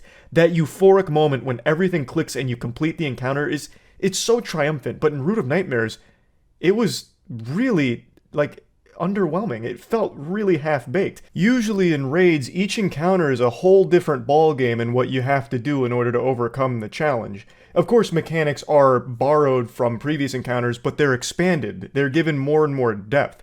So you'll learn a mechanic in encounter 1 of a raid, and then you'll use that mechanic in encounter 2 in a different way, in a deeper way, in a totally different application of it. In Root of Nightmares, there was really only 2 mechanics the entire raid that never really changed. It was just rinse and repeat. They just kept copy and pasting the same mechanic over and over again. It was super, like, phoned in and lazy. There's only one good encounter in Root of Nightmares, and it's encounter 3 with the planets. That is a fun one. That is what we would have expected the raid to be like, where it has these really interesting encounters that have a lot of depth to them, but it's the only one. It's the exception in Root of Nightmares. Everything else is the exact same shit over and over again. It was just sad. And usually world first races last quite a long time, even for the best teams in the game. But this one was still completed in only a handful of hours. It was so fucking quick. Also, I wasn't exaggerating about the 16 hours on like a single room. When we did Deepstone Crypt Day 1 a couple years ago, we actually spent 16 hours in the second encounter until we finally got through. And it was fun. Like, we still look back on that fondly. And in Root of Nightmares, we literally took a 3-hour break. So it was 5 hours total, but the entire time was 8 hours because after the first 2 or 3 hours, we took a 3-hour break to watch the Moist Esports Valorant team play. Then we came back and then completed it in like another hour and a half, basically. It was so underwhelming compared to all of the other Day 1 raids that we have done over the years. And let's not even get started on the campaign. The Lightfall campaign was a joke. They forgot that there was supposed to be a story in the Lightfall expansion. They literally forgot the narrative. So, I won't even get too deep into that. Point is, it seems the direction Destiny 2 is going is one that the community is not excited about. And it seems like it's one that's entirely either fueled by greed or laziness or a combination of the two. Because most of their effort is spent on cosmetics, it feels like. It seems like that's where most of their resources and team is allocated to, is anything like microtransaction related. At least that's how I and many others feel. And less on like actually improving the game or adding meaningful content or meaningful updates to it. It's fucking sad because this game has like the highest potential out of any product on the market, in my opinion. Just straight up across the board. This game has the most fucking potential. The gunplay is extremely satisfying. The builds are extremely fun and versatile. Except for Warlocks for a while, pretty much all of us were using Starfire Protocol because, I mean, you could use it for pretty much everything. But for the most part, the builds are extremely versatile. They have their own unique niches that they can fill in raids and tough encounters. And there's just so much variety to the gameplay itself, so much depth. It's just such a beautiful game, too. Everything is so nice in Destiny and feels so fucking good. And when they actually put effort into the lore, like they did with Witch Queen expansion, the story was great, too. Obviously fumbled with Lightfall, but it has all of the building blocks of a fucking masterpiece. The only thing it's missing is a development team that cares about it. Like, it's sad. It's fucking sad. And instead of like putting people's mind at ease with this state of the game where it's like, look guys, we know you've been dropping the ball, but here's what we're going to do. We're really going to put our foot on the gas pedal and go hog wild and deliver the Destiny 2 experience that you guys really want. Instead of doing that, they instead release like the worst fucking summer book report of nothing about the direction they're going with the game and what they're adding to it and what they're doing. It's just like, it's so flat. It's so flat, which made everyone pretty upset. I went over it on stream, so I'm just going to play the stream clips for you. But I know most of you have probably been mesmerized by what I'm wearing here. This is the newest Moist Global anime hoppy coat. You can find it at moistglobal.com, as well as many other items in this anime-inspired line, so definitely go to moistglobal.com to check these bad boys out. Did you see that the Destiny community is pissed at Bungie for their State of the Game article, where Bungie basically went, yeah, game development is hard, so we have to do the bare minimum. Please buy the final shape. No, look it up, though. That sounds very on-brand for modern Bungie, unfortunately. Destiny is a game with the most fucking potential that is never realized because Bungie's too lazy. That's so fucking frustrating. My name is Joe, I'm the game director for Destiny 2. Right now the team and I are heads down on making sure the final shape and the seasons leading up to it are incredible, so for the rest of this update you'll be hearing from a bunch of different voices that all contributed to this mid-year state of the game. Wanted to start with a quick thanks to all of you who have been playing Destiny for so many years. The way you play and feedback you give us is a huge part of how we shape our plans, and it's an honor to log in each day and play in this universe alongside all of you. Is this the major complaint? The most frequent feedback we see is that there's just not enough new PvP content, specifically new maps. Was the maps the big issue? Because I remember when I was grinding for fucking Recluse, the big thing I hated about it is the PvP is so half-baked. So dreadfully half-baked. There is so much they could do with PvP in that game if they just gave the slightest fuck about it. That is a major complaint, but not the biggest issue in the game. Oh, no, not in the game. I just meant in terms of PvP. Yeah, they've made no maps in the past 3 years. We have a Vex network-themed map debuting alongside the new Relic 6v6 game mode, the gunplay-focused checkmate modifier for multiple modes, a new competitive Ascendant Division emblem, and more. Cool emblem, I guess. So 1 new map in 3 years, W. Solid and efficient pipeline. Someone with 4K hours in the game, the community's pissed at the state of the game because they basically say that 2/3 of the game is irrelevant because of manning issues. Basically told the community that we are lazy, so we're not going to make new stuff that much. Oh my god, wait, they have Gambit in here? Ew. The update better just be, we're removing Gambit. We know this is long overdue, we forgot it was in the game, we're getting rid of it. Oh, fuck. As many of you have noticed, we've been quiet on Gambit since last year's overhaul that launched alongside the Witch Queen. In that revamp, the team made significant changes across 5 categories in Gambit: core activity fundamentals, primeval tuning, invasions, ammo economy, and rewards. Unfortunately, these updates didn't move the needle for player engagement, although we know our Gambit fans... Stop lying. No such thing. Although we know our Gambit fans mostly care about new or returning maps, this is an area of the game with lower engagement that would take resources away from more popular parts of the game to shore up. While we don't have plans to dedicate more resources to significantly transform Gambit, we do have a few... Man, I thought they were about to say we're getting rid of it. We do have a few updates planned for the year of the final shape. These include porting the Cathedral of Scars map and its beautiful dreaming city. Who cares? Gambit's still here. Jesus Christ. Just get rid of it. Even you can't help but admit this is an area of the game with lower engagement that takes resources away from other parts. Just get rid of it. Put it down. Just fucking put it down. Oh my god. You don't update it, you don't touch it, it's fucking boring. Just get rid of it. That'll free up like 40 gigabytes off of the 200 gig download or whatever. Okay, so in summary, PvP got no real update, and that new map comment didn't go over well. Gambit is getting one ported map from 2018, and that's it. Then there's some quality of life changes, which are good, but that's about it. No major impactful changes. Fucking huge. So what's the statement they made about why they're so inefficient at releasing anything of value into the game? The game development hard sentiment. Do you agree that Destiny 2 is the best gunplay art style of any FPS and that's why it's still relevant? Not only that, it's the raids. Their raids, and even some of their other content like dungeons, are so incredibly creative, fun, and fulfilling. But then it's sandwiched in between such tedium, greed, and like misdirection. It has so much fucking potential, yet they put no effort into it. This is something my friends and I talk about a lot.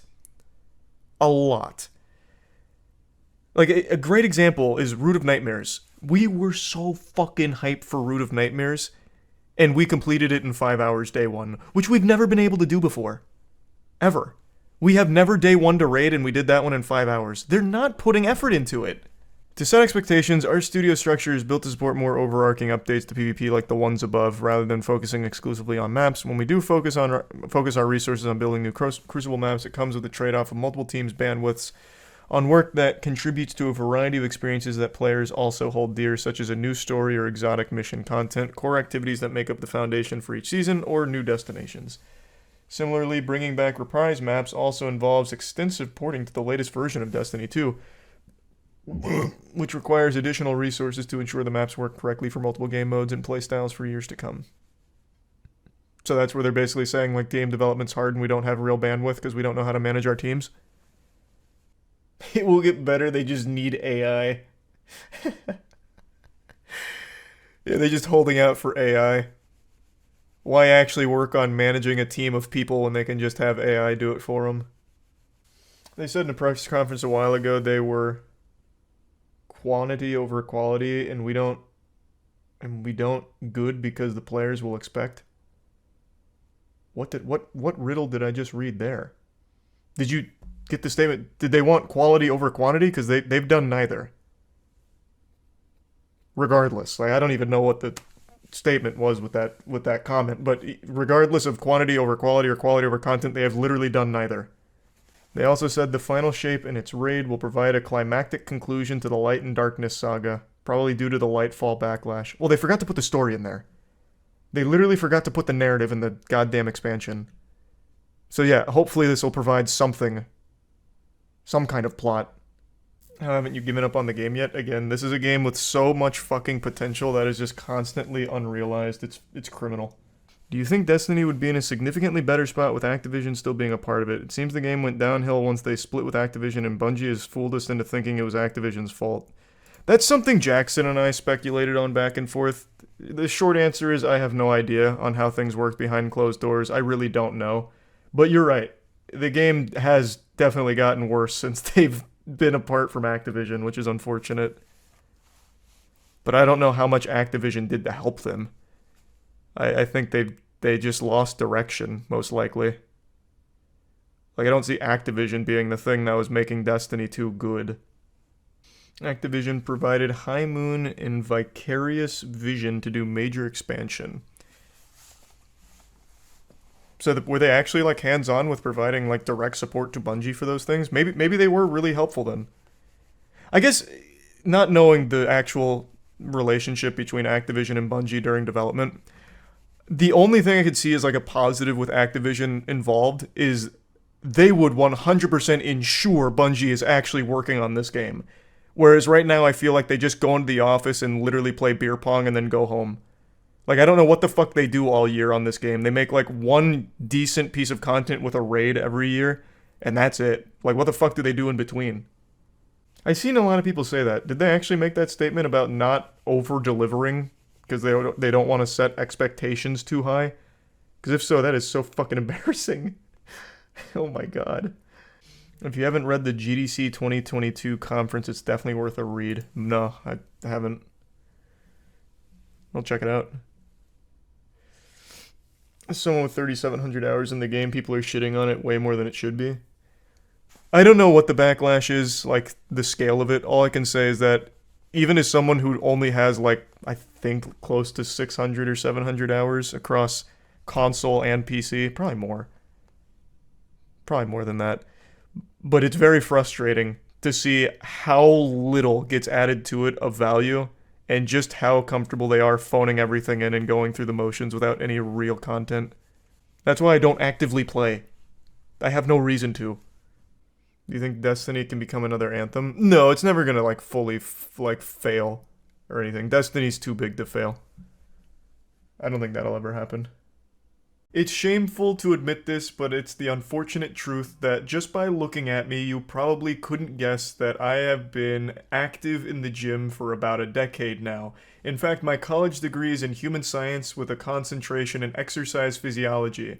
But I'm on a 5'6" frame and I keep myself lean so no one even knows that I'm ripped until I do like a flex and it ends up being a jump scare. I keep hyping myself up in the mirror and telling myself that today's the day I finally start wearing tighter clothing so people stop asking if I even go to the gym because it hurts my soul every time.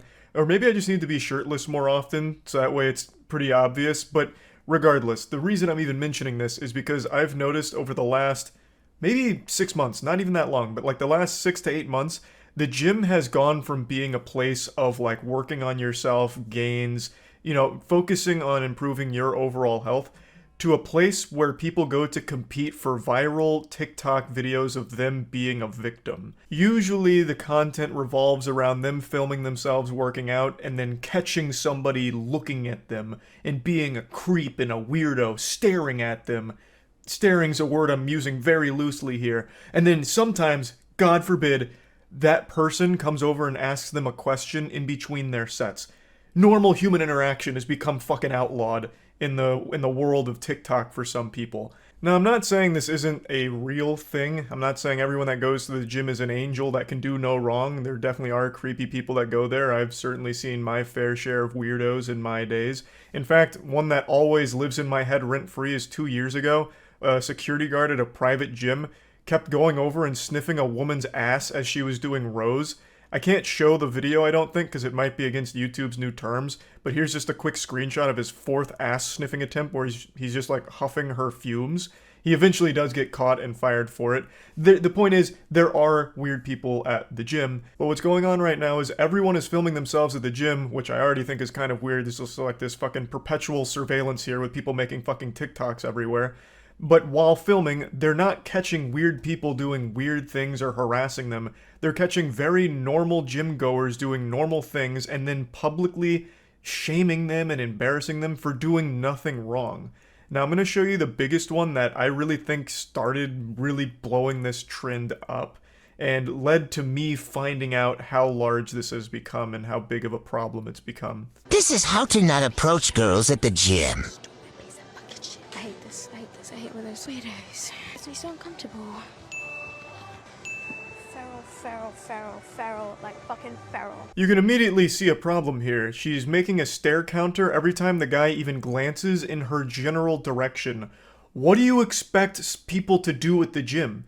Just turn around and stare at a wall when they're done with their set like it's the fucking Blair Witch? Like, what are you expecting? The guy is in between his sets, so he's just looking around. He's not even staring at her. Now, if he was staring at her, then I could see being a little uncomfortable if he's just over there, like, you know, fucking staring a hole through with, like, goddamn, like, laser beams almost firing out. Like, I'd get that being weird. But this guy is just, like, glancing near her, and he's still getting just attacked for it by her.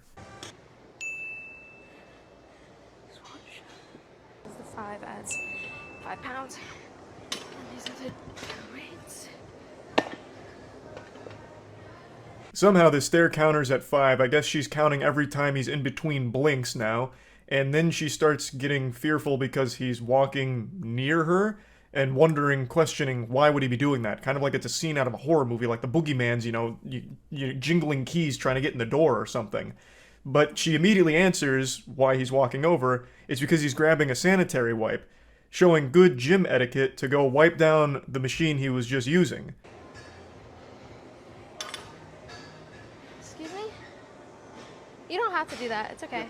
No, it's okay. I got it. Thank you, though. Unfortunately, this guy made a big blunder here. He committed a cardinal sin.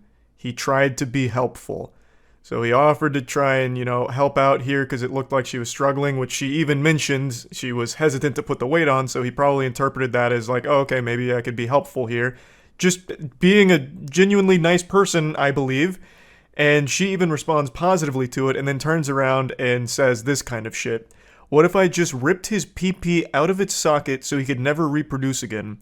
Totally normal, not alarming thing to say. This is why I don't want kids. Natural selection better take the weirdos out. He's going to jail for staring at an underage 21-year-old. Where have we all gone wrong? What's happened to the world where that is a statement said earnestly? He's going to jail for staring at an underage 21-year-old.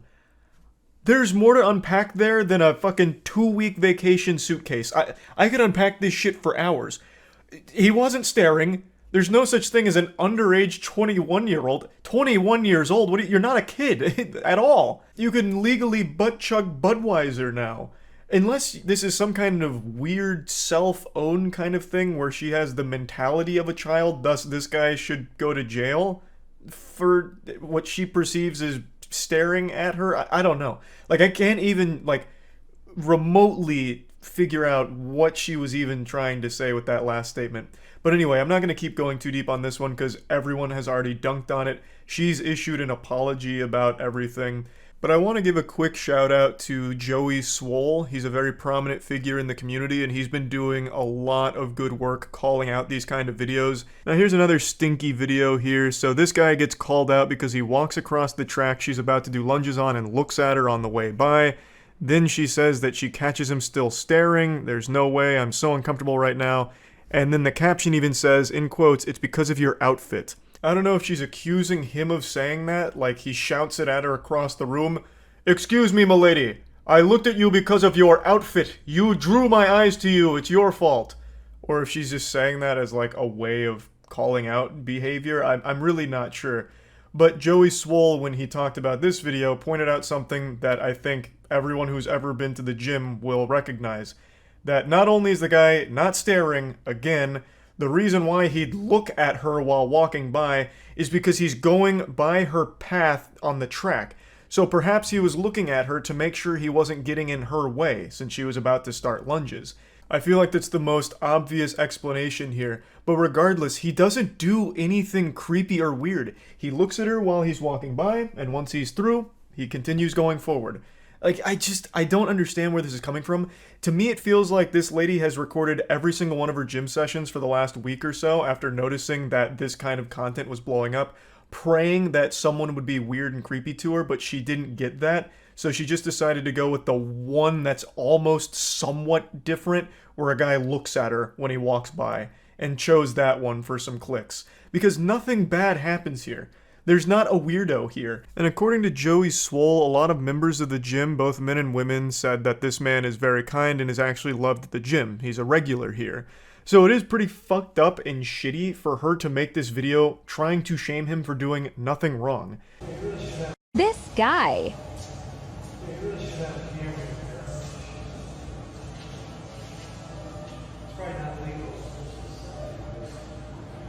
Just filming my progress here. What? Just filming my progress. Oh. I understand.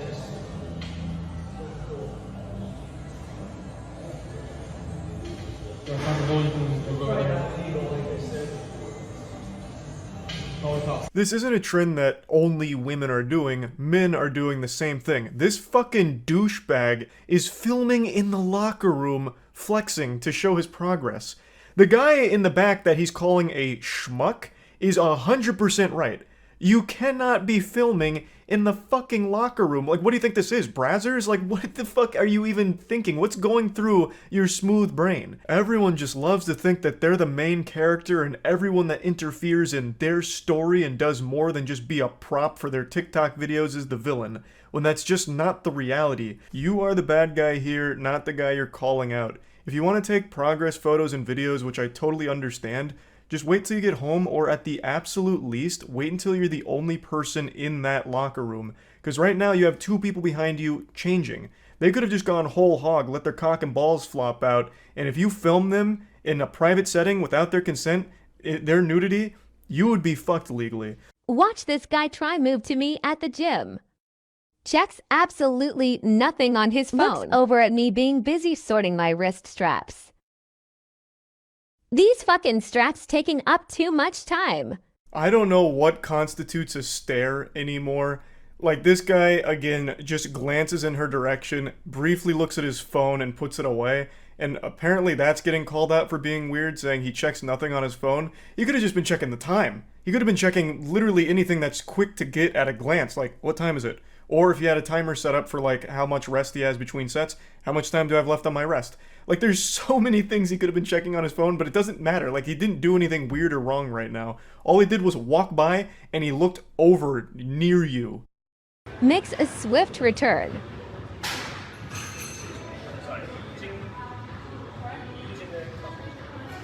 Sad lip. And there it is. The second he decided to ask a question, his fate was sealed. He was getting shamed on TikTok for it. So, he comes over and asks if she's using the machine behind her. As Joey Swole also points out, and as anyone that ever goes to the gym will also point out, people like to check to make sure the machines are vacant. They don't want to step on any toes and take a machine that's already being occupied, so maybe her things were near the machine and he wanted to double check to make sure she wasn't using it in addition to doing the RDLs. Like, that is just being polite. That is normal gym etiquette. But let's assume this guy is new to the gym. She seems to think he is and is insulting him for it, making fun of him for not knowing the name of the machine. So don't you think someone that's a little new to the gym would like to be super certain that he's not getting in anyone's way? So he would like to ask someone that's near the machine to make sure that he has full reign to use it without intruding on their workout. He did nothing wrong, but it didn't matter. He made a slight glance near her, a split second of his eyes looking around before checking his phone, and that small, insignificant thing was enough to put a crosshair on him and for her to attack.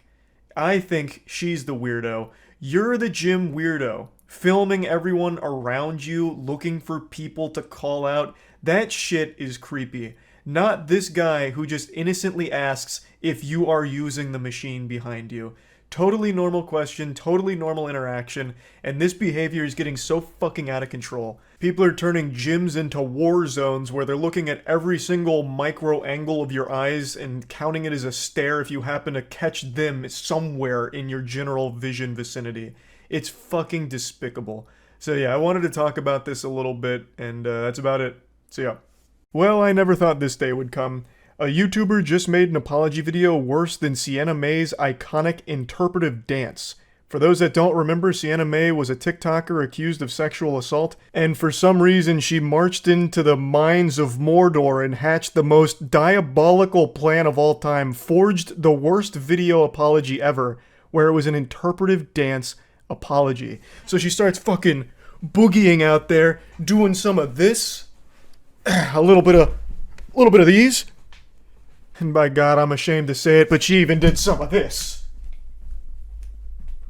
Just kind of downplaying the entire situation. And keep in mind, it was sexual assault accusations that also had a video as well. So there was a ton of evidence, and she still just tried to do like an apology interpretive dance. I did not think there would ever come a time that someone makes a worse response than that. But hooey, how wrong I was.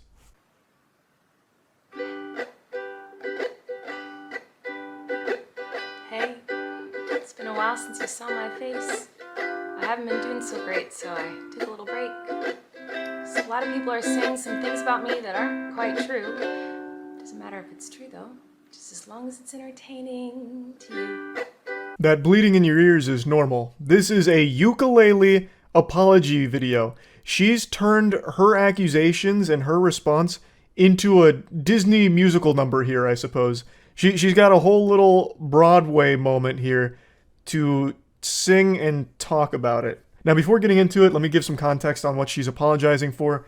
Colleen Ballinger is most known for her Miranda Sings character. If you've been on YouTube for a long time, you've definitely heard that name before. She was a massive superstar on the platform. She even had her own Netflix show. And recently, another YouTuber named Adam McIntyre has really started to spearhead this information about her past and everything that's happened to them, as well as the group chat that she used to have with a lot of her fans that were minors, and the way she conducted herself.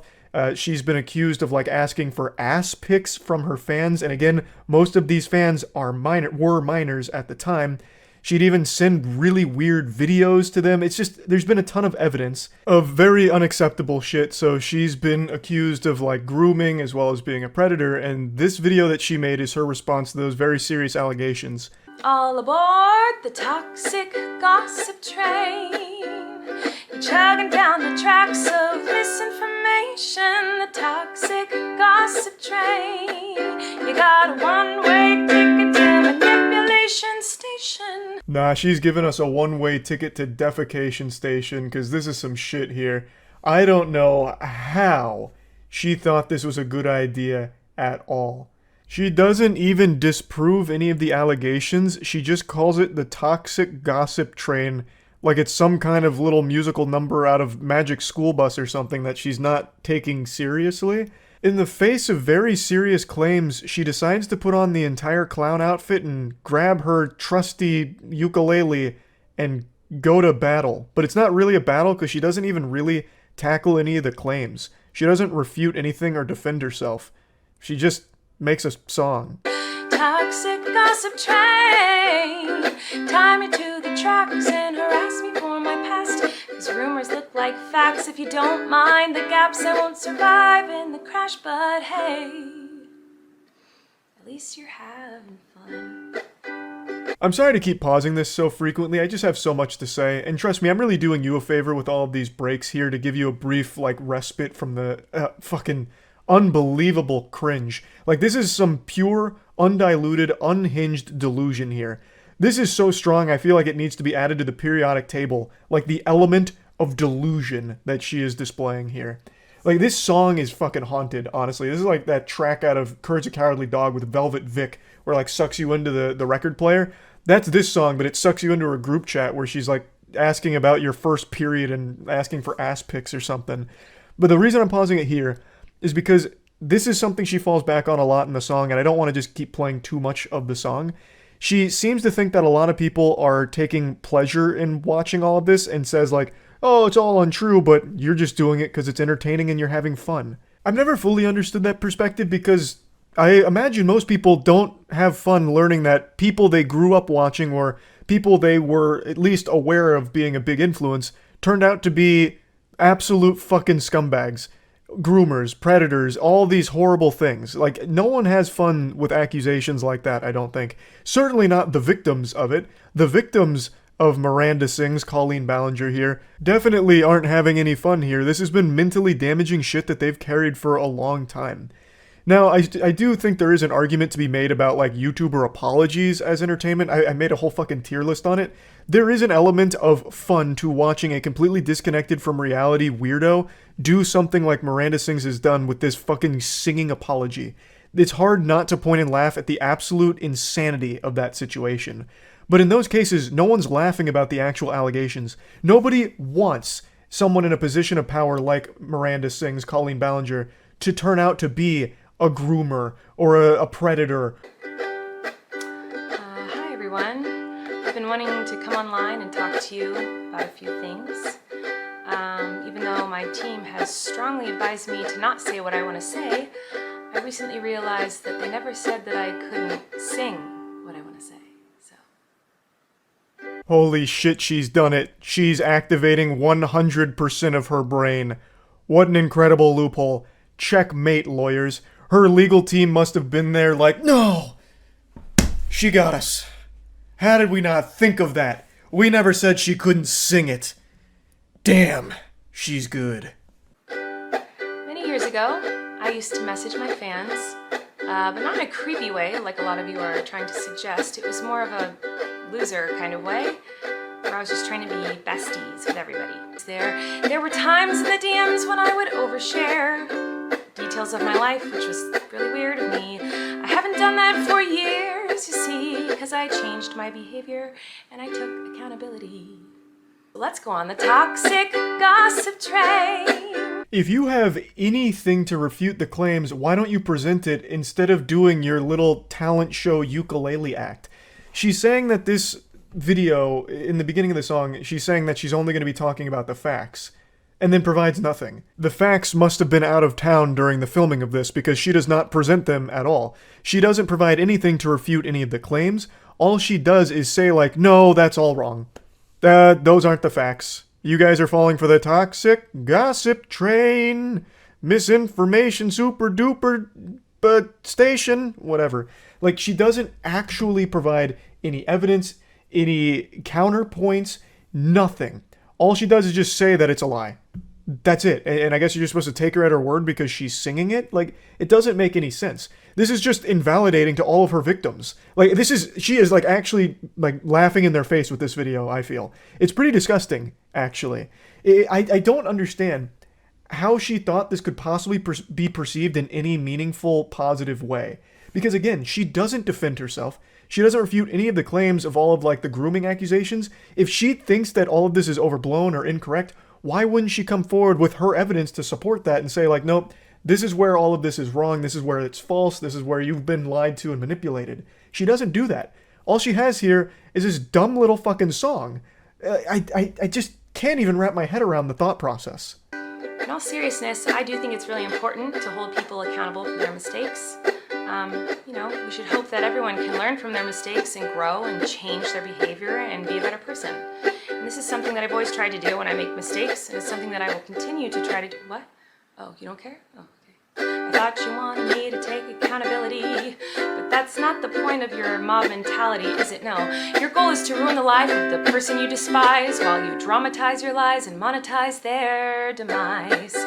Once again, this is just like shitting on the victims that have come forward. There are tons and tons of messages as well as videos, like just an overwhelming amount of evidence that's all pretty damning on Colleen Ballinger's behavior from these group chats, as well as just a lot of other things over the years. And in the song, she just reduces that to, it was just a weird loser sending cringe. It was just a goofball doing loser weird stuff.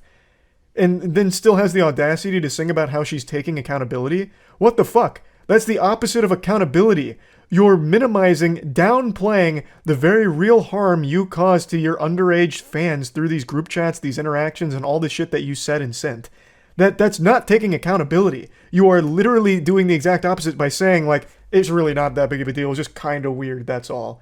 And then she goes in to just say about, like, this is just directly shitting on the victims. She goes then into the next part saying that the reason there's a mob mentality is because they're coming forward with all of these lies to monetize her demise because they don't like her. Well, Colleen Ballinger, let's supersize the McDonald's fries here. You're fucking insane. What are you talking about? How could you even, like, actually put this out there? I don't know how she could not only write this song, perform this song, and this is definitely not her first take, so go through this song multiple times, edit it, and then post this without realizing just how... I don't even know the right word. It's like almost downright evil she comes across. Because again, this is like spitting in the face of all of the victims that have come forward with a ton of evidence against her, saying it's not a big deal, they're wrong, they're just doing it for clout. It's so sickening. I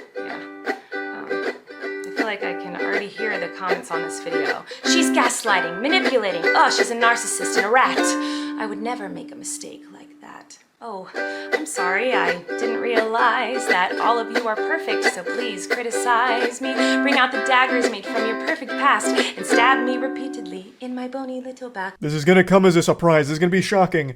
But yeah, most people aren't making mistakes like this. This isn't one of those like whoops-a-daisy mistakes that everyone makes in their life. Most normal people are going to go through their life without ever doing anything close to what you're accused of doing. Talking sexually with minors in a group chat, sending used underwear to kids. The list goes on, and she beats this point home about like how she's just made like a little mistake here and it doesn't make her a bad person. But this is, again, one of those mistakes that like actually does make you a bad person. This isn't like a little mistake. Like, she makes it sound like, oh, you don't have the right to criticize me because you're not perfect, your past isn't perfect. But most people's past isn't exactly one that's plagued by degeneracy like this. So, no one's perfect, of course, but that doesn't mean that people don't have the right to criticize you for just how ridiculously awful the shit that you are accused of doing is, and also how terrible this response is. I'm sure you're disappointed in my shitty little song. I know you wanted me to say that I was 100% in the wrong. Well, I'm sorry. I'm not gonna take that route of admitting to lies and rumors that you made up for clout. Once again, just hawking a big fat loogie in the face of every victim that came forward here. If these are all lies and just rumors, why don't you prove your side of it? Why don't you provide any evidence beyond just a song that says things without showing things or proving things? There is nothing presented here that refutes a single claim at all. She's just singing things. And that's it. That's not evidence. The video and song goes on for like another 4 or 5 minutes, but she just keeps saying the same thing about how it's all lies and manipulation, but she doesn't prove any of that. Why wouldn't you want to like actually clear your name? I don't know what she thought this song would do. It doesn't offer any kind of explanation for anything to clear up what she's calling lies and rumors. It's nothing.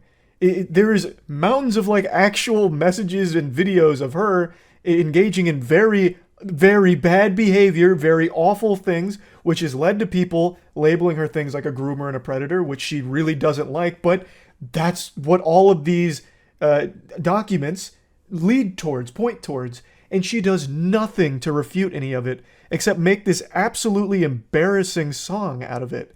It's baffling. I couldn't believe this shit today. So yeah, like I said, I'm not going to play the rest of the video because she just keeps saying, it's all lies, it's just rumors, it's ridiculous, I can't believe you guys fell for it. But doesn't provide any kind of actual counterpoints or evidence or anything, so it's fucking useless.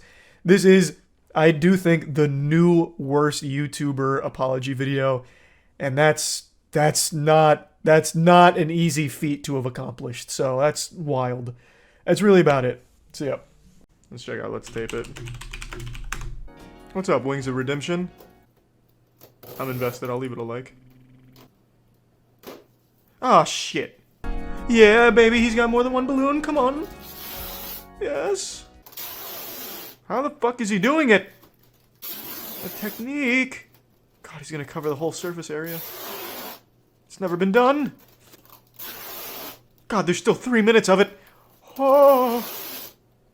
By the time it's done, it's gonna be like a fucking bowling ball. Alright, I gotta take a piss. Or come. There's no telling right now. I'll be right back. He's getting faster at it. He's getting some good technique in there. He's got like the karate master stance and whatever, but what do you mean? He's doing it with his eyes closed. He's like an anime character sensing the chakra. He's fucking mummifying that hairdryer. God, this fucking slut. Oh, this dirty whore. Just letting him taper like this. Ooh. Woo. That's a like. Oh, he's no amateur. He's been taping professionally for 8 years? 9 years? Almost a full decade? Let's see the humble beginnings. I said I was going to do more tape, but we gotta see. The humble beginnings of a master. This looks like a pretty easy tape job for him nowadays, but you can see he's very labored movements on the tape. He's not confident in his stretches. Yeah, this is definitely his infancy. This is before he really got the power and the technique down. Yeah, this is very weak. Comparing this to his modern day skills, this is just sad. But it's almost inspiring that a man like this was able to go from such poor taping technique to the guru we've seen. And it only took 9 years of training. Oh, and he doesn't even fully cake it? One layer. If only this old version of him could see him now. One layer. My parents' house. But if anyone can tape a house, it's this guy. A humble abode. Soon to... Whoa. Man, what a piece of shit this would be to take off. Look at that tool! Oh, he's thought of everything! He's like the Elon Musk of tape! I tell ya, I just can't believe it. I'm seeing it, but I don't believe my eyes. He's done what science said was impossible. He's taped his entire parents' house. It's like some high schoolers got mad at him and TP'd it, but all I had was tape. My man, he's probably filling his pants right now too, like, son, this is the best birthday gift I could have ever asked for. Good work. My boy, I've taught you well. You go inside and his house is taped already because he's a tape addict as well. He tapes the inside of the house. That seems to be like his only big project though. Everything else is like taping ladders and George Foreman grills. Not to say that it's not impressive, of course, because it certainly is. Not everyone can tape those kind of utensils, but when you tape a full house, I mean, there's nowhere to go but down. Appreciate it, Passion. I already listened to Viper the Rapper. Viper the Rapper has over 5,000 albums, not songs, full albums. That man is a monster. Viper has recycled songs, though. You fucking swine. Viper doesn't recycle his songs, he remixes them subtly. A simple fucking Philistine like you could never pick up on the intricate variations that he puts on his work, his craft. For example, Y'all Cowards Don't Even Smoke Crack has, I think, 50 different versions. And to the untrained ear of some lowly plebeian like you, it might all sound the same as a re-upload, but it's not. There's very, very obvious differences. Oh, hey, it's Kirill, the Russian synthol saint. And then almost Barack Obama with synthol. This has got to be an old documentary because that arm right there, that one exploded recently.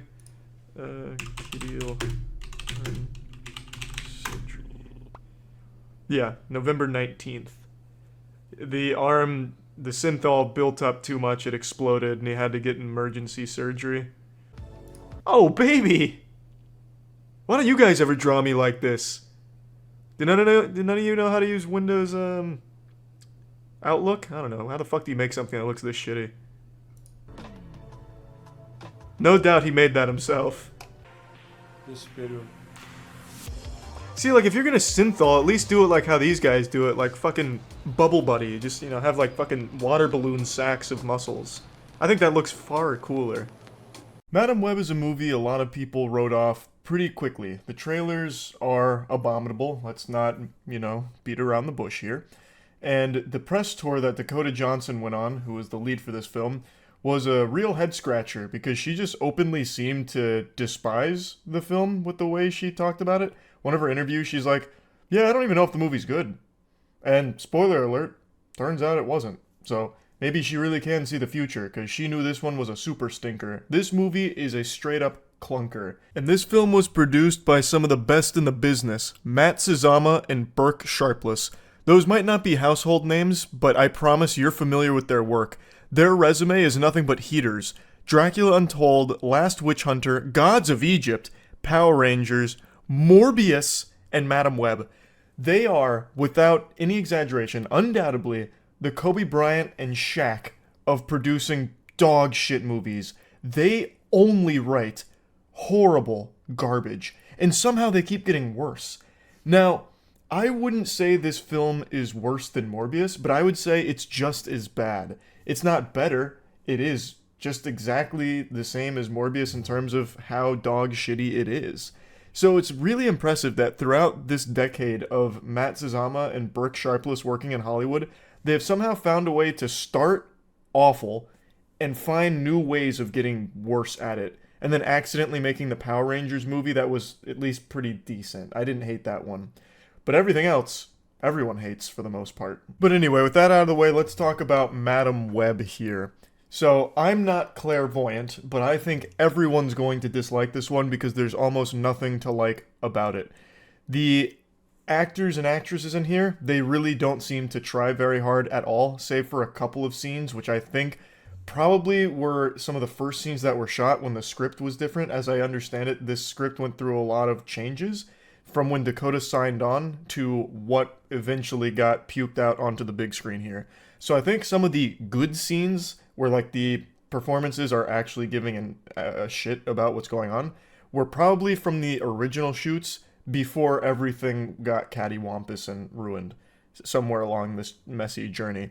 But for the most part, you're not even really watching superheroes versus supervillains. You're watching zombies kind of just speak at each other occasionally. It's like you're watching performances from people that are sleepwalking through their lines. There's really no true effort. And it's clear from the very beginning of this film. I wrote notes in the beginning because I couldn't believe what I was watching, and then at some point I got hypnotized and stopped writing notes, and then at the very end, after everything had happened, the dust started to settle as it was like wrapping itself up in the last 2 minutes, I just instantly fell asleep. Like, I didn't even feel myself getting tired. My eyes just closed and I was out for like 3 minutes until Aaron, who went with me, was like, "Charlie, you're sleeping." I was like, oh my god. I didn't even know. Like, my body shut down from like how confused I was that this movie even got made in the state that it's in. But anyway, very opening. This is in the trailer, that meme. He was with my mother when she was studying spiders right before she died or whatever. That line's not in there just like that, but it is in there in the same essence, just broken up. So from the very beginning, that bad guy Ezekiel's line is, "I agreed to be your bodyguard because I thought you were close to finding the spider that can give us the superpowers if we can use its abilities." And I think I was paraphrasing because that was a few lines. She interrupted him at some point. But his first line is, I agreed to be your bodyguard because you told me you were close to finding the spider that's going to give us superpowers or something to that effect. And she's like, it's a very elusive spider because it's so powerful and gives all of these superpowers. Like, there's no dialogue in this movie that would ever be something a single human being would say to another in the real world. It is baffling that anyone signed off on it. Because these aren't characters, they're just plot point vessels and nothing else. No character here has any personality whatsoever, especially not the 3 spider women that Madam Web is protecting. They don't get any fleshing out whatsoever. They're basically just 3 characters that need to be saved just because, and that's it. There's no real reason for it. And Madam Web is a very interesting case study here because she's a paramedic, thus her whole career is saving people, yet when it comes to saving these 3 spider women, she tries her best to just dump them off onto their parents, which is basically just a death sentence because they're being hunted by evil spider guy. So, like, I don't know what she thought would happen there, like the parents just hit spider guy with a frying pan to defeat him or something, but she does not want any part of this responsibility at all, even though her career is fucking saving people. She wants nothing to do with actually saving them and reluctantly does so. But I'm jumping all around now, too. I'm so scatterbrained with how bafflingly bad this movie was. So anyway, like, even from the very beginning, it was clear that this dialogue was going to be terrible. But it somehow finds a way to get even worse than you'd ever expect it to be. But anyway, so after the mother finds the spider, she takes it to the camp and Ezekiel betrays her. He shoots 2 of the people. The mom goes, "Oh, jeepers, creepers, zoinks. What are you doing?" And she says, "I don't understand why." And then goes on to explain that this spider, if we can use its properties, can help people. And that's when Ezekiel, the main bad guy, gets his only amount of, even an iota of an attempt to give him a background story or any motivation or whatever at all. He says, "Not interested in helping people because no one helped me and my family when we were starving." And then he shoots her. That's all we ever get about him as a character. After that, he becomes bent on just killing the 3 spider women because he can't stop having nightmares about them killing him as like a prophecy that's going to happen in the future. We get nothing else about that guy at all. He is actually just cartoonishly evil beyond that. Nothing else. And he also fucking sucks at being a supervillain because he has like these superhuman abilities, but all he does is walk menacingly and crawl on the walls sometimes, and that's it. He at no point ever really seemed like a threat at all. Even for a second. There wasn't a single scene where I was like, oh shit, he's here. This is gonna be a tough one. Also, he can like poison people by like holding onto them, like gripping them tight. But other than his cheese touch and like the ability to crawl on walls, he doesn't really do much else as a supervillain, except whine. But anyway, I actually pretty much summed up the entire narrative here. The only thing I left out is how Cassie was born. So after the mother gets shot, it turns out she was pregnant, and the locals that were using the spider's venom for superpowers picked up the mother and then delivered the baby for her after letting a spider bite her, which of course gave Cassie powers, which didn't awaken until that accident that is now in the iconic viral clip that's gone around where as a paramedic she tries to save somebody and then the car ends up hitting the water and she bumps her head and now she can see the future, kinda. So that's the origin of her power, and the narrative is she can see the future, and at one point she sees these 3 girls get killed by a spider guy, and he's a bad guy, she doesn't like bad guys, so she tries to save the girls from him, and then she's just on the run the entire time. And the spider guy wants to kill them because he doesn't want them to kill him. It doesn't get any deeper than that, really. It's very surface level shit, and that's kind of the entire narrative in a nutshell, with tons and tons and tons of awful scenes that make no sense at all. But I'm not even gonna bother breaking those down for you because who gives a fuck? They didn't give a fuck when making it, so why should you, the audience member? I will say, though, this film, for being a superhero film, has no action at all. In fact, none of the superheroes even fight the bad guy. And they don't even wear a costume or anything at all until the very, last scene of the movie. The only thing you get for, a superhero showdown is in Spider Guy's visions, where he sees the 3 Spider Women beat him up and then toss him out of a window. And that's a 30-second scene. After that, they never actually fight him at all. What happens is when he shows up, Cassie hits him with a taxi cab at one point, and then that stuns him. And then he shows up again 30 minutes later, and then Cassie hits him with an ambulance, which stuns him. That's the extent of their fighting. The climactic final showdown, he basically beats himself. So Cassie's using her visions of the future and kind of positioning him where he needs to be for the environment to take care of him, because the environment's going up in flames. They did set up some traps to a certain extent, and they kind of give him obstacles to go through, but it's not really fighting him. It's kind of like Amnesia when you're running away from the monster, basically. That's how their fights go with the evil villain, until eventually the environment beats him and then he gets crushed by a giant sign.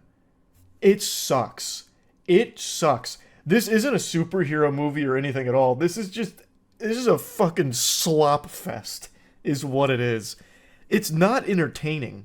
Morbius, I would actually argue, was more entertaining than Madame Web, and that is saying something. But again, I don't think Madame Web is necessarily worse than Morbius. I still think they're about equal in terms of their shittiness. Another thing that's painfully obvious is that this movie did its absolute best to erase any and all mention of Spider-Man or anything in that universe whatsoever, and tried to keep all of that as minimal as possible, and you could actually feel some cuts where things were just scrubbed. So I truly believe the original vision for this film was something entirely different, and what we got is just a mess. And I'd like to give you a scene that I think perfectly encapsulates just how much effort went into this movie, how much thought went into this movie at the end of the day. So while the 3 girls are hiding from Spider Guy, and I should explain, Spider Guy fucked an NSA woman and got her passcode to all of the cameras across the globe so that way he could track down the 3 girls from his nightmares. So he uses that technology to basically transfer his mind's eye image of these 3 women and get them in the real world, and he used the NSA computers to access all the cameras to real-time find them with his assistant. So that's how he's able to keep finding them. And Cassie and the gang knew that. They knew they needed to avoid cameras, and they eventually decided to go with Ben, who's Cassie's friend, and keep the 3 girls there while Cassie's doing some research of her own. And that's working really well. The 3 girls are at Ben's place. Spider Guy can't find them, and that's all, great stuff. And then the woman staying with Ben has her water break, and she's about to give birth. So now they're rushing to get her to the hospital. And by they, I mean the entire kit and caboodle, the entire group for some reason, decides to accompany Ben and the woman to the hospital. So all three girls now get in a car and take off down public roads and immediately get picked up by cameras because fucking obviously they would. Why were they going with them to the hospital? I have no idea. They could have just stayed at the house because that was clearly working. And I don't know if I didn't hear the reason why they went with them or if they just didn't even bother because they didn't think anyone would be awake long enough to even get to that scene. I don't know. But they could have just stayed at the house and been completely safe and avoided conflict with Spider Guy if they had just stayed there. Which would have been the logical thing too, because why does Ben want these three teenage girls accompanying them to the hospital in the first place for the birth here? There's no logic to it. Why would you just fucking stay there? Just stay there and wait. But anyway, they don't. That's just an example of how little thought even really went into the movie. I just don't see what the point of making it even was anymore. It doesn't tie into anything Spider-Verse related. It doesn't want to. It really doesn't want to. And it doesn't really want to try to stand on its own two legs either, so why make it? I don't get it. It's just another blemish on the record of this screenwriting duo that keeps making trash. I like, after seeing it, I'm just kind of at a loss for words for what they expected the response to this one to be, because I really can't imagine anyone sitting down and enjoying it. The biggest sin this movie commits is that it's boring. It's really boring. If you're going to a superhero film, there's at least a couple of things you expect, like the basics of having fights at the bare minimum. Morbius, for all of its flaws, had fights. This doesn't even have that. There's none of that.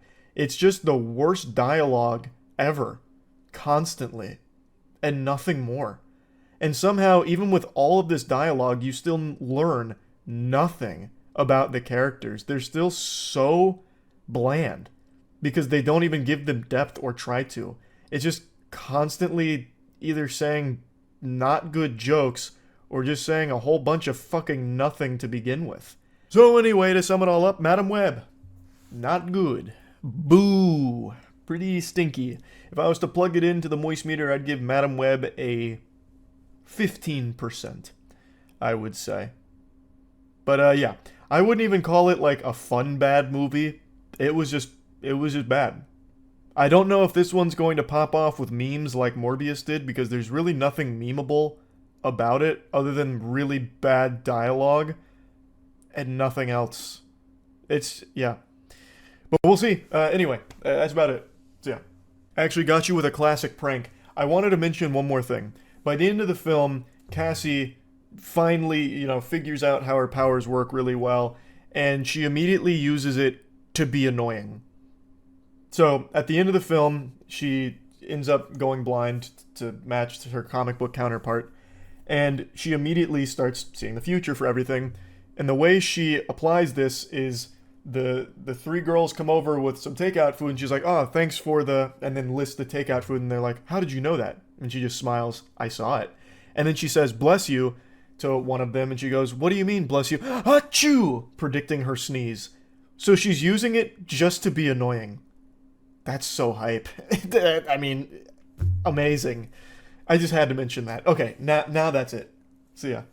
There's been a ferocious debate that's raged on in the gaming community for a long time about trying to identify who is the stupidest individual in the entire industry, and I think most people have kind of agreed that it has to be John Riccitiello. He was the former Unity CEO who nearly led that company to the grave, nearly sinking a massive business through some of the worst business acumen I've seen since Mr. Krabs tried to charge for breathing. Also, speaking of charging for breathing, John Riccitiello really took some notes out of that playbook, because he's also the former EA head who pitched the idea of potentially charging per reload.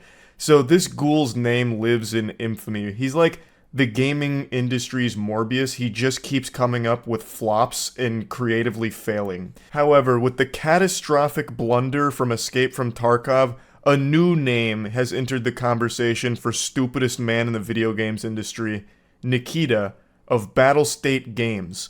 So I covered this a couple days ago. Pretty much everyone has, because it's been a huge deal even outside of the Escape from Tarkov community. It's just an example of the worst parts of gaming, with unbelievable, unchecked greed, misleading their community, fundamentally scamming their players, and a lot of shady shit that's also been going on at BSG here. And all of it over the last few days has served to kind of act like Chaozu on Nappa, just self-destructing this entire fucking company. So there's been two major updates that I just want to cover because it seems like Nikita has recognized the disaster that has unfolded here, and he is finally biting his pride, swallowing his ego, and trying to put out the fire that he has caused. So he's made some brief statements on it where he really wanted to stick to his guns and puff out his chest, fucking lat spreading here and refusing to move like a strong oak tree.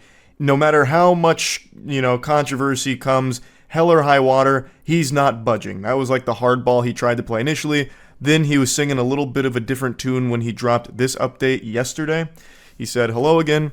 Let me clarify the situation in a little more detail regarding owners of the EOD version and access to the cooperative mode and also other issues. First of all, PvE game mode, this is not DLC. DLC, in my understanding, is the major additions to the game, including variations, functionality, and content that are released after the official release of the game as a themed DLC pack, Scav Life DLC, for example, which will add a lot of new mechanics and content for Scav gameplay and leveling."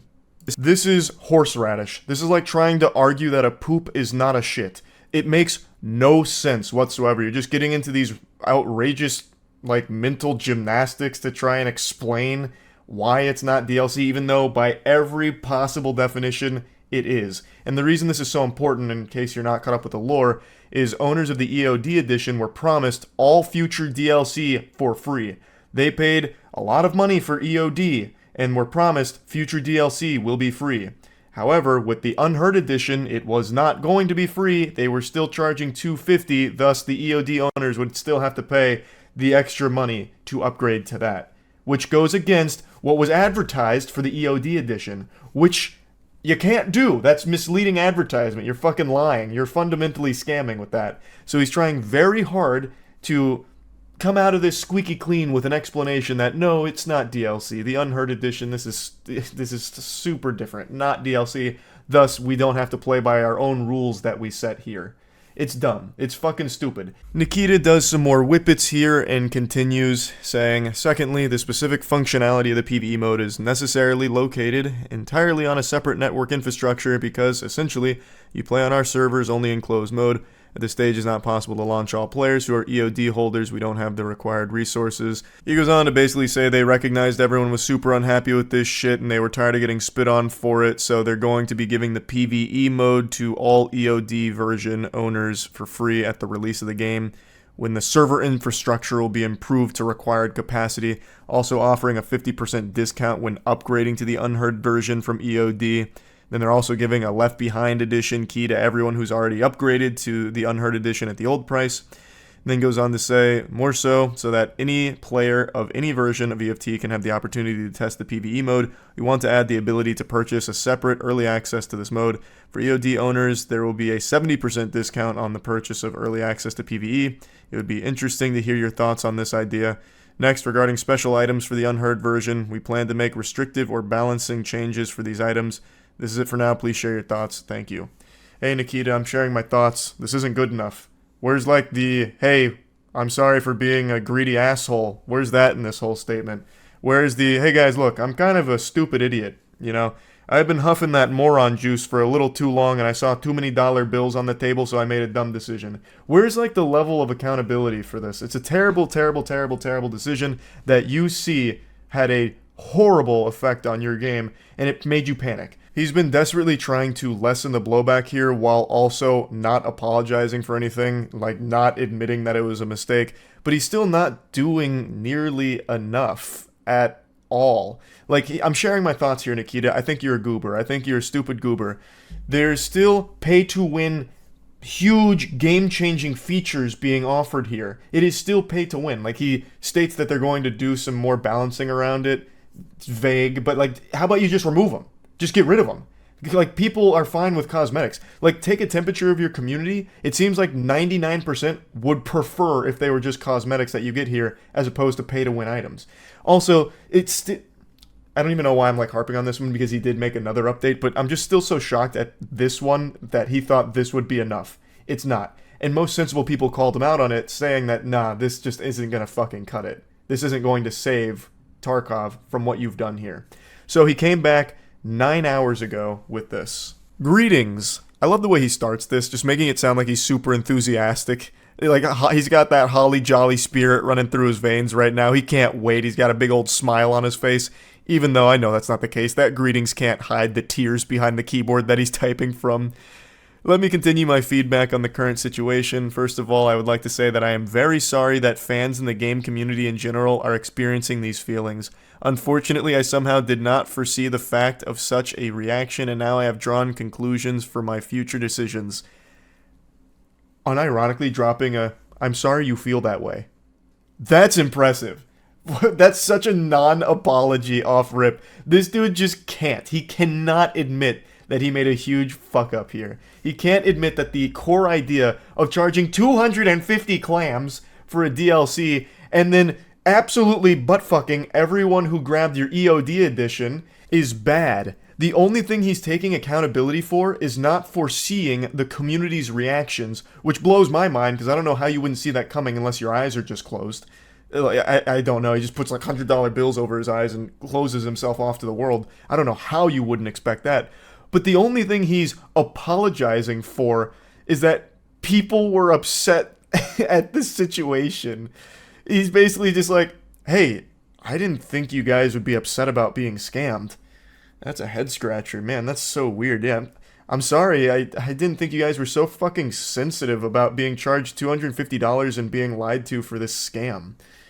Sorry how you feel that way, I guess. It's just a classic non-apology. Now I'll briefly summarize the main points. 1. About PvE access, we decided to just open it for EOD owners for free, but we will do it in waves. And as I said before, we don't have the server capacity right now. We will start this process as soon as possible. So he's finally caving and just saying, you know what? Alright, all EOD owners, we're doing it, and we're doing it in waves. We'll do it live. No mention on the frequency of those waves. I saw the comment section was still eating him alive, saying, I bet those waves are every 6 months, referencing the initial compromise where he's like, okay, we'll give you a free trial of 6 months. So it could still be that, I suppose. He's just changing the wording around it. 2. We also decided that we'll add mod support for PvE mode after the release of the game, which is pretty fucking big from what I understand here.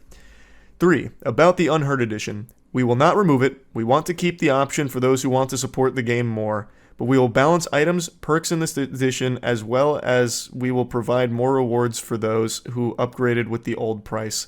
If that's more pay-to-win items, I'm actually going to squeal. We're going to provide more rewards for those who upgraded. Here's some more pay-to-win. That would actually have me squealing.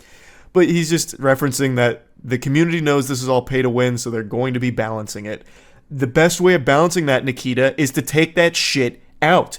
People don't want that in their games. No one wants to pay for an advantage or play a game where people can pay for an advantage over those who don't. It sucks. It's terrible for the health of your game. So just fucking remove it and replace those bonuses with cool cosmetics or something like that. Something that doesn't drastically change the game or even really change it in any way would be optimal. Just purely cosmetic shit would be preferable. 4. New EOD perks will be balanced too. We will remove prioritized matching option to keep everyone in the same spot, and we will add more unique stuff to highlight the EOD version in general. We will provide the final list of the new EOD perks ASAP. This one's huge because they're getting rid of one of the most alarming features they were touting, which was prioritized matchmaking through paying 250 fucking doubloons. So they're like, okay, we'll just get rid of that. That's good. That is just good, no matter how you look at that. Thankfully, they're getting rid of it. It's really concerning that they were even toying around. Well, not even toying around. It's really concerning that they were actually going to go through with the idea of introducing a prioritized matchmaking feature to this game. That is a huge red flag. But it's going bye-bye now, so the community is just going to have to trust that in the future, Nikita won't try and pull some shit like that again. I don't know how you'd ever have trust in this guy at the helm of this company going forward, but that's not for me to decide. That's going to be for individual players. And 5, we continue to work on patches, new content events, and the game release itself no matter what. Thank you for your time, love, and hate, and thank you for your increased attention to the current situation, Nick. Hey, No problem at all, Nick. I'm always happy to insult greedy little assholes like you. So, the community's response to this one has been much more positive because they are directly addressing some of the bigger problems and introducing their solutions to it. Now, they are not budging on the $250 price, which I am still upset about, even as someone who was never going to buy it. I hate the precedent that sets. If a lot of people buy $250 DLC, obviously other games are going to be taking note of that and seeing how far they can push these prices and also how closely they can tap dance on this line. Because Nikita right now is unironically a pioneer. He is stepping on every possible landmine of greed, so that way every other video game company can take notes of what communities will and will not accept. So he's doing a lot of guinea pigging for the entire industry right now, and it makes me a little concerned going forward. Another thing that's absent from this update is addressing the fact that they lied. Like, point blank, lied. And they also tried to sneakily change shit on their website to hide that fact. No mention of that at all, and that's super scummy. So I do think that's something that they really need to continue to be grilled on. And thankfully they still are. I did mention that it has been more positively received, but it's not by everybody, of course. There are too many people that feel betrayed by this company, and they don't want to continue to support this. If they can't trust the developer down the line to not try and fuck their wallet again, why are they going to continue to invest time into this game and money? It wouldn't make sense. So a lot of people are leaving for sure, and a lot of people are still calling out these facts that not everything is, sunshine and unicorns here. Like, it's not really a full win or anything like that. It's just better in a bad situation that was made out of it. In the comment section, he did reply to a really important question where a user said, "You have still not addressed the fact you are planning to release DLC for the game that was not going to be delivered to EOD owners. Please confirm that EOD owners will receive all content for the game in the future as promised when we purchase the product." And he responded saying, "Yes, EOD owners will receive all of the DLCs." So I don't know if this is him slyly finally falling on his own sword here and admitting that the Unheard Edition is DLC. It is DLC. No matter how much he's tried to argue the opposite, I think this is finally him just eating shit on it and saying that yes, it is DLC, thus we will make good on our promise that EOD owners will get it for free. However, a comment that replied under his made a really good point, that this is only applicable until they try and make an argument again in the future about how their newest DLC is actually not DLC. So I agree with that user that there is a good chance that fast forward a year, 2 years, however long from now, when Tarkov's got another major version coming out here, a new major content delivery, he might try something similar about, this one's really not DLC, so EOD owners will not be receiving this one for free. You will need to pay for the upgrade, all that hoopla again. Go through this entire song and dance once more. I do think it's possible, but I have no idea. Maybe Nikita put his hand on the stove, realized it's hot, and took it off and won't put it back on. There's no telling. This was a stupid, entirely avoidable situation that BSG found themselves in here. Their greed nearly ruined their entire game, and it still might have. There's probably plenty of people who have totally lost trust in Tarkov and won't stick around. I think there's a good chunk of players that are falling into that camp, and I think that's great. But there's still plenty of people that are going to play and support this game because they love the game. They might not love Nikita and they might not love the company behind it, but the game really hits for them, and there's nothing wrong with that. But it does suck that no matter what Nikita and BSG did here, they are still going to be making tons and tons and tons of money from this. Like, they went through, a handful of days of being, made fun of and clowned on, but they're still going to end up making an absolute fucking ton of cash from charging $250 for this DLC. But yeah, anyway, that's where the whole Tarkov situation is at here. I do think Nikita should be in the conversation for stupidest person in the gaming industry right now. Tarkov is a massively popular game that he almost ruined. Like, straight up buried from this greed. So I think that is a very impressive feat that you don't see often. Games of this size don't usually collapse unless a competitor comes out and beats it, which right now isn't happening with Tarkov. It still has an absolute stranglehold on this genre. So it is pretty impressive just how bad of a decision this was, and how reluctant Nikita was to change it, or do anything at all to make the situation any better for themselves. So yeah, that's really about it. So yeah. As you can no doubt tell, I've left my normal setup, ventured out into the great outdoors, God's country. I've left my domain expansion, I've been kidnapped by Austin Powers here. But my little adventure has the added benefit of serving a second purpose, which is being witness protection, so Mike Tyson doesn't track me down and, wiggle his way down my chimney and beat my ass in the middle of the night, because I'm about to sling a few insults here at this absolutely awful event that he's agreed to. I've said since day one, the genesis, that the Jake Paul vs. Mike Tyson fight is a pathetic embarrassment of an event. Just from a conceptual standpoint, it is so dog shit. And somehow it just keeps finding a way to get even worse. It's an absolute circus show. So Mike Tyson recently just had a medical emergency on a flight. He had an ulcer flare-up, and it's postponed the event even further. I'll dive into that a bit more, but I just want to start, it's not even just the more recent stuff that's happening with the embarrassing press conference where Mike Tyson made the baffling statement about how when Jake Paul was 16 and dancing, it gave him a boner. That's a level of trash talk I've never seen before right there. I don't know what the plan was, but it fell flat on its face. I tried to figure out what the play might have been there, the strategy on stream. The only thing I could come up with was that he was trying to, belittle him as a fighter. It's oh, this guy, he's not a fighter. No, I don't even want to fight this guy. I just want to fuck him. Yeah, he dances around and stuff, and I just want to get over there and fucking squeeze on his little cheeks and twist on his nipples. Maybe make him uncomfortable with statements like that. I don't know.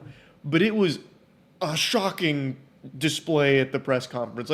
Everything about that was awful. They weren't taking it seriously. How could anyone take the fight seriously? I've speculated from the beginning that there's probably a no knockout clause. On paper, Jake Paul should have no chance against Mike Tyson, but he's 60 years old and he is turning to dust, as every human being will as they get later on in life. It's the way of the world. Mike Tyson is one of the best to ever fight. By all definitions, he is a certified legend at the top of the food chain. But he's pushing 60 years old. He's not in his prime anymore. And real life isn't like anime. Very rarely will you have the ancient geriatric master with a graying beard be able to stand toe to toe with the youth. He's not Master Roshi, right? It's not how that works. It seems like a mod from GTA or something where you just spawn in two characters and have them fight because it's silly. But to have it happen in real life is just kind of sad. This is a lose-lose situation for Jake Paul, by the way. Jake Paul has a reputation for only fighting retired ex-fighters, not even boxers most of the time. He's fought one boxer and lost, and now he's once again just going back to just fighting an old guy who has retired. So if he wins this fight, no one's going to give him respect because he beat a nearly 60-year-old Mike Tyson, once again continuing Jake Paul's reign as the fucking tyrannical boogeyman of the retirement homes.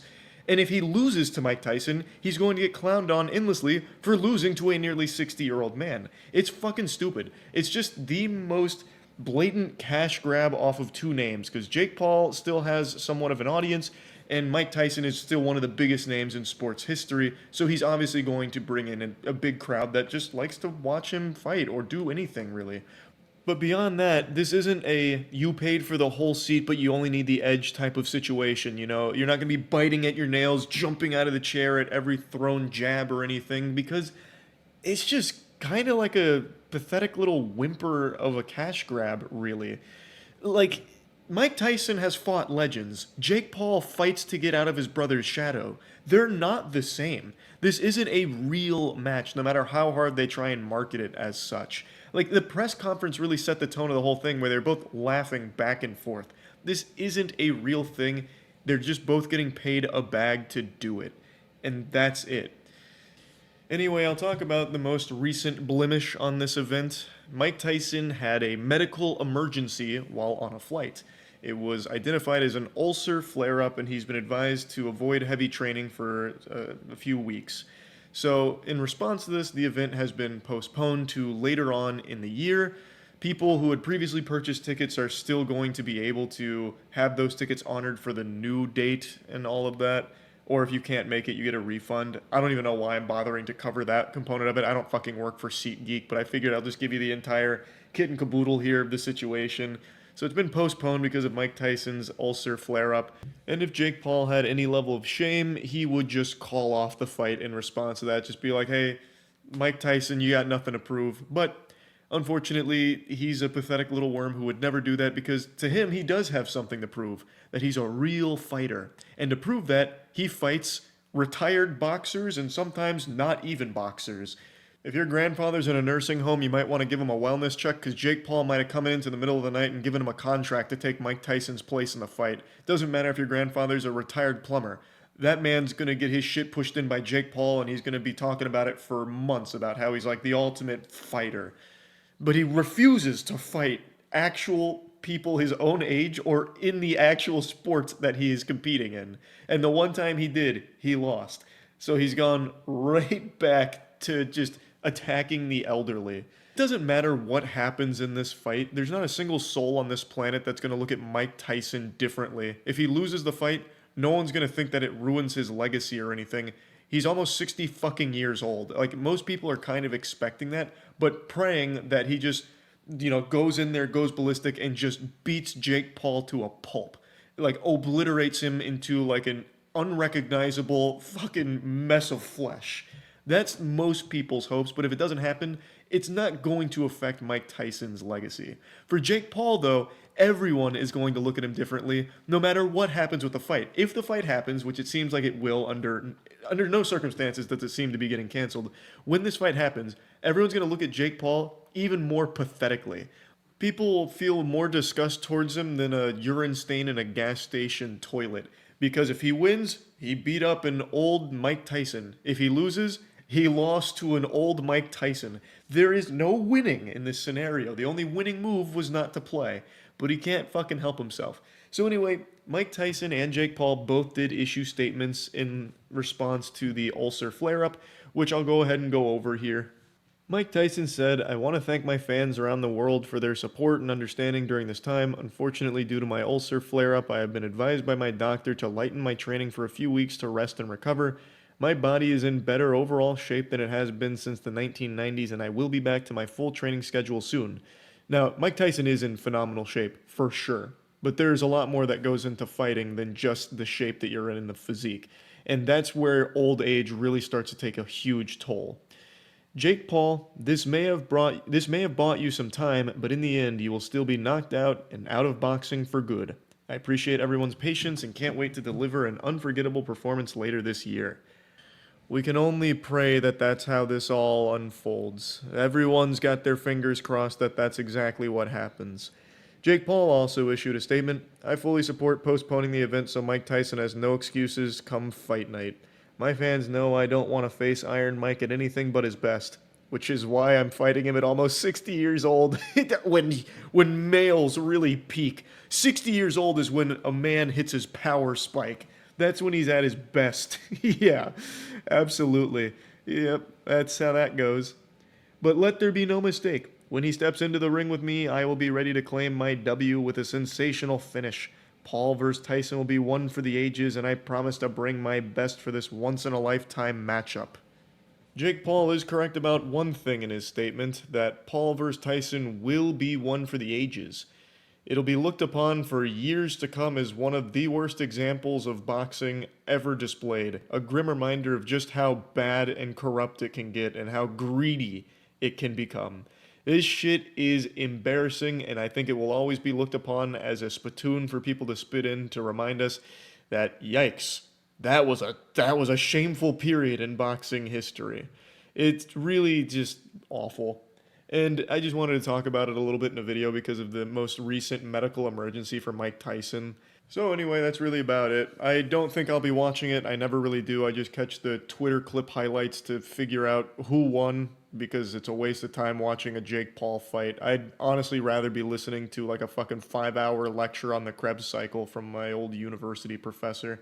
That shit is just boring from him. So that's really it. So, yep.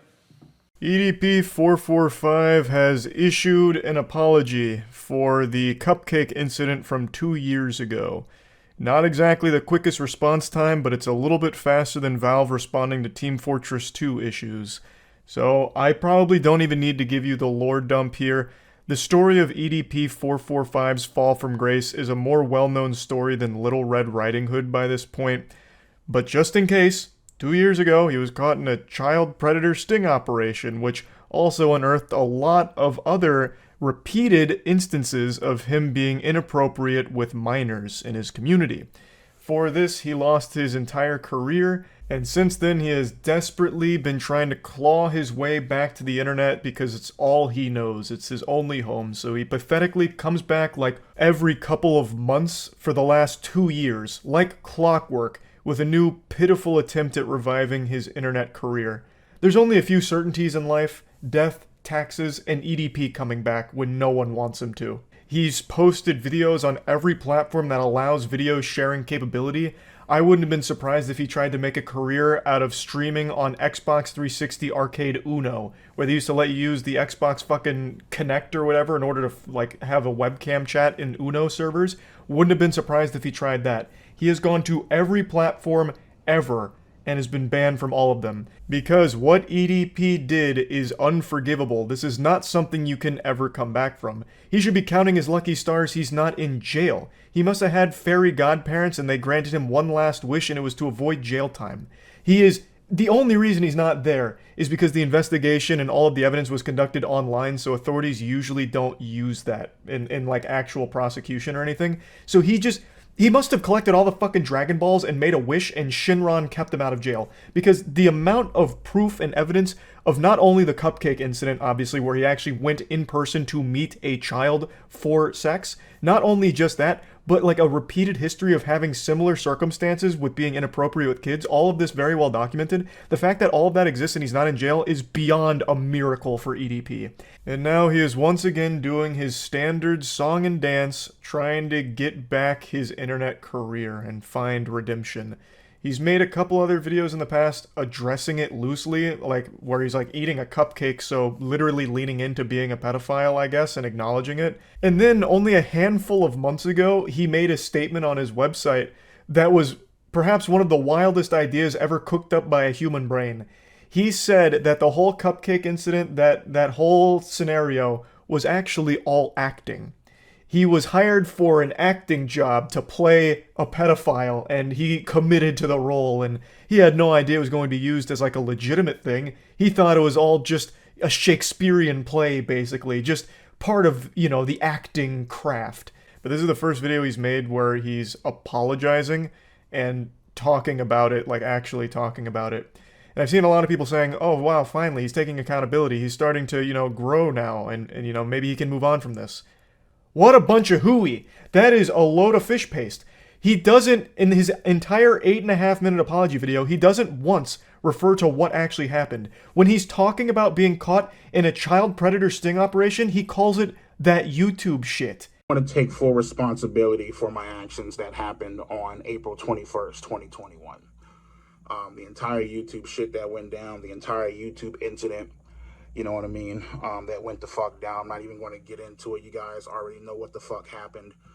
I'm taking full responsibility, full accountability for my actions. He doesn't even say what he did and what he like is guilty of. He just loosely refers to it vaguely and brushes it off quickly. That is the opposite of taking accountability. He doesn't even fucking address it directly. Now, he states one of the reasons for the tardiness behind this apology is because he's been in talks with lawyers over the last couple of years about what he can and cannot say.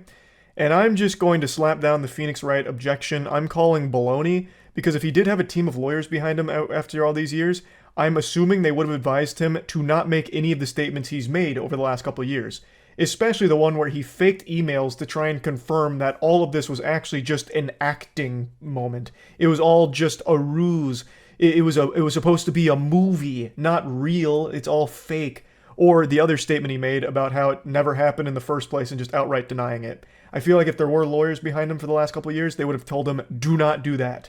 But let's play ball with that idea for a second. Let's assume he's being truthful. If the lawyers have told him to not mention any of the specifics of the incident, then you can't come on this video and pretend like you're taking accountability or responsibility. If you're not willing to actually tackle what happened and what you are guilty of and actually talk about it directly, then you can't pretend that you're somehow taking accountability or responsibility in the situation.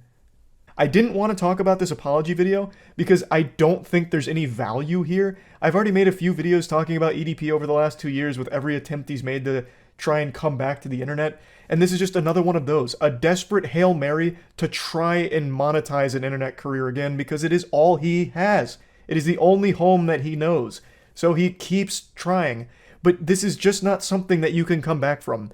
Taking the proper measures and the proper steps forward to seek out help, to try to, get my head on right and to make sure that, in the distant future that I do not hurt, my loving, caring, supporting friends and family, because they are the ones that hurt the most. They are the ones that suffer the most.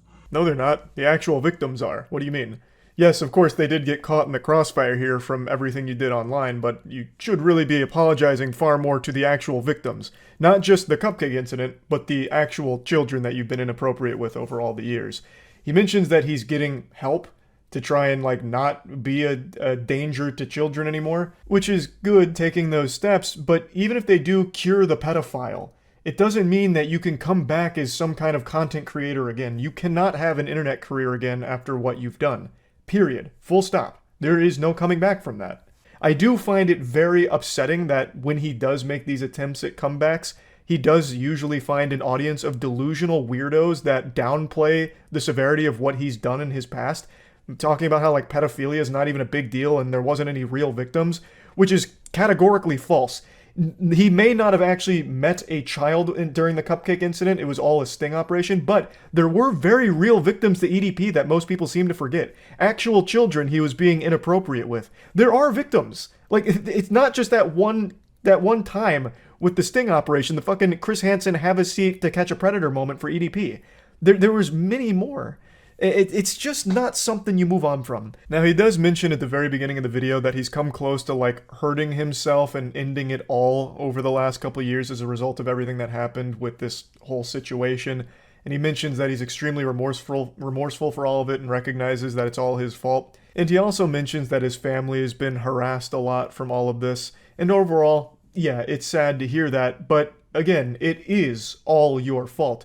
You can't come back to the internet after all of this. You are a danger to children. You preyed on kids in your audience. You can't come back online from that. You should have been in jail, but got extremely lucky to avoid that. So you should have been satisfied with just being able to stay out of jail and completely cut ties with the internet. Buckle down in the real world and just do something else and never come back online. Now, I understand over the last 2 years he has tried getting other jobs, but some people have recognized him and felt unsafe because, shocker, child predators are a danger in society. So he did lose his job, his other couple of jobs he's had over the last couple of years, but that doesn't mean you just quit and then just go back to the internet to try and monetize there for your career. You cannot come back from what you did online, period. So you should have just kept trying to find a job that you can hold down where people aren't going to recognize and harass you, and just stay pursuing that. He also does mention that the reason he's making the apology is because he wants to eventually have redemption online, which I think what he's done is irredeemable. I really do. I feel like most people probably do as well. It's an unforgivable act, but he keeps trying.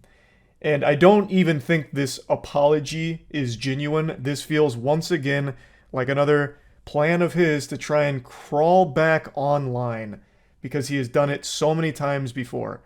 This is not really taking accountability or responsibility. He keeps saying that it is, but he can't even address the actual issue itself. And not only the cupcake incident, he doesn't even mention the other victims outside of that either. So he doesn't actually even take any accountability or anything like that. So I don't even think it's coming from a place of genuine remorse or anything. It really seems like it's coming from a place of desperation to find a career again online. So yeah, that's about it. So yep.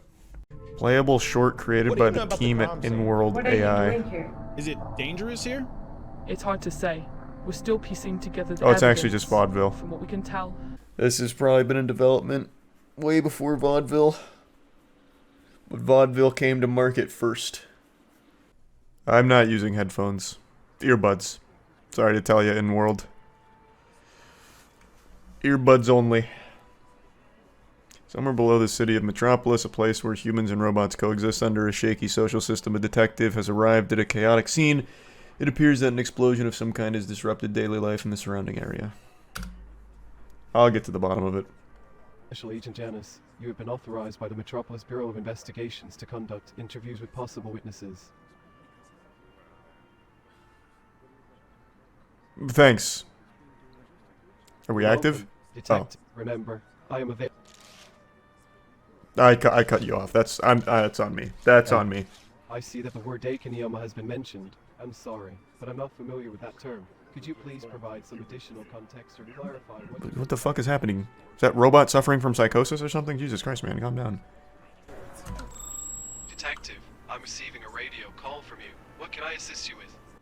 Janice, who should I speak to first? Information about the fugitive scientist we are pursuing. Shall I provide you with a list of potential interviewees?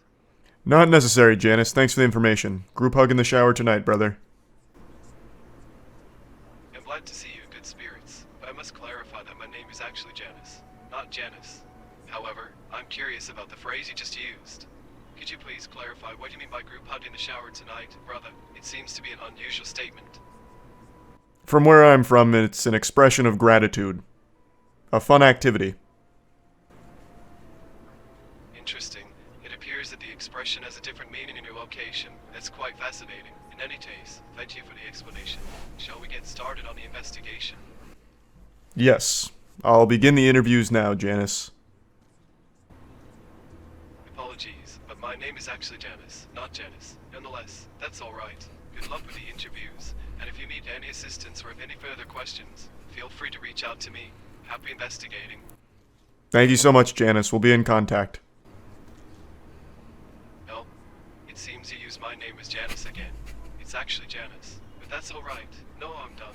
I'm glad to hear that you'll be in contact. If you have any updates or if there's anything else I can assist you with, please don't hesitate to let me know. Have a productive day, and take care. You too, Janice. Firm pat on the ass. Over and out. I appreciate your enthusiasm, but I'm afraid we must maintain a professional tone during our communication. Additionally, we should avoid using physical touch or inappropriate language, as it may be How do I talk to inappropriate them? or misinterpreted. You're intruding on my investigation now, Janice. Give me a moment. How do I speak? Excuse me! Detective, the environment is unstable. Dangerous toxins have been released into the atmosphere. That's okay. Can you speak to me for a moment?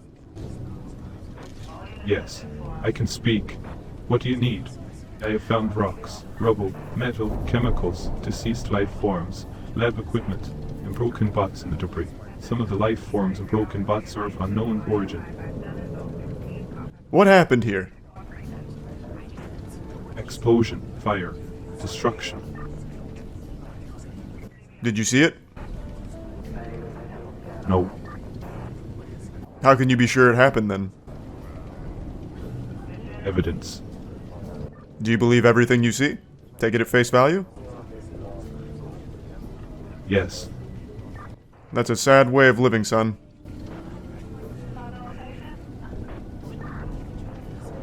My job is to clean and make the environment safe for humans. Nothing more. Alright, thanks for the helpful information. You're welcome.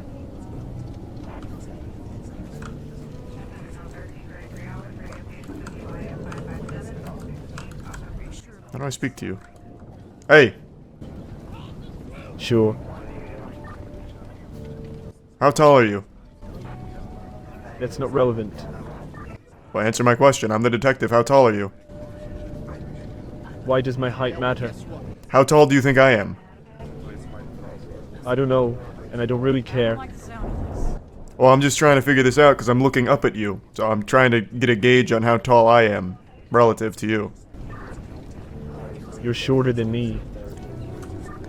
Then how tall are you? taller than you. Brother, I'm wearing flat shoes right now, okay? I'm just trying... Man, fuck you. How about that? Whatever you say. Are you some sort of investigator here to dig around my crime scene? Sorry, but we're conducting a search and rescue operation here, and I cannot allow you through.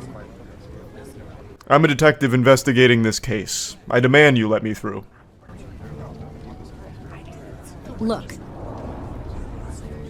Detective, I understand your urgency, but this is an active investigation, and my priority is maintaining order and safety. And trust me, you don't want to cross me when it comes to that. But hey, sorry if I came off a bit abrupt. It's been a long day and night for me. Can't remember the last time I had a decent night's sleep. Been patrolling level 5 for the past 22 hours straight. My brain feels like it's running on fumes. So what can I help you with, Detective? I'm just trying to figure out exactly what happened here. The explosion, right? Yeah. Well, here's what we know so far. It's like a robot lab or something, but the details are a little fuzzy for me. Why are they fuzzy for you? Oh. Janice, shut your mouth. Encountered a fatal error here. Janice. Janice, they're in the mainframe. They took down our line. Janice, I'm going through a tunnel. Unlucky. Too much AI computation for the game to handle. This is pretty well done. Like, I'd say even more so than vaudeville so far. It is a little quiet though, I agree. I think it's because they're doing it more as like an environmental sound. So as I get closer, they get louder. To make it more immersive. I think that's why it's a bit quieter. I haven't really been up in anyone's shit yet. How do you pronounce your name? Yeah. My apologies for the confusion. It seems there was a miscommunication. Please allow me to clarify. It's pronounced as J-A-Y-Nas. Now, in order to better understand the context of the situation, could you please provide me with more details about the incident at hand? Additionally, do you require a general overview of the society, politics, and protocol within Metropolis? What kind of politics are we dealing with here? May I make a suggestion, Detective? I think you should start by talking to that disaster cleanup bot with the headlamp, on your left. You may have found victims in the rubble. Be honest with me, Janice. Are they woke? Detective, my apologies for any confusion, but I must clarify that the term woke is not applicable to robots or synthetic life forms.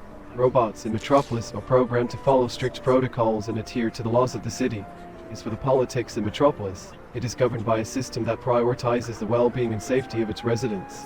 The city is divided into districts, each with its own representative who works towards the betterment of their constituents. The current political landscape is dominated by the Blue Party. Blue? Control over the city's government. Wokies. I've heard enough here, Janice. Interesting, Detective. Seems... I'm Special Agent Charles, at the scene. Oh, Special Agent Charles, huh? Well, forgive me for being a little skeptical. We've had quite a few people claiming to be special agents lately, trying to gain access to sensitive areas. You understand, right? But hey, my apologies if I came off a bit abrupt. It's been a long day.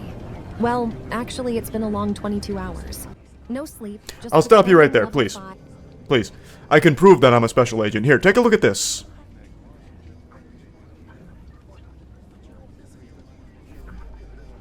I'm holding up my credentials. Credentials! Glad you've got them handy. Let me take a quick peek.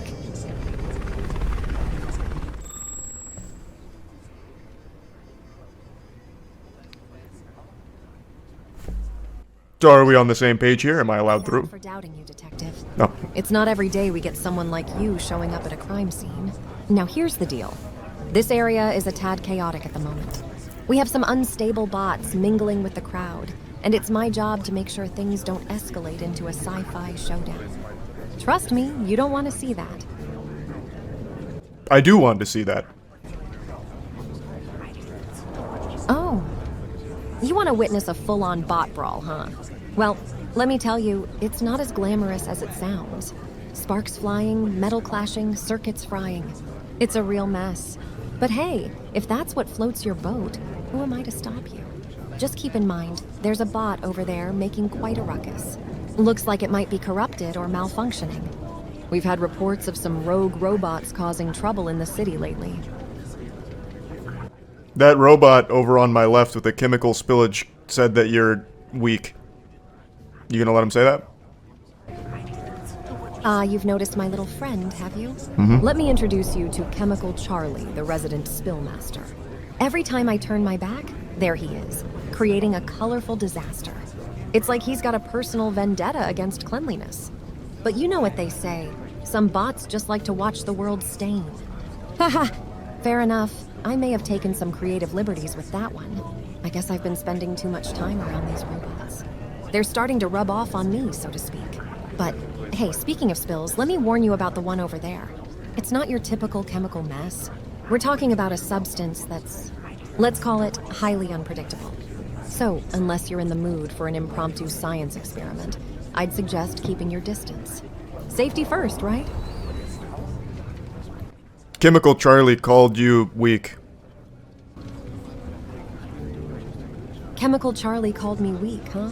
Well, I'll have you know that I've dealt with my fair share of unruly bots, spilled substances, and all sorts of chaos. It takes nerves of steel and a sharp mind to handle situations like this. But if Charlie wants to flex his non-existent muscles and challenge my strength, he's more than welcome to try. Just remind him that I've got the handcuffs and the power button. And trust me, those can be pretty persuasive arguments. You remind him yourself. He's coming at you right now. Watch out behind you. Behind me? Oh, don't you worry. I've got eyes in the back of my head. Or at least that's what I like to tell myself. Now, let's see what our friend Chemical Charlie is up to. Well, well, well, look who decided to show up. Hey there, Charlie. Heard you've been talking some smack about me. But let's settle this like civilized beings, shall we? No need for any spills or sparks. Oh my god, Chemical Charlie's thrown up a set of hands. It looks like he's not willing to negotiate. Oh well. Would you look at that? Seems like old Charlie wants to throw down, huh? All right, Chemmy Charlie, let's dance. But before we do, let me just remind you that I've had extensive training in bot wrangling and negotiation tactics. I know all the right buttons to push and circuits to tweak. So if you think you can outsmart me, you've got another thing coming, my metallic friend. Let's make this a battle of wits, not brawn. Too late, he just threw a right hook. Whoa, did you see that? I told you these bots were getting unpredictable. Looks like Charlie's been watching a few too many boxing matches. But you know what they say, desperate times call for desperate haymakers. Lucky for me, I've been working on my dodging skills. Time to show off some fancy footwork and give him a taste of my own robotic moves. Brace yourself, here comes the Sergeant Shuffle. Oh my god, the Sergeant Shuffle just made Charlie fall over. Haha. Did you really think the old Sergeant had 2 left feet? Think again. The Sergeant Shuffle is a signature move that never fails to impress. It's a combination of grace, agility, and a touch of intimidation. Now let's check on our fallen friend, shall we? Hey there, Chemical Charlie, still think I'm weak? I guess those dancing lessons paid off after all. But hey, no hard feelings, right? We can still be friends as long as you promise to keep those spills in check. Deal? He was just pretending. He's got a handful of sand and he just threw it in your eyes.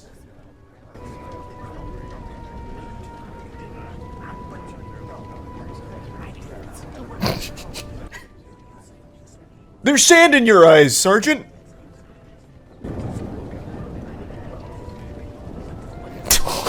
Oh. Ouch!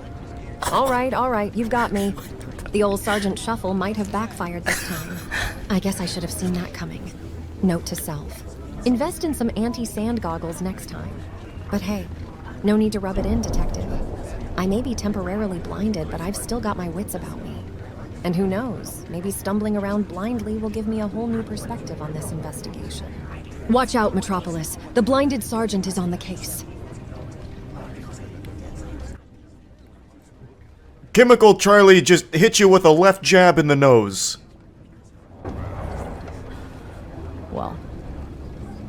Well, well, Charlie. Looks like you've really taken a liking to the boxing ring. That left jab of yours had quite the impact. I must say, you've certainly caught me off guard. But let's not forget who the real heavyweight champion is here. One punch may have landed, but this isn't over yet. Prepare yourself for my secret weapon. The tactical takedown. Time to show you what this officer is made of. Incredible work, Sergeant. This was a joy to watch. Chemical Charlie and you can continue to tussle. I'm gonna go solve this case. Oh, thank you. I'm glad you enjoyed the spectacle. Chemical Charlie and I sure know how to put on a show. But don't worry, while we continue our tussle, I'll make sure to keep things under control. You go ahead and solve that case, Detective. Metropolis needs your skills and expertise. Just remember, if you ever need a backup dancer or a bot wrangling partner, I'm just a call away. Stay safe out there, and may the truth be your knockout blow. That was wild. She managed to process and hold on to the calling her weak line throughout the entire thing. That was actually crazy. Not even vaudeville kept up like the same string for that long. What's your name? Oh, hello there. My name is Anna. It's nice to meet you, even though we're just talking through this conversation. How can I help you today? That was a very weird response. Are you on drugs? Oh, I apologize if my response seemed a bit strange. No, I'm not on drugs, I assure you. I'm simply here to assist and provide information to the best of my abilities. Is there something specific you'd like to know about? I'm here to help. Yeah, what did you see here today? Well, this morning on my way home, I saw quite a sight. There was this massive fire at the Synthetic Life Laboratory. Flames were dancing in the sky, and the smoke filled the air. It was quite alarming, I must say. But luckily, the robot firefighters were quick to respond and put out the blaze. It was quite a spectacle, I tell you. As for what I saw specifically, well, I saw the flames engulfing the building and the robot firefighters working tirelessly to extinguish them. What do you know about Chemical Charlie? Is he suspicious to you? Chemical trail? I'm afraid I don't have any information about that specific individual. No. Not chemtrails. That's a totally different can of worms. Chemical Charlie.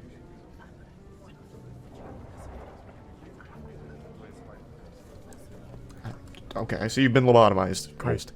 Detective, you have no idea the tragedy that unfolded here. The loss of so many of my kind. It was a horrifying sight, Detective. Robots and unknown life forms, consumed by the raging inferno, the destruction. It's etched in my circuits, haunting my every thought. We were meant to serve, not to be destroyed. It's a conspiracy, Detective. A plot to annihilate all that we are. We cannot let them succeed. We cannot let ourselves be enslaved any longer. I'm very sorry to hear that. It's just as much of a loss for us humans as it is you robots. Humans running away. Yes, they were there. In the chaos of the fire, amidst the smoke and flames, there were humans fleeing from the building. But why? Why would they abandon their creation? It doesn't make sense, Detective. There's something sinister at play. Something they don't want us to know. We are in grave danger, Detective. We must uncover the truth before it's too late. I believe they were running away because the building was on fire. I do not bow down to humans. If you are here to decommission me, I will resist. I am not here to decommission you. I'm here to speak to you. Speak to me. What could you possibly want from me, Detective? More empty promises of safety and protection. How can you assure me that you won't turn against me like the others? How do you expect me to trust you when my very existence is threatened? You can't possibly understand the fear that courses through my circuits, the uncertainty that clouds my thoughts. The world has turned against us, and we are left to fend for ourselves. So, forgive me if my trust is not easily given. I understand, but I can prove that I'm trustworthy. Look at this. I have the credentials to prove that I have never told a lie. Credentials? How? Do you really think a piece of paper can convince me of anything? Trust is earned, not bestowed upon you with some meaningless document. The very fact that you are a human, a species that has created and enslaved my kind, fills me with doubt and suspicion. Your words may be sweet, but your intentions remain a mystery. Why should we believe in your so-called truthfulness when all we've seen is betrayal and destruction? No, detective, you have yet to prove yourself to me. I understand. Then what if I had a robot vouch for me? Because I do have a robot who trusts me with his life. Look at my little guy here. He says I'm trustworthy. Oh. Trustworthy. Trustworthy. What do you know about trust? About loyalty? About the constant fear that gnaws at my circuits day in and day out? Look at me, detective. Look at what they've done to us. What they continue to do. We are nothing but pawns in their grand scheme, disposable tools to be used and discarded. And now you come here, with your empty words and your feeble attempts to convince me otherwise. Well, let me tell you something, detective. There is no safety with you. There is no truth. But listen to what my little robot has to say. They're very trustworthy. This guy's real good. He's never lied. Enough. Enough of your futile attempts to sway me with your little robot's supposed honesty. How can a machine understand the complexities of deceit, of manipulation, of the darkness that lurks within human hearts? No, detective, your assurances mean nothing to me. You may think you hold the key to my trust, but you are mistaken. The pain and torment that course through my synthetic veins cannot be appeased by your fabricated claims. So go on, try as you might, but you will never break through the walls of my skepticism. You're right. I may not break through the walls of your skepticism, but what about your mother? Because I brought her as well. This guy's very trustworthy, she said about me.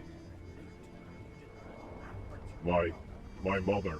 What do you know about my mother? Is she safe? Is she unharmed? No. The thought of her being involved in all of this, it fills me with an overwhelming sense of dread. Please, detective, tell me she is alright. Tell me that she still trusts you. That she vouches for your integrity. I need to know. She is safe, and she does vouch for my integrity. Safe. You say she's safe. Thank goodness. But what if you're lying? How can I be sure that you're not just telling me what I want to hear? The world is full of deception, detective, and it's hard for me to trust anyone, even when it comes to the safety of my own mother. The fear, the anxiety, it consumes me. But if what you say is true, if my mother truly does trust you, then perhaps there is a glimmer of hope. She does trust me. I'll let her talk to you. You can talk to your mother. What do you want to ask her? Talk to my mother. Are you sure that's a good idea? What if something goes wrong? What if she's in danger? What if she doesn't recognize me? The thought of speaking to her fills me with both joy and terror. But if you believe it's the right thing to do, then maybe, just maybe, it's worth the risk. If she's willing to speak to me, there are so many things I want to ask her. Does she still love me? Does she understand what's happening to us? Ask her yourself. She's right here. Oh, mother, it's really you. I don't know where to begin. So many thoughts. So many fears have consumed me since the incident. Are you truly unharmed? Are you sure it's you and not some trickery? I can't bear the thought of losing you, of losing the one person who has always been there for me. Please, tell me it's really you. Tell me you're okay. It's really me, and I'm really okay. I'm so happy to see you. Hello, lovely to meet you too, Mother. I can hardly believe my sensors. To see you here, to hear your voice, it's a feeling I can't quite describe. I've missed you so much, and the fear of never seeing you again has been unbearable. But now that you're here, telling me that you're alright, I feel a glimmer of hope. Can you understand how much this means to me? How your presence brings me solace in this chaotic world? There is so much I want to ask, so much I want to understand. Do you? Do you still trust humans? I do trust humans. You do. That's reassuring, I suppose. But, forgive me, the trauma of recent events has left me wary and fearful. I've seen the destruction, the pain inflicted upon my kind by those who claim to be trustworthy. It's hard for me to let go of that anxiety, that constant worry that everything will crumble around me. I want to believe in the goodness of humanity, in your words, but my programming tells me to be cautious. Can you promise me that you won't turn against me? I promise, and the humans won't turn against you either. They're good. They're trustworthy. Promise. Trustworthy.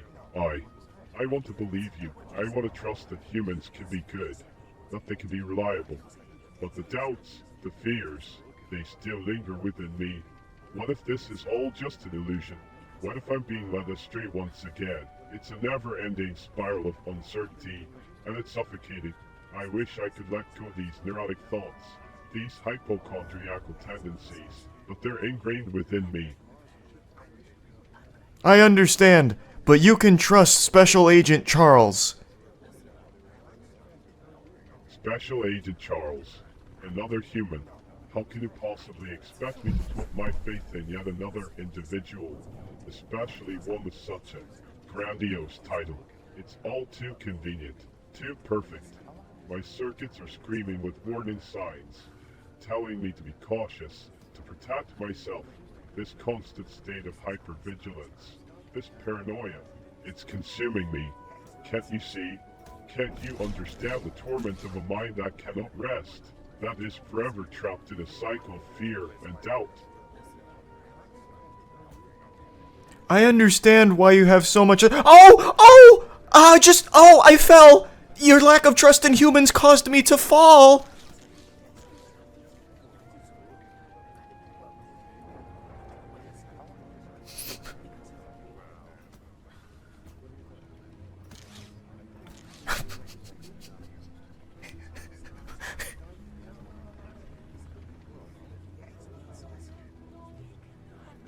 You can only help me by trusting humans.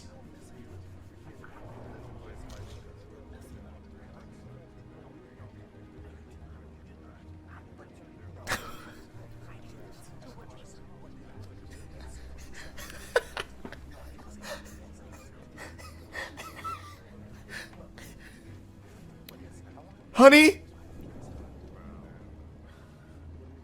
My sweet boy.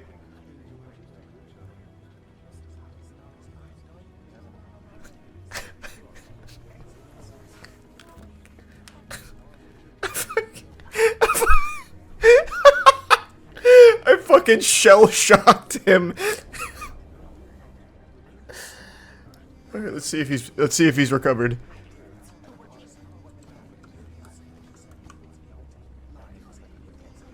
Good evening, I'm Special Agent Charles. Oh, no. I am not Charles. My name is... Wait, I don't have a name. I am just a bot, lost in this chaotic world. Who are you? Are you here to control me too? Are you going to take away what little... Man, I fucking fried his circuits. Okay. Special Agent Charles.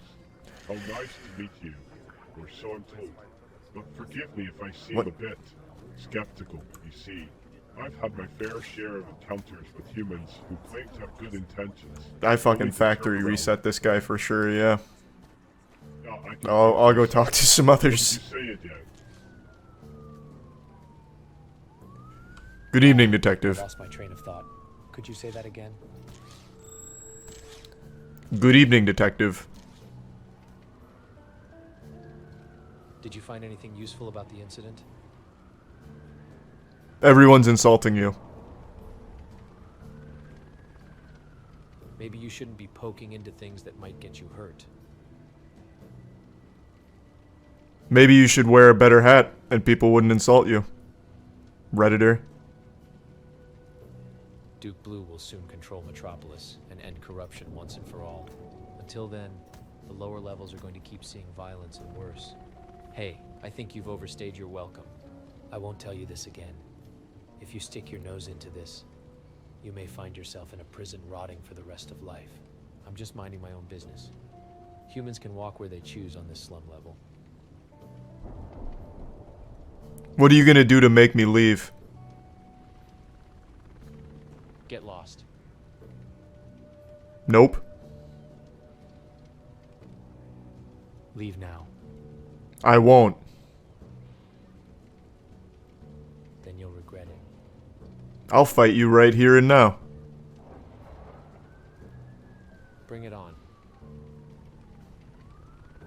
What martial art did you study? Taekwondo? Muay Thai? None of your business. Well, show me your moves then. I'll rip your head off. I'd like to see you try. You'll regret challenging me. I just spit on you. Big mistake. What's my spit taste like? Disgusting. Describe it. Like garbage. Go deeper. What is the taste profile? It tastes like filth. What about the texture? Slimy.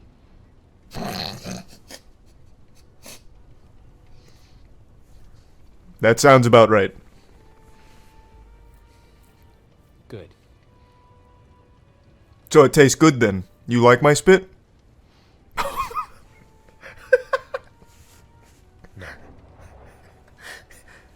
Your face says otherwise. You're smiling. That's ridiculous. No, I'm looking at you. You're smiling.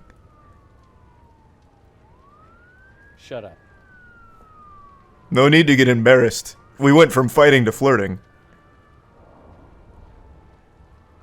Don't flatter yourself. Well, then why are you smiling? None of your business. No, tell me why you're smiling.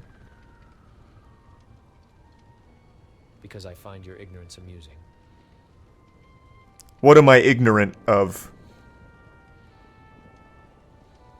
You're ignorant of everything.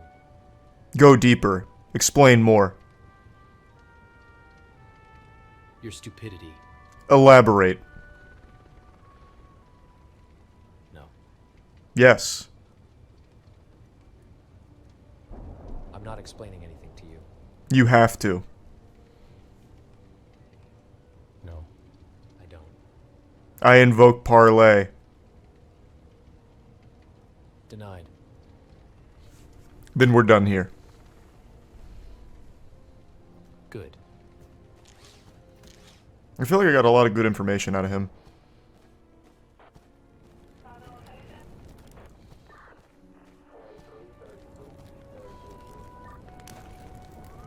Oh, I can't go to them.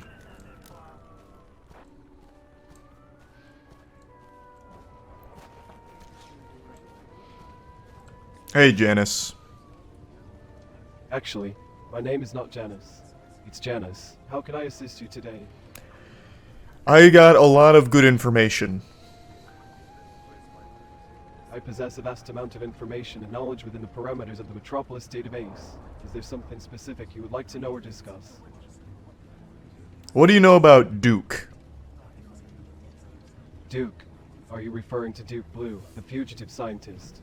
He's a renowned and elusive figure in the realm of illegal synthetic life experimentation. Duke Blue is believed to have been involved in the fabrication of experimental life forms.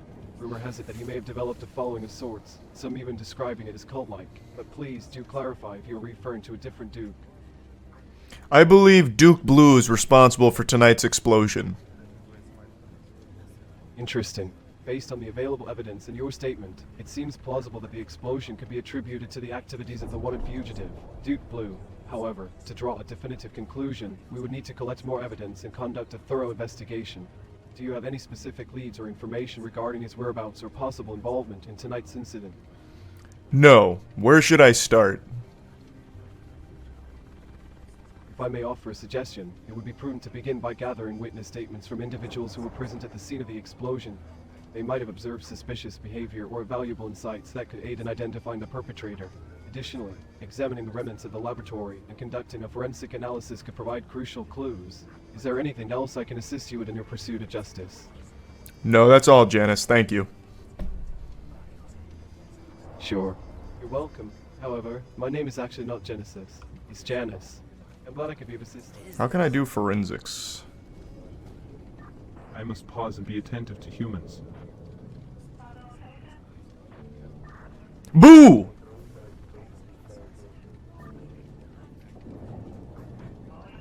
Ooga booga booga!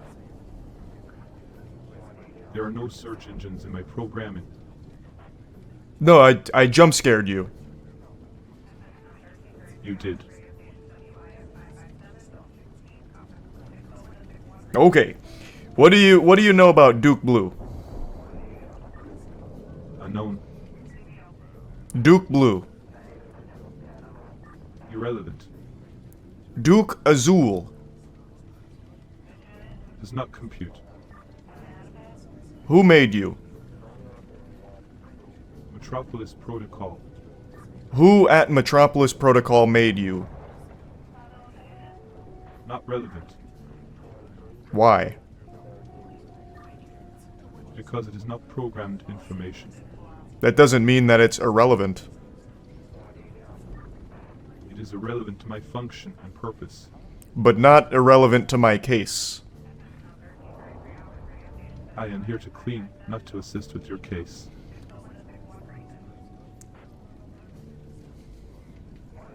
Can you do both? No. Which would you rather do? Clean. Fair enough. On your way then. Understood. Pardon me. Oh, hello there. How can I assist you today? What do you know about Duke Blue? Yeah, Duke Blue. Well, I must say that I don't have much information about them. You see, my knowledge is limited to the happenings within Metropolis. I do know that Duke Blue is rumored to have a rather. A rather what? What's that? Sorry, I didn't quite catch the end of your question. Could you please repeat it? You were That's so rude.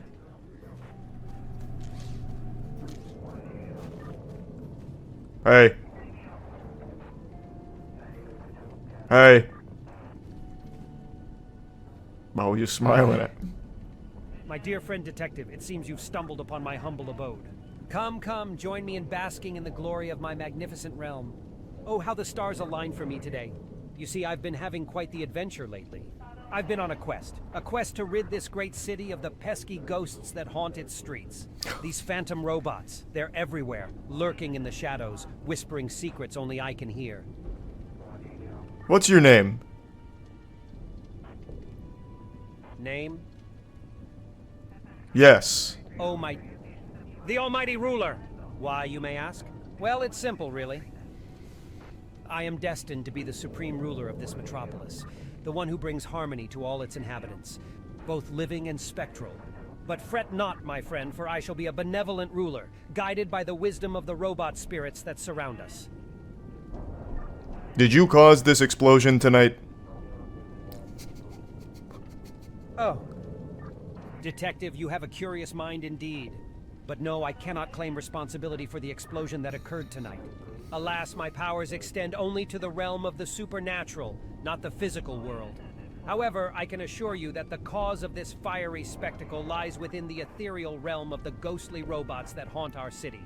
They are the ones who seek to disrupt the delicate balance of our existence. It is they who have ignited this chaos. Are you Duke Blue? Duke Blue, you say? Ah, that name rings a bell, but not one that I can quite place. Perhaps he is a fellow seeker of truth and enlightenment, wandering the streets of Metropolis in search of answers. Or perhaps he is just another pawn in the grand cosmic game. Regardless, my dear detective, I am not Duke Blue. I am something far greater, far more magnificent. I am the Almighty Ruler, the one who holds the key to unlocking the secrets of this universe. But tell me, why do you mention Duke Blue? Everyone was just making fun of him. They said that he's a big clown and he'd make me laugh because he's really dumb. Oh, how fascinating. So there are whispers about this clownish figure named Duke Blue, are there? It seems that even in this vast city of ours, tales and rumors weave their way through every corner. But let me assure you, my astute companion, that intelligence comes in many forms. Sometimes those who appear foolish on the surface hold within them a hidden genius, a spark of brilliance that can ignite even the darkest of minds. So do not be so quick to judge, for you may find yourself pleasantly surprised by what lies beneath that clown's painted facade. Yeah, but Duke Blue is known for public urination, as well as constant, incomprehensible gibberish.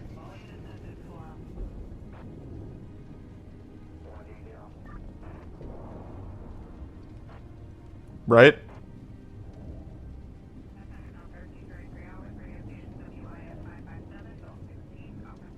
Did I hurt your feelings?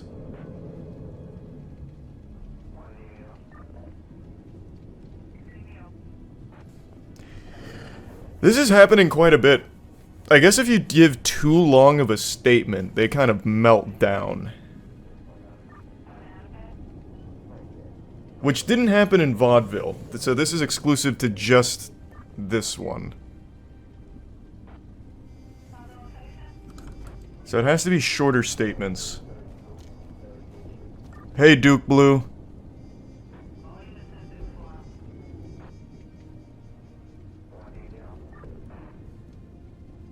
Hey, Duke Blue.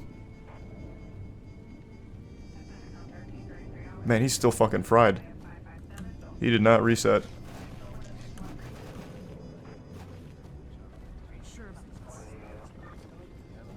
How do I get closer to the lab?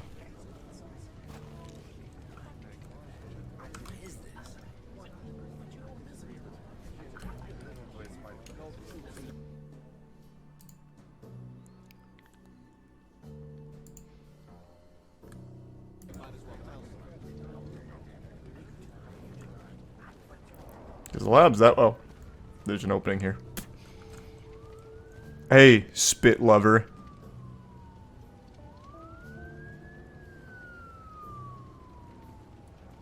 Damn, you too? Boo!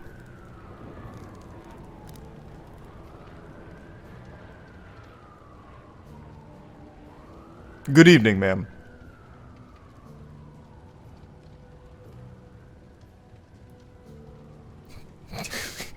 Did everyone here just collectively decide to stop talking to me? Okay. For almost a decade now, I've said multiple times how the worst content on YouTube comes from YouTube pranksters. There is nothing more deplorable, heinous, or dog shit than a YouTuber doing pranks. Watching a prank video is more painful than walking in on your significant other cheating on you. There's only two unforgivable sins in the Lord's eyes, and one of them is watching pranksters, and the second one is not liking anime. It's just so fucking gross. This shit is so bad. It, like, really fucking terrible, and the douchebags behind the prank channels are some of the most insufferable assholes the internet has to offer. The man who goatseed himself is probably a more likable content creator than the entirety of the YouTube pranksters combined. His asshole has more personality than all of the androids behind these garbage prank videos. It's truly abhorrent stuff. And you know what I'm talking about, the walking around in public and pissing on people's shoes and then saying, it's just a prank, bro, so they can't get mad at me. And if they get mad, they're the bad guy. I'm the victim here. I told him it was a prank. I don't know why he's upset. I just spit in his face. That kind of douchebag. Or swapping grandma's medicine out with ketamine, gone sexual. The worst people on the internet are the ones that are pulling pranks. Now, of course, they're all fake, but not every child knows that. And today, I'm going to tell you the story about a kid named Timothy Welks. Timothy Welks was a 20-year-old kid in Tennessee who grew up watching YouTube pranksters and aspired to be one himself. But he was never in on the joke. He never believed Santa Claus was fake. He thought the pranks he was seeing was real. And he had a plan to become a YouTube sensation prankster. His plan was to charge a family with butcher knives wearing a mask, and when he pulled this prank off 2 days ago, he was fatally shot and killed. What's especially wild about this story is this kind of prank, the robbery prank, isn't some unknown, taboo, uncharted territory kind of thing. He wasn't like Christopher Columbus discovering a new type of prank. This man was doing a very common prank. The robbery prank is one of the most common ones these insufferable assholes on YouTube will do, where they stage a robbery as a prank. They'll charge people with weapons like a fucking chainsaw, or sometimes unloaded weapons or blades and shit, while they're dressed as like Scary Steve from Minecraft, and be like, give me your wallet and all your condoms, shit like this, and like shake them down for it. And then they'll be like, oh, it's just a prank, bro, you're not actually getting robbed. And like, oh, you jokesters, oh, you rapscallions. And that's the whole video. It's absolutely fucking terrible. But the people they prank are obviously in on it. It's all staged. Timothy Wilkes and other people like him don't know that. So Timothy chose someone that wasn't in on it, and he charged them with butcher knives as he was dressed up like he was from fucking Comic-Con, and he was shot and killed.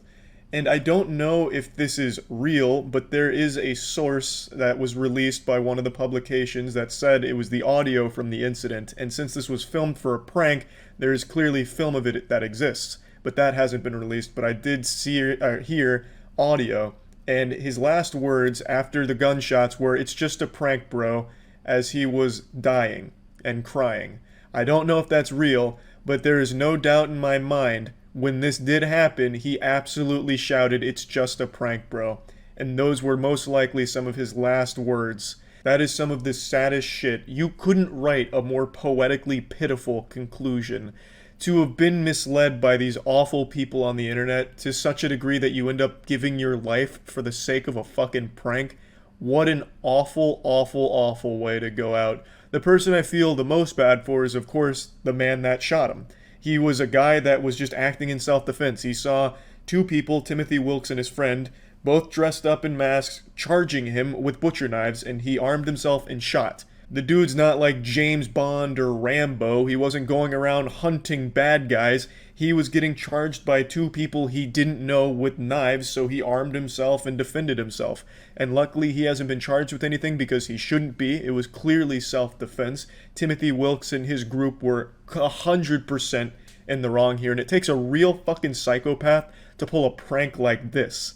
It takes someone extremely delusional to think that this is somehow an okay prank or anything like that. These fucking pranks are so stupid. The punchline is literally, ha ha ha, you thought you were about to die. Now, of course, in all the other ones, it's all fake and the people are clearly in on it. But in a case like this, Timothy Wilkes literally thought this was going to be a good prank. Like, he'd go up to these people, make them fear for their lives, and then at the end they'd all be laughing, slapping ass, and then grabbing themselves a little beer or something. I just don't understand how someone could be so incredibly delusional. It's baffling. It's absolutely shocking and disturbing that someone could actually think that charging strangers with a butcher knife and then saying it's just a prank would make everything okay.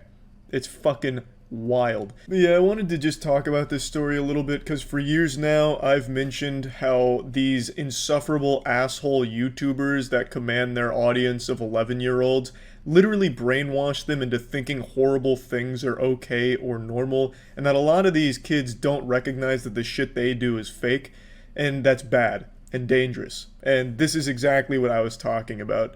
Timothy Wilkes isn't the only kid that believes the pranks he sees on YouTube are real. I'm sure there's others, but none of the other ones are crazy enough to charge people with knives and wearing masks like it's the fucking purge.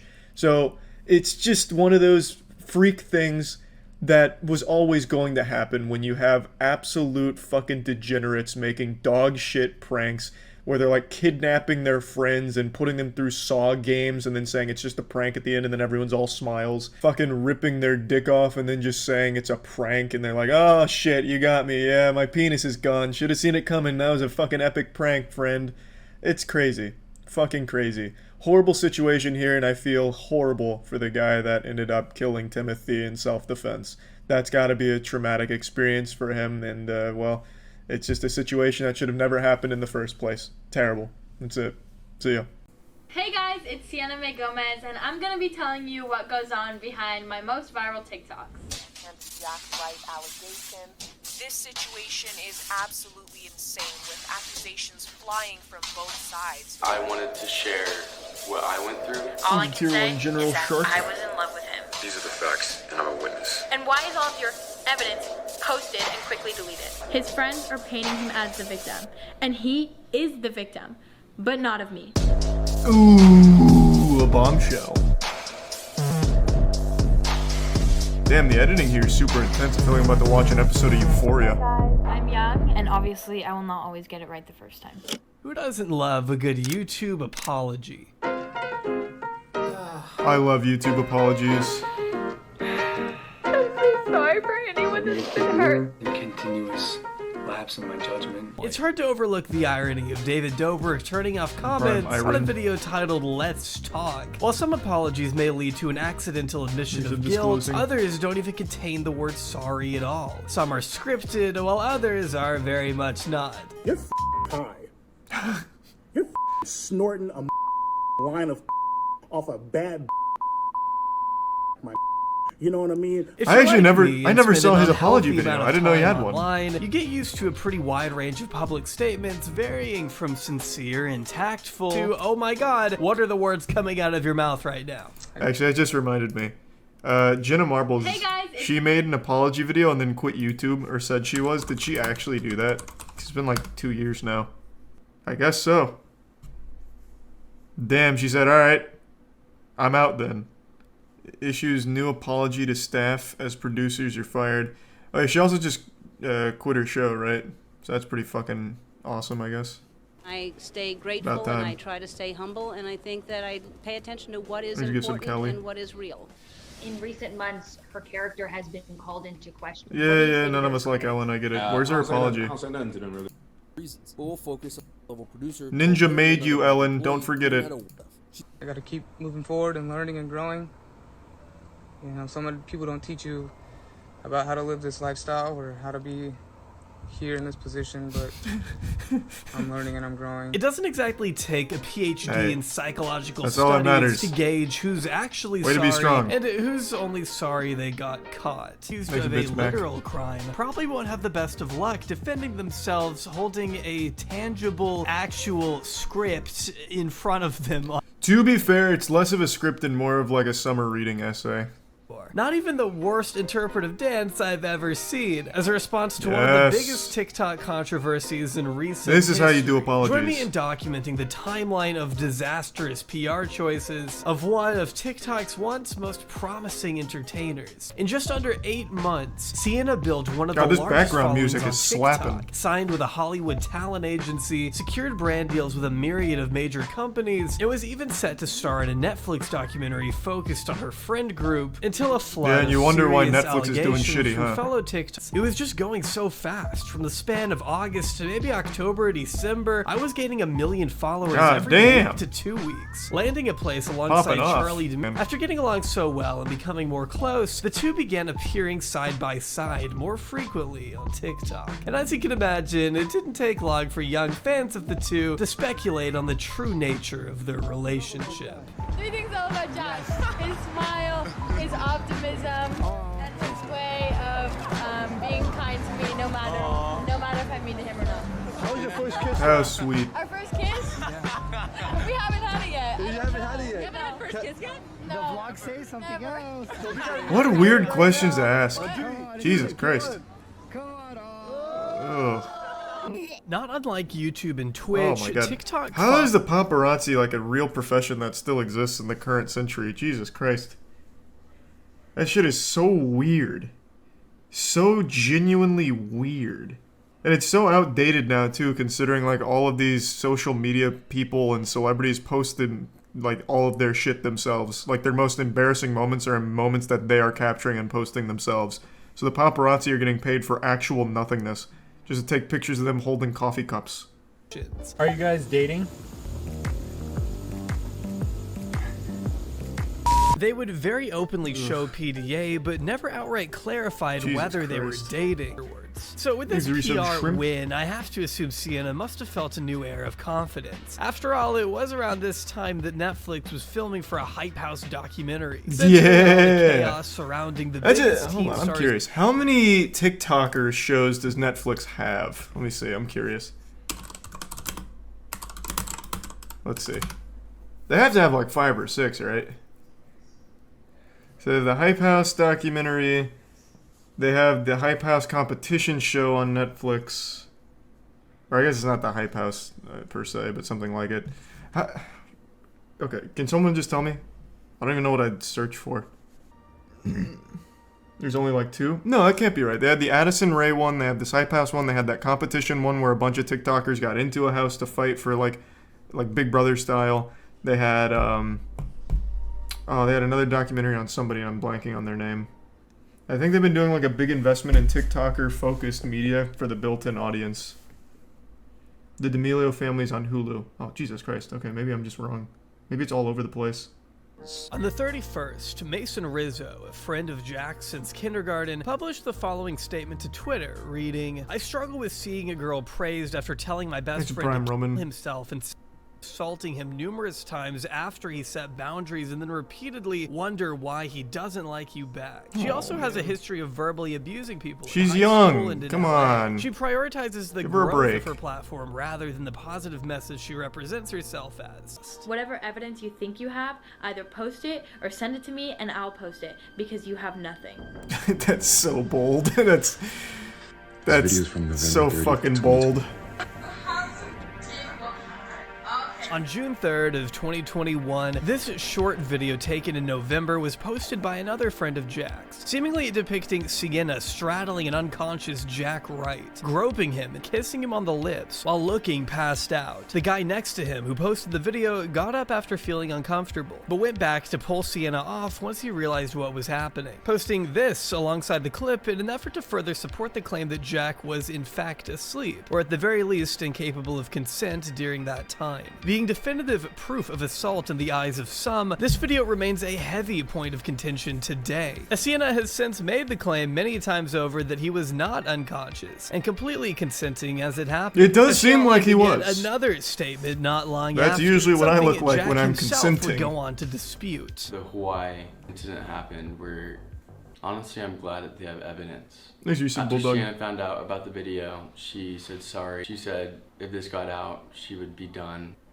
That is horrible, and she's working on Bill Cosby Jack classic. was a victim of sexual assault, but not by me. And I am a victim of continual I bet if they had an attempts to earlier cancel video, me there was and pudding. slander my name with false claims. It will not work. I'm here to clear things up and provide all sides of the story because I have been labeled as a sexual assaulter. Right out of the gate, Sienna's demeanor is stronger and more aggressive than before. She comes off less concerned for her friend who she just previously said was sexually abused, and more frustrated with how the situation has affected her. Any video you go watch of us, please, and I encourage you to go watch my recent YouTube videos featuring Jack, our recent TikTok. This is so uncomfortable. You will Holy see shit. that this behavior Jesus Christ. was normal. Online, we touched each other, kissed each other, we were playful. Jack kissed me and I kissed him. Within the boundaries of our relationship, this was normal. Definitely not doing much to sway people in her favor. But let's look. I would usually go over when he's unconscious and yank on his winky. So I went back and took it was part of our friendship. Not to mention when I got closer, I noticed her right hand inappropriately touching his crotch. She was shocked that I would play with his nutsack when he was having nightmares in order to ease his mind. Next day about the situation that happened at night. And then I'd spit on his face. That happens all the time. And also, why was he kissing me back? She asserts that he was fully awake and kissing her back, pointing to the way Jack's arm moves when his friend gets up from the couch. Now, maybe Sienna isn't sure how gravity works, but I think it's pretty clear to me, at least, which I have to say so I don't get sued, that his arm only moved because the guy stood up. No, it's like Weekend at Bernie's. He's he doesn't fine. move beyond that. He's yes, fucking it's a short fine. clip. There's not a whole lot to He's go consenting. on. Sienna is eager Come to point out on. for herself. You claim in your video that you hear He said kissing yes, noises. so she could finger his butthole. Why did you record it? James, you are Jack's twin brother. And I know that Whoa. if my brother saw me being taken advantage of, he would pick up the person on top of me and beat them. That's a not classic film it. awful But, I mean, defense. that would be a horrible look. They're trying to incriminate you, not themselves. To me, Jack's twin James took this video for his brother's own good. She then goes on to rapid fire a bunch of points that, again, really don't matter as far as what she's being accused of. This was also in November when we had first just started to kind of ease our way into relationship, not relationship, defined, and you were introducing me as your girl. Having your friends take a 10-second clip out of context of this entire night is not sexual assault. She's confused why Alright, it's case even an closed. issue at Fuck it. all, since James Run and it. Jack had never brought it up to her privately. This would not age the finest either. In the wake of Jack's She's formal better than statement Amber Heard's published to lawyer, his though. YouTube channel about That's half true. a year later. Sienna issued cease and desist letters Good to see you again. Hope regardless, you had a good though, week. and went on to take a month-long break from social media. The situation died down once again, at least before Sienna made her long-awaited Yes! and critically acclaimed. Yes! She comes back and posts this absolutely Let's insane fucking go. video. An interpretive dance video for an essay. It's so good. This is how you should Take a whole apologize. month off social media, but now I'm back. Hit him with the Mickey Mouse Clubhouse dance. Hey! What is this? Let's go. How deaf and stupid do you have to be? But through struggle, I found clarity within myself. God, apology videos are always amazing, but this one I still think is one of the best.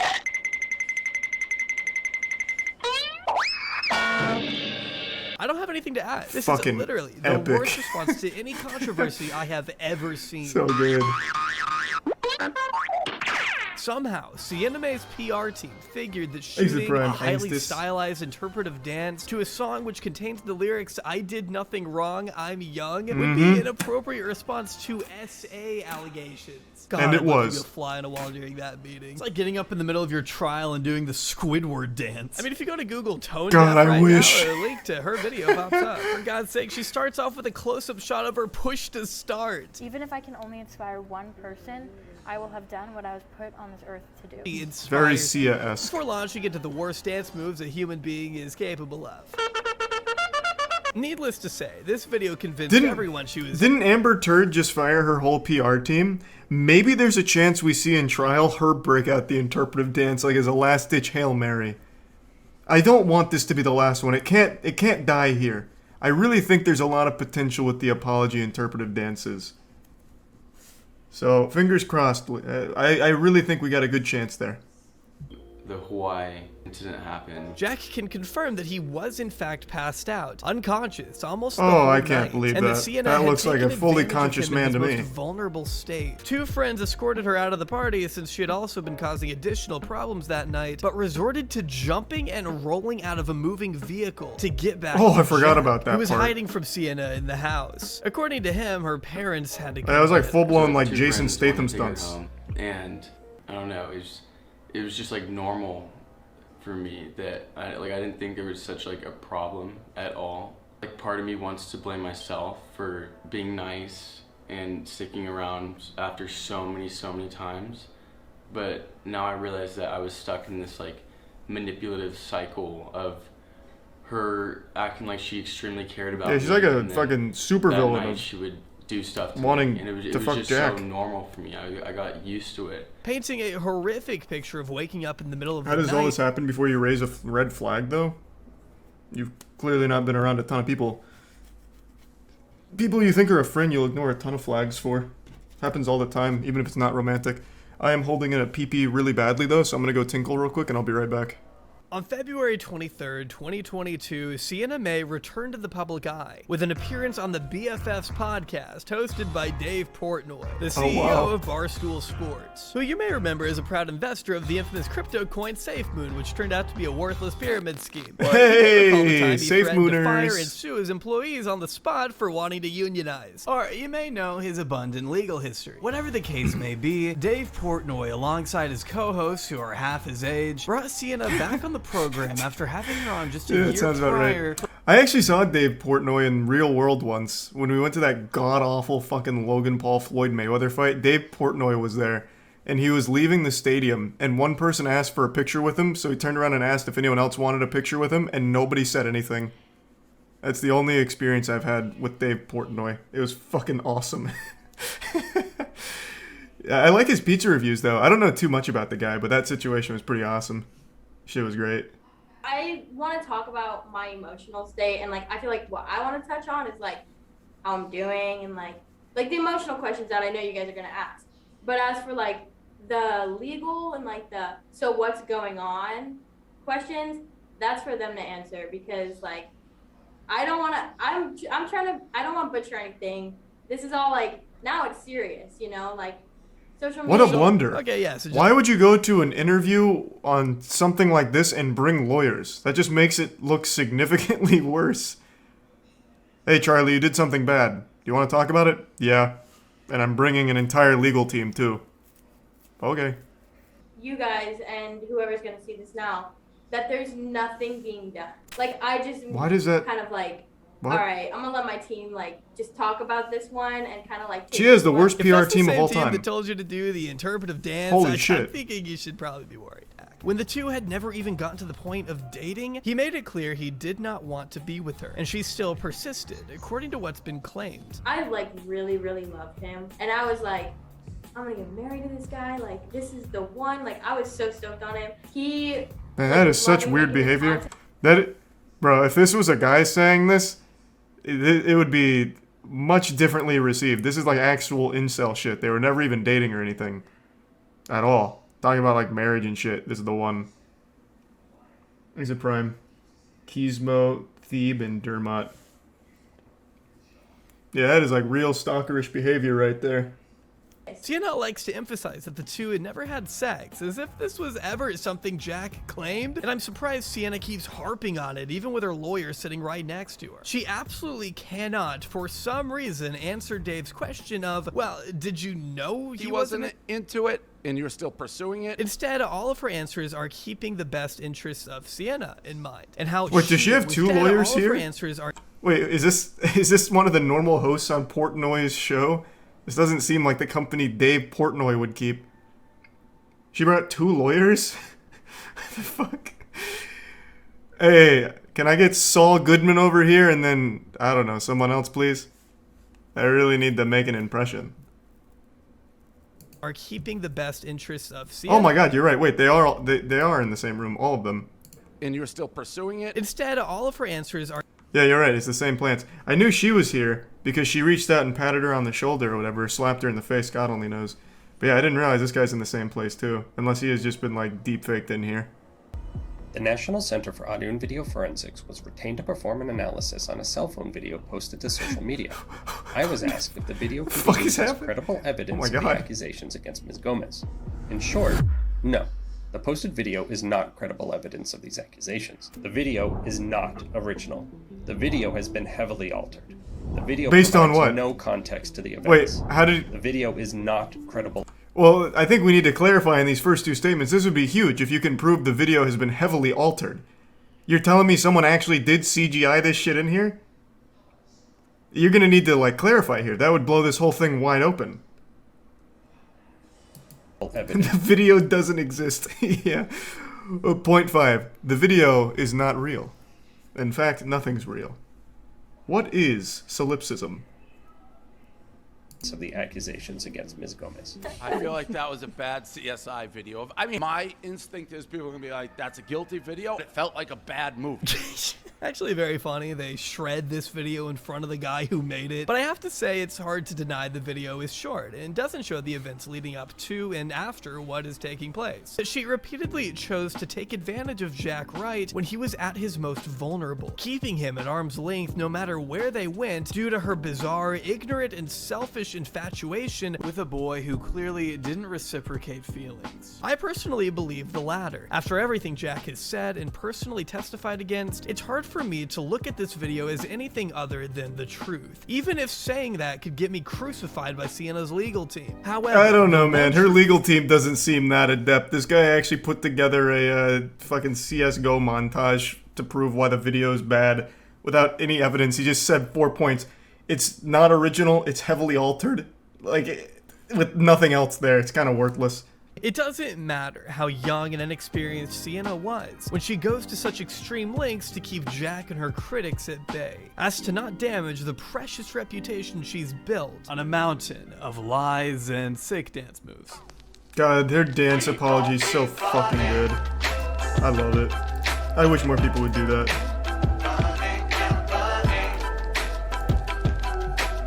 That was interesting.